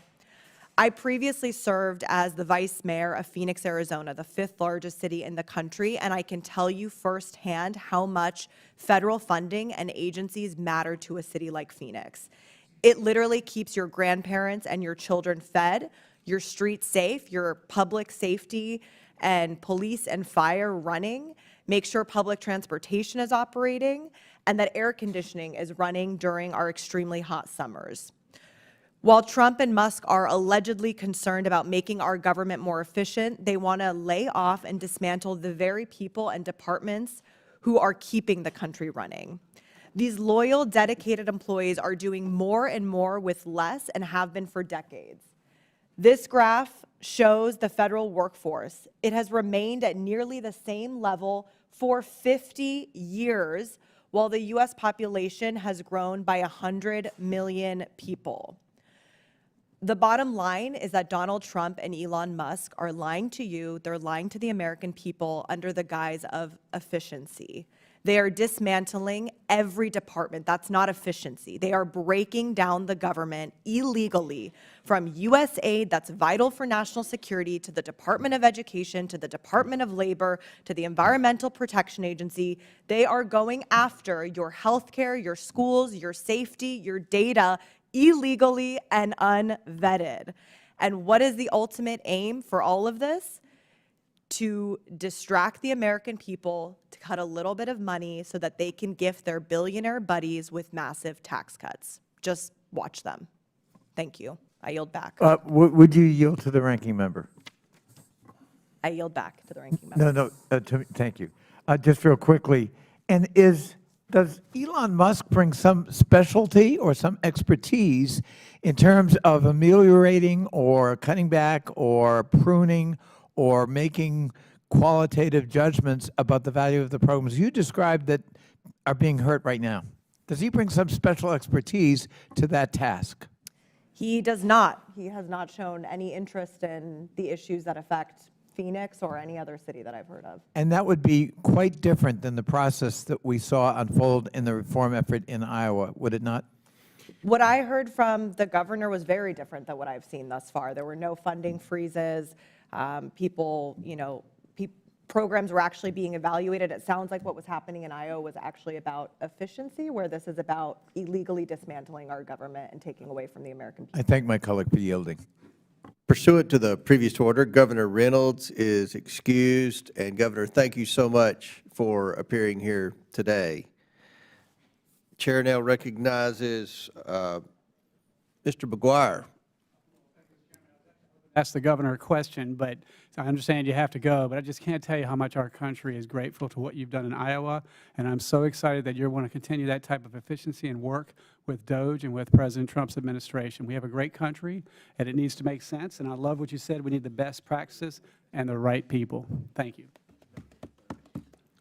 So my questions, I'll divert those questions a little bit, but first of all, I would say is that I don't think we can remind folks, especially folks on their side, enough, is that through the grace of God, President Trump won a mandate on November 5th. He won the popular vote, the Electoral College, and the American people have spoken. And I don't understand why every time he puts in an executive order or makes a decision, it surprises folks, because every decision I'm seeing is what he campaigned on, and that's what the American people voted for. I would tell you this, there is a war on common sense, and it's really an effort for all of us to bring our country back to common sense. We have to have a meritocracy. We have to have the right people in the right place, or people get killed. And we don't have time to go over all the examples. I would say, as a small business owner, if the government was a business, the government would be out of business. We are spending more per day than we bring in per day, and that is not sustainable. If the government were to build a car, first of all, it would be it would cost overruns. It would cost $1 million, and nobody in this room would buy it. It is amazing what the free market can do and how innovative it is. We probably saw Elon Musk created this rocket for 10 times cheaper what it would cost the government to do the same thing. And I heard some folks on the other side talk about these young people involved in what's going on with our data. But I want to remind them that young people are very capable. You ought to research the ages of our founding fathers like Thomas Jefferson when they created this amazing country. But if you look at the young people saved the world during World War II on the Normandy beaches from Nazism. So young people are quite capable, and if you have the bright young minds, I don't care. I got to tell you, as a veteran, if you saved my life on the battlefield, I wouldn't care if you call yourself a Democrat, Republican, Independent. I don't care if you're young or old or pink or blue. We're all Americans, and we're in big trouble. And I think we're on the way to a sovereign debt crisis because we're spending so much. And I hear this talk, and we all know the government's not efficient. Corporate America and the corporate world is talking about how people perform better face-to-face in an office environment. And so we want to bring people back to work, yet folks on the other side are saying it's a terrible thing to bring people back to work. I got to tell you, people in my district have to go to work every day, and they don't understand why people who work in the government don't have to go back to work. We also heard a testimony in this committee about a week or so ago about a guy it took him 3 years to fire. I talked to a very, very successful businessman on breakfast yesterday, and he said if we have a guy who's not performing, we get rid of him in 3 minutes.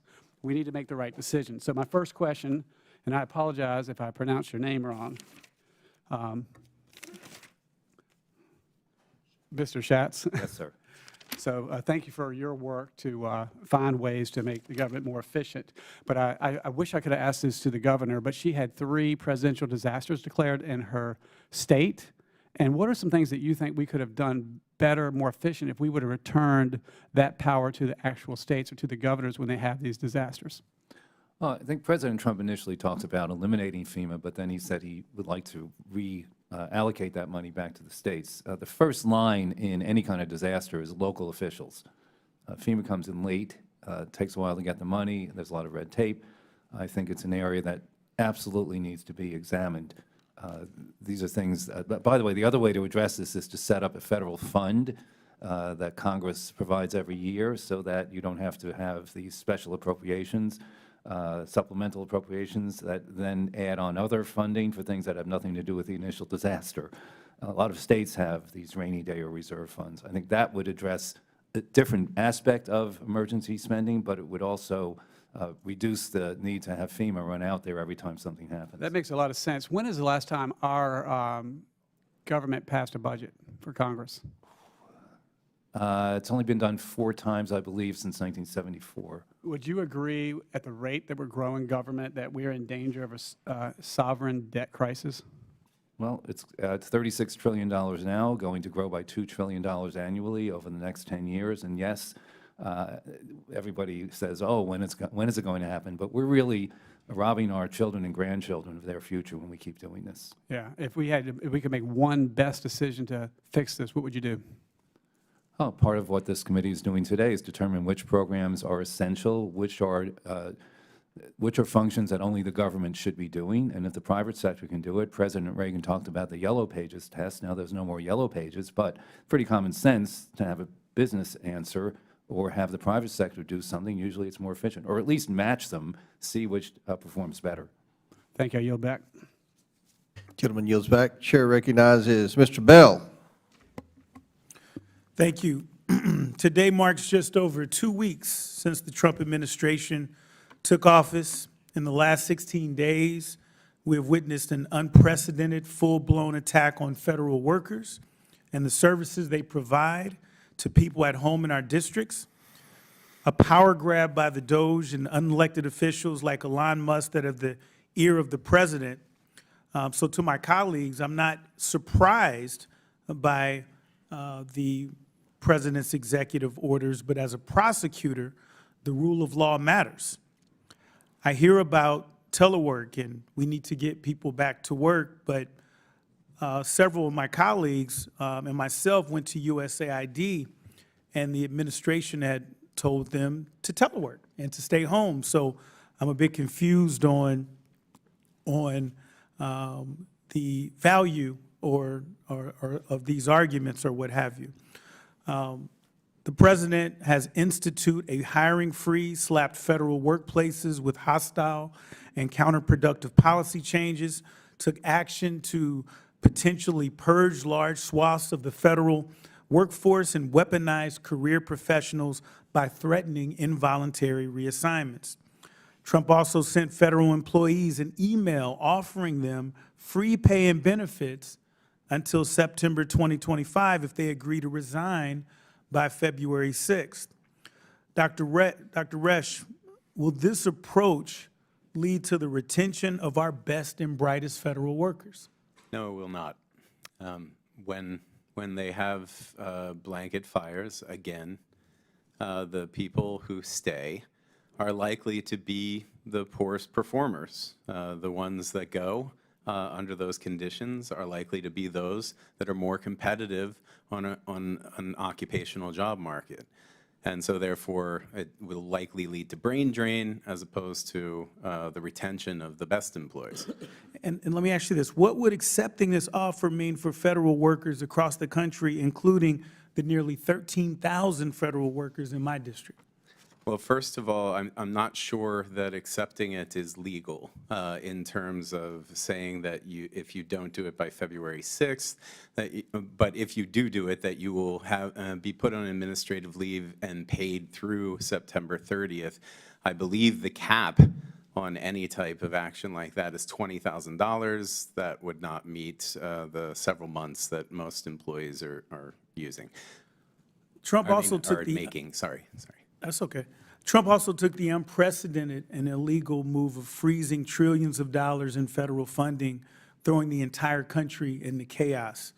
I spoke with Dr. Kendra Holmes, head of Affinia Healthcare, who feared that this would impact their ability to provide essential and critical care at their community health centers. I spoke with Dwayne Butler, the CEO of People's Health Centers in St. Louis, who said the action would have a significant adverse impact on not only healthcare centers, but so many other federally funded companies and programs. The Missouri Department of Elementary and Secondary Education had to pause payments to daycare providers, and school districts in St. Louis County were concerned about their ability to feed and support their students. Dr. Resch, do the administration's actions reflect standard operating procedure for right-sizing our government? No, they do not. In fact, they increase inefficiencies. Many of our partners, whether they be private sector partners, universities, nonprofits, first of all, have to also pause their operations. They have uncertainty in the reliability of the federal government as a partner. And yeah, I think that's enough to get the picture. Our federal workers go to work every day dedicated to serving the American people. They are the reason that communities across the country receive critical federal funds that support health care, safety, education, and infrastructure. They deliver congressionally mandated services and administer congressionally directed funds. The Trump administration should be supporting them in their mission to deliver the best possible services to the American people, not making that mission impossible. We cannot and will not allow a takeover of our government or our democracy. Thank you, and I yield my time to the ranking member. I thank the gentleman for what he just said, and I know that my constituents as well as his who work for the federal government appreciate it. Thank you. Chair recognizes Mr. Gill from Texas. Thank you, Mr. Chairman, and thank you for putting on this hearing. You know what? It's great to be on the side of the aisle after having won a massive mandate from the American people. President Trump, of course, winning not only the Electoral College, but the popular vote, delivering us a majority in the House and in the Senate. It's kind of funny to me because we've seen such outrage over DOGE as if this is something that's new. Whenever I've been talking to my constituents in North Texas for months and months and months about President Trump coming to the White House and getting Elon Musk involved in cleaning up waste in our federal government, it seems to me that leftists are apoplectic not because our tax dollars are being wasted on idiotic things, but because all of it is being exposed all of the sudden, which I think is certainly a beautiful thing. So much of this government waste has been operating in the shadows where the American people don't know about it and has been largely unaccounted for. And so many of these programs wouldn't exist and will not exist now that they're being exposed. I could give so many examples of wasteful spending, but I'd like to name just a few and get y'all's opinion on these.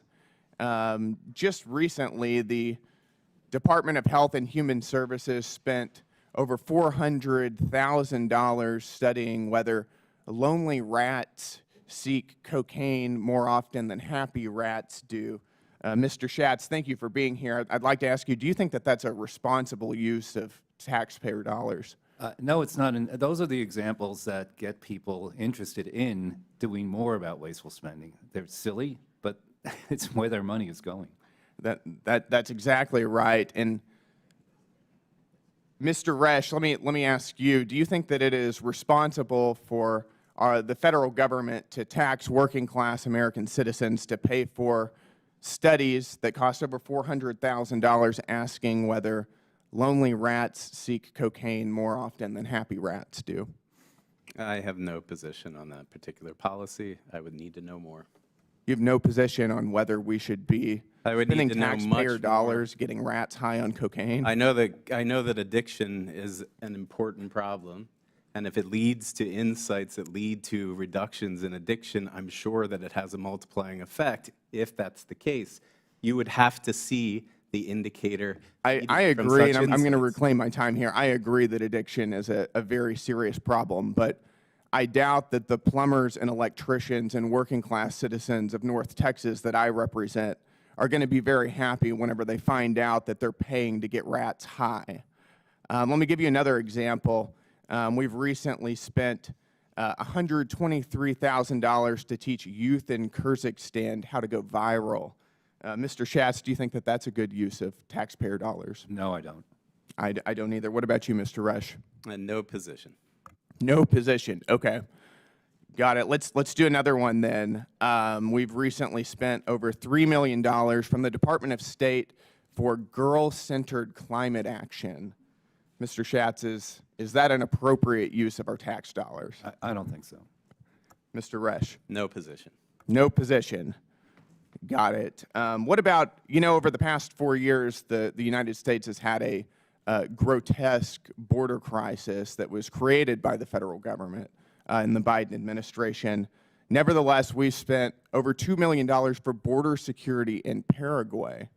Mr. Schatz, let me ask you, do you think that that is an appropriate use given the context of American taxpayer dollars? Well, only if it impacted immigrants or whatever you want to call them, people coming to the United States illegally. That might have some merit, but depends on the purpose. I agree. What about you, Mr. Resch? Again, depends on the purpose and the outcome. Got it. I think that that's incredibly enlightening. Over the past couple weeks, really, we have seen all of the nonsensical areas that our tax dollars have gone to. We found that our taxpayer dollars, we just found out today, are being sent to left-wing media outlets like Politico and the BBC. We've known for a long time that our tax dollars are funding NPR and PBS.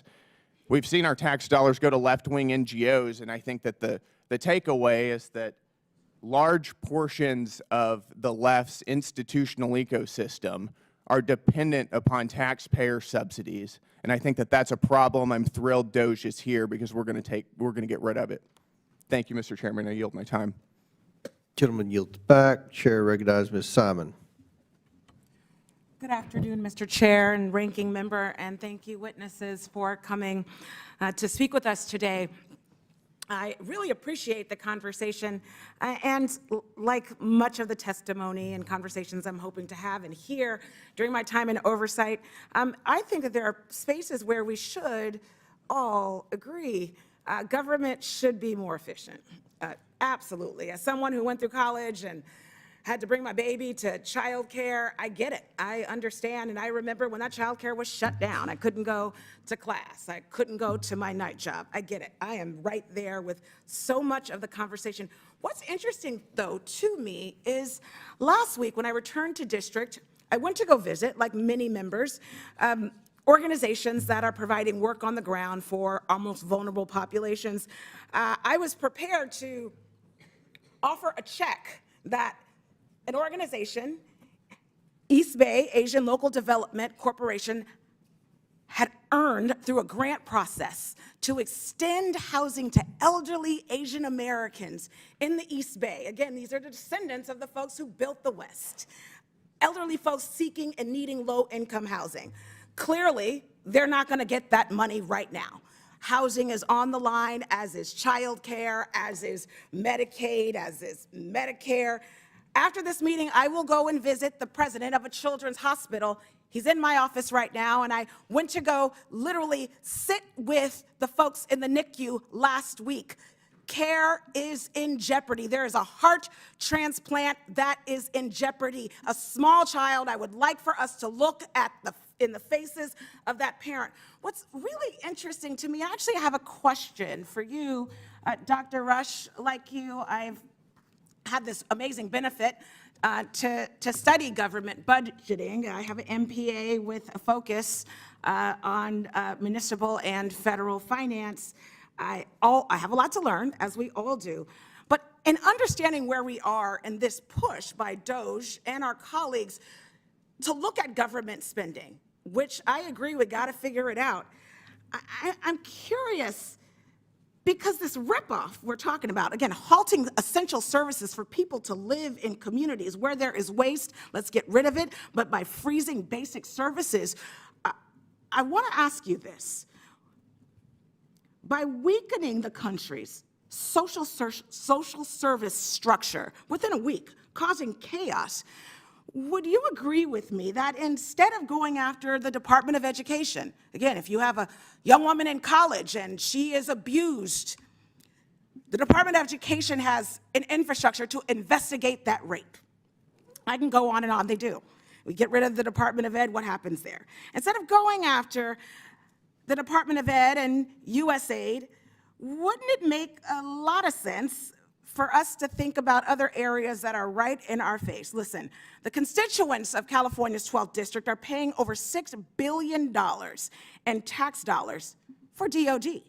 That could pay for 35,000 registered nurses per year and salaries of 50,000 elementary school teachers. If we're serious, sir, about right-sizing our government, I would recommend that we start there in an institution, in a department that has failed 7 audits with an estimated multi-trillion dollars of waste and abuse in contracts that go to private companies. Would love to know, Dr. Rash, your thoughts on where we should start. Congresswoman, thank you for the question. I'd just like to note that throughout this testimony, I've been asked questions about a very, very insignificant proportion of our federal budget, and that is domestic discretionary spending. If the committee is serious about right-sizing government in terms of dollars, then it should not. That very tiny proportion of our overall federal budget has seemed to be the focus throughout this meeting.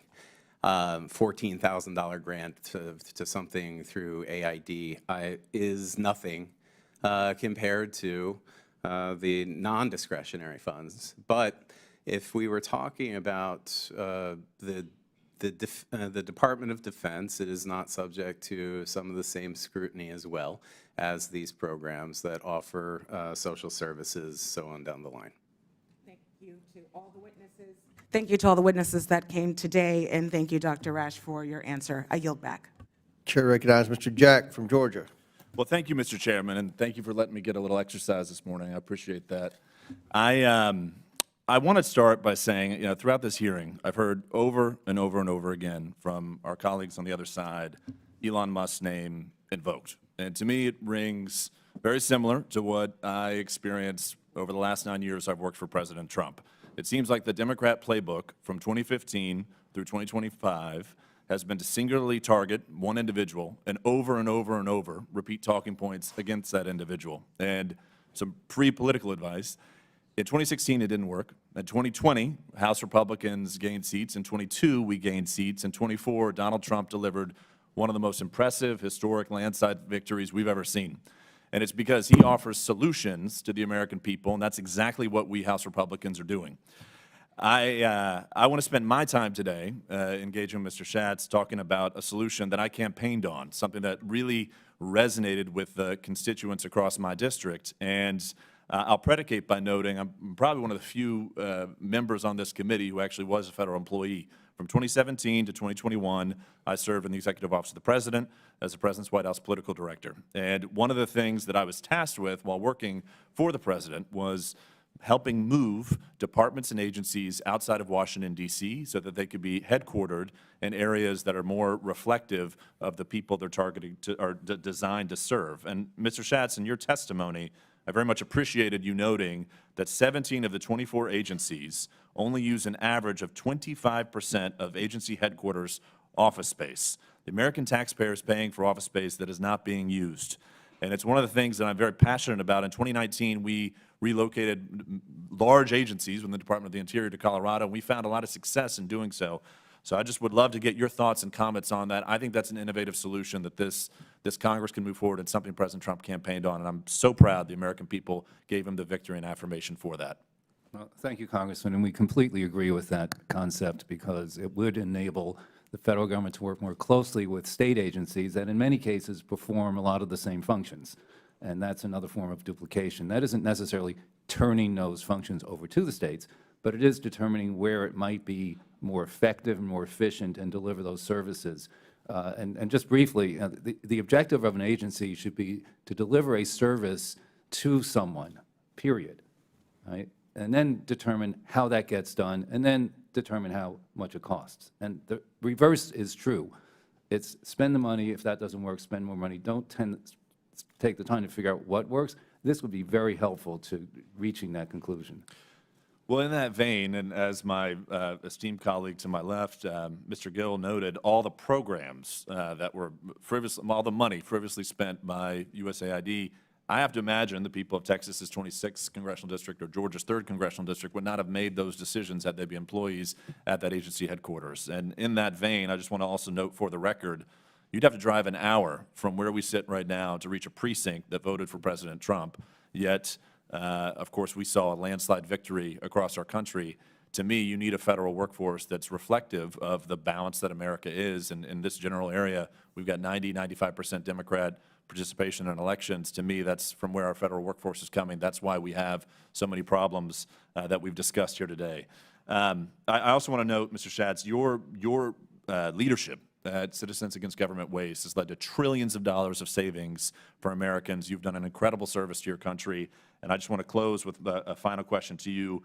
Based on your wealth and knowledge and experience, what are the most prominent patterns or locations that you find waste, fraud, and abuse in our federal government? Any advice to the committee before I finish? Well, it runs across all agencies. And I would note on the Department of Defense, when the Grace Commission made its recommendations and found $424.4 billion in savings, 25% of that was in the Department of Defense. As has been noted, they failed an audit. Joint Strike Fighter is pretty much of a mess. Less than half, about 55% of them are available for use. So the procurement system needs a lot of reform. Information technology, 80% of the systems are legacy systems, and some of them, they're so old you can't find people to fix them or service them. And that's an investment, in our view, that's worth making. Upgrade those systems, and then people will be able to find out from the click of a button, what's going on with their money, and that would be extremely helpful for transparency, accountability, and more efficiency. Well, I'm grateful for your testimony today. I hope every committee member reads all the innovative solutions that you've offered us, and likewise, I hope my colleagues join me in helping relocate our departments and agencies outside of Washington, D.C. I yield back to our distinguished chairman, Mr. Comer. Gentleman yields back. Chair recognizes Mr. Min from California. Mr. Schatz, Dr. Resch, thank you for testifying today. Now, this hearing is happening because of Republican concerns about the size of our government. But I would submit they're missing basic economics here, and particularly the chapter on public goods. As a reminder, public goods are things that governments provide that we all benefit from. National defense, infrastructure, education, police, firefighting, air traffic control, all examples of public goods.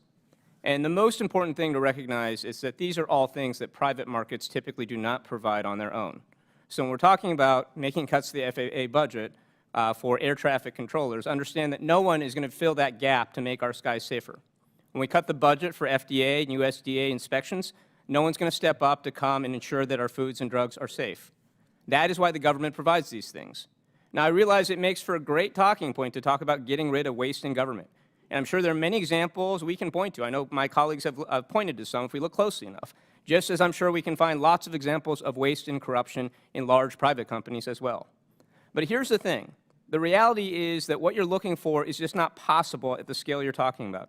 Elon Musk and many of my colleagues on the Repub side of the aisle have publicly stated that their intention is to cut $2 trillion from the federal budget. The problem is that this is just bad math. And yes, I'm Asian, and yes, I'm pretty good at math, but you don't have to be very good at math to understand this. The chart behind me illustrates very clearly the entire domestic discretionary budget that's the primary focus of today's hearing is only $917 billion. You can cut everything: education, food safety, air traffic safety, wildfire prevention, affordable housing, the FBI, the DOJ, and you're still not even halfway to the amount that Elon Musk and the Repubs are trying to cut. You can fire every single person in the federal government. That's 4% of the federal budget, a tiny fraction of what you're looking to cut right now. You can cut all military spending, $805 billion. You're still not there. So let's be realistic and talk about what's really at stake here. When we're talking about $2 trillion, we're talking about non-discretionary spending, which is a fancy way of saying Social Security, Medicare, and Medicaid. These are earned benefits, the checks that my mom and dad rely on for their retirement, that your moms and dads and grandmas and grandpas rely on, that they spent their lifetimes paying into. And let's be clear, this is what Elon Musk and many of my Repub colleagues are targeting right now. They've made it very clear with their statements, such as when Nancy Mace in March 2023 called for huge cuts to Social Security, saying everything is on the table, quote. And so that brings me to my first question. Dr. Resch, I assume you're familiar with the United States Constitution. Yes, sir. Article 1, Section 1 states, all legislative powers herein granted shall be vested in a Congress of the United States, which shall consist of a Senate and House of Representatives. Article 1, Section 9 gives exclusive authority for appropriations to Congress. Are you aware of any provisions in the Constitution that allow the President of the United States to unilaterally take away Congress's legislative and appropriations authority? I am not. Are you aware of any provisions in the Constitution that allow a special governmental employee appointed by the President to take away Congress's powers? I am not. Are you aware of any references in the Constitution to efficiency? I am not. That's right, because they do not exist. Because efficiency, while important, is not something that the founders thought was a constitutional priority. Founders were very aware that democracy was a messy and inefficient way of running a government. It would be far more efficient to have a monarch or a dictator decide how to fund programs rather than have 435 members of the House and 100 senators debate and deliberate and vote about it. But this country was not founded as a monarchy, not founded as a dictatorship, because we expressly decided that democratic representation, as inefficient as it might be, was more important than pure efficiency. And that's the point that my Repub colleagues need to recognize. We can debate our views on Social Security and Medicare and government spending. In fact, it's critically important that we do that. But those debates belong here in Congress. And we should not lose sight of the fact that Elon Musk, an unelected billionaire, is playing God with the federal government, deciding at a whim which programs and agencies he wants to, quote, delete at the flip of a switch. Elmo has gained control over our federal payment systems. He's universally declared that certain agencies we've created here in Congress are terminated. He's locked federal employees out of their systems, and he's threatening to end federal disbursements that he does not like. This is all illegal and grossly unconstitutional. The United States of America is not a monarchy, it is not a dictatorship, and Elon Musk is breaking the law repeatedly by taking Congress's legislative authority. So to my Repub colleagues, I want to plead with you, this is not a partisan issue. It is your authority here in Congress that is being stolen by Elon Musk right now. If you do not speak up, you are going to permanently lose your legislative authority. We all swore an oath to support and defend the Constitution of the United States, and that is what I'm asking you all to do. We have an obligation to uphold the rule of law and defend the Constitution against this unprecedented assault. I yield to the ranking member. I have 3 seconds to thank you. I thank the gentleman for his observations and for his cogent points. I also would like to request unanimous consent to enter into the record a New York Times article titled U.S. Agencies Fund and fight with Elon Musk. A Trump presidency could give him Without power over them, objection, so ordered. which describes how Elon Musk's work, quote, promised $3 billion across nearly 100 different contracts last Without year objection, with so 17 ordered. federal agencies. You got it. Thank you, Mr. Chair. I also have a unanimous consent request, Mr. Chairman. I ask unanimous consent that the statements of the American Federation of Government Employees and National Active and Retired Federal Employees be entered into the record. Without objection, so ordered. And I further ask unanimous consent that the article DOJ Age Search Medicare Agency also be entered into the record. Without objection, so ordered. I thank the chair. Chair recognizes Ms. Tlaib. Thank you so much, Mr. Chair. Since we're entering items to the record, it's really important, as I do a lot of these question lines, to center it around my constituents and my residents who very much feel like there's so much instability and chaos right now. So if I may, I would like to submit a letter from the CEO and founder of Cody Rouge Action Alliance in the 12th Congressional District in Michigan, just about the freezing of the funds and what it meant for her seniors and many of the community members that she supports. Many of them are retirees. Many of them rely heavily on this agency to, again, supplement the high cost of living right now for many of our families. And so if I may, I would ask unanimous consent to, again, send this letter. Without objection, so ordered. Thank you. You know, I want to cut through the BS because I am from Detroit, and we like to speak truth to power and be very honest. You know, the American people feel very much we're in a constitutional crisis. They cannot understand, you know, this billionaire. I don't even know really how to describe him. Of course, he's the richest man in the world. And to think that he can just walk in to an agency that I can tell you for many of my families from the Social Security, the Medicare, I mean, it is literally part of how they survive in our country. And it's not just about the private information. It's about the fact that this person who they have no way of, they didn't get to elect him. He's not held accountable to them, the community, the public. And so they are very much living in fear right now. And we are in a constitutional crisis. One of the things that I continue to talk to our ranking member about, and thinking about even the folks that voted for the president and others, if I was to ask the American people, do you think Elon Musk cares about you? Do they think that he cares about your disabled child that relies on Department of Education services through the IDEA Act? Do you think he cares for any of our families right now? No matter how hard they work, they're still in survivor mode, not thriving in our country. The disconnect that his own lived experience will never, ever be able to connect to that family in North Dakota, to the teacher in Detroit, to the child living and trying to survive through the education program, living with autism, and so much more. And so I'm just curious. I mean, really, this is my, do you think Elon Musk cares about the American people, Mr. Schatz? I don't think that's the issue. I think the question is what is going to be done about the $36 trillion debt and the $2 trillion So you want to talk about the annually. debt, but the Congress, they're in control. Why not go through the public process? If you want to make cuts, then vote to cut it. Why are you having this person do it? Are you giving him your power as an elected person representing 750,000 people? You represent equal number of people I do. I want to get a chance to vote on this, hear from my constituents, have it be done in a public process. You want to deal with it, you're in power. You have a trifecta, the White House, the Senate, and the House. But no, you want to do it this way, the cruelty of it. The fact that even American people, no matter in their political affiliation, I'm telling you right now, feel like they have no control over the decisions being made. Why? Because members of Congress have circumvented, said, hey, we're good, go ahead and do it for us, go ahead. Even though they know it is going to impact farmers, veterans, disabled residents, folks living with disability, and so much more of these infrastructures that they don't understand support all of our families. So you can keep talking about the debt. They have control. They can deal with the debt if that's really what they want to do.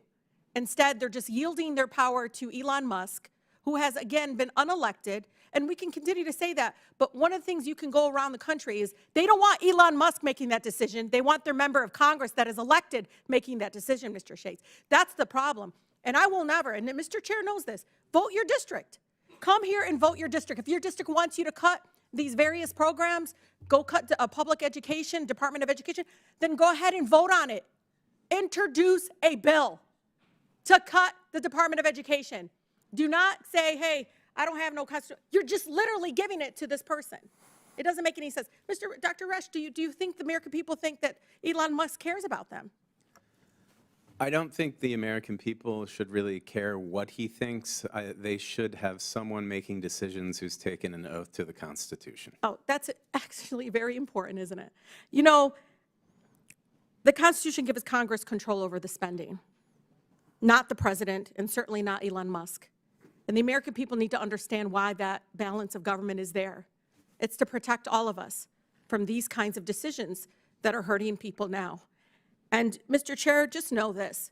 This is the same man that continues to want to cut, but he has $20 billion in federal contracts. Can I get our money back? Because he is the richest man on earth, and he's still taking a handout from us, the public. $20 billion, Mr. Chair. If it's really about that and not about hurting these public infrastructures, which really are critical and important for, I guess, the most vulnerable, and really, you'd be surprised how many people in your community and in your districts, no matter, again, political affiliation, will be harmed by these decisions that, again, overpass the congressional public process. It's our constitutional duty and responsibility to be able to authorize spending and cuts. We should be able to do it, not Elon Musk. With that, I yield. Gentlelady yields. That concludes our questions. In closing, I want to thank our witnesses once again for their testimony today. I'm now going to yield to the ranking member for some brief closing remarks. I thank the chair and I thank our witnesses.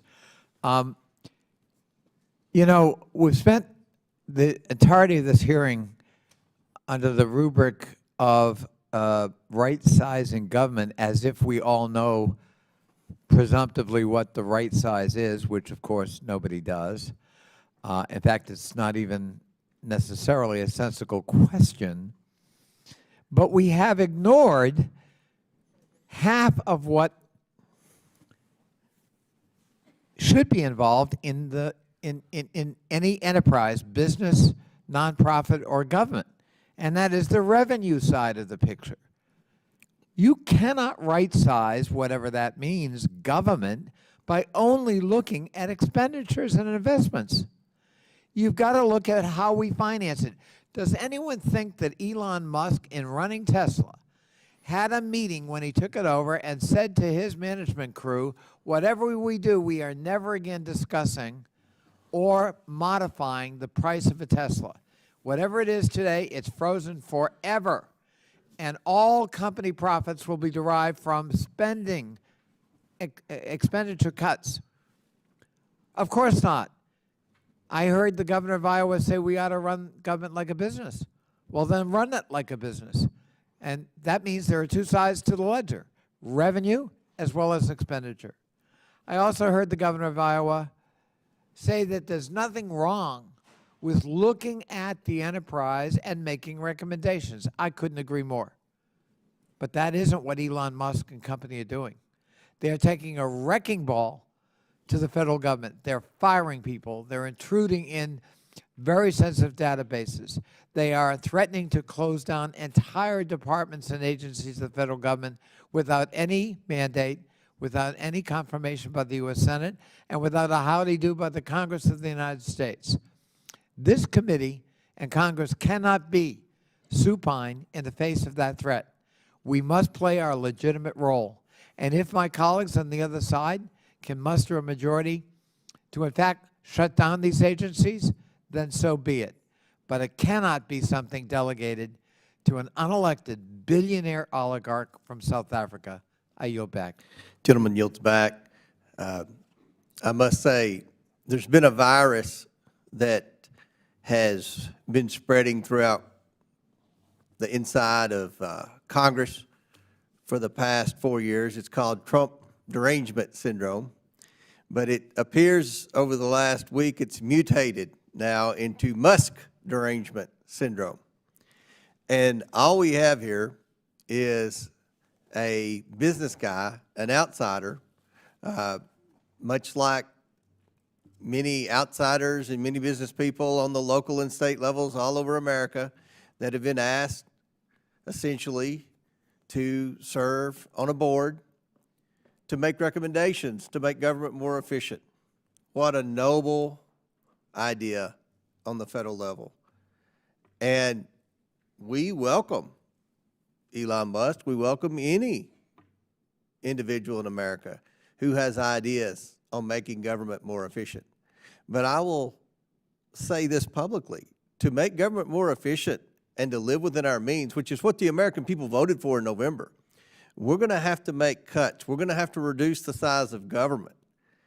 And that's not going to be an easy task.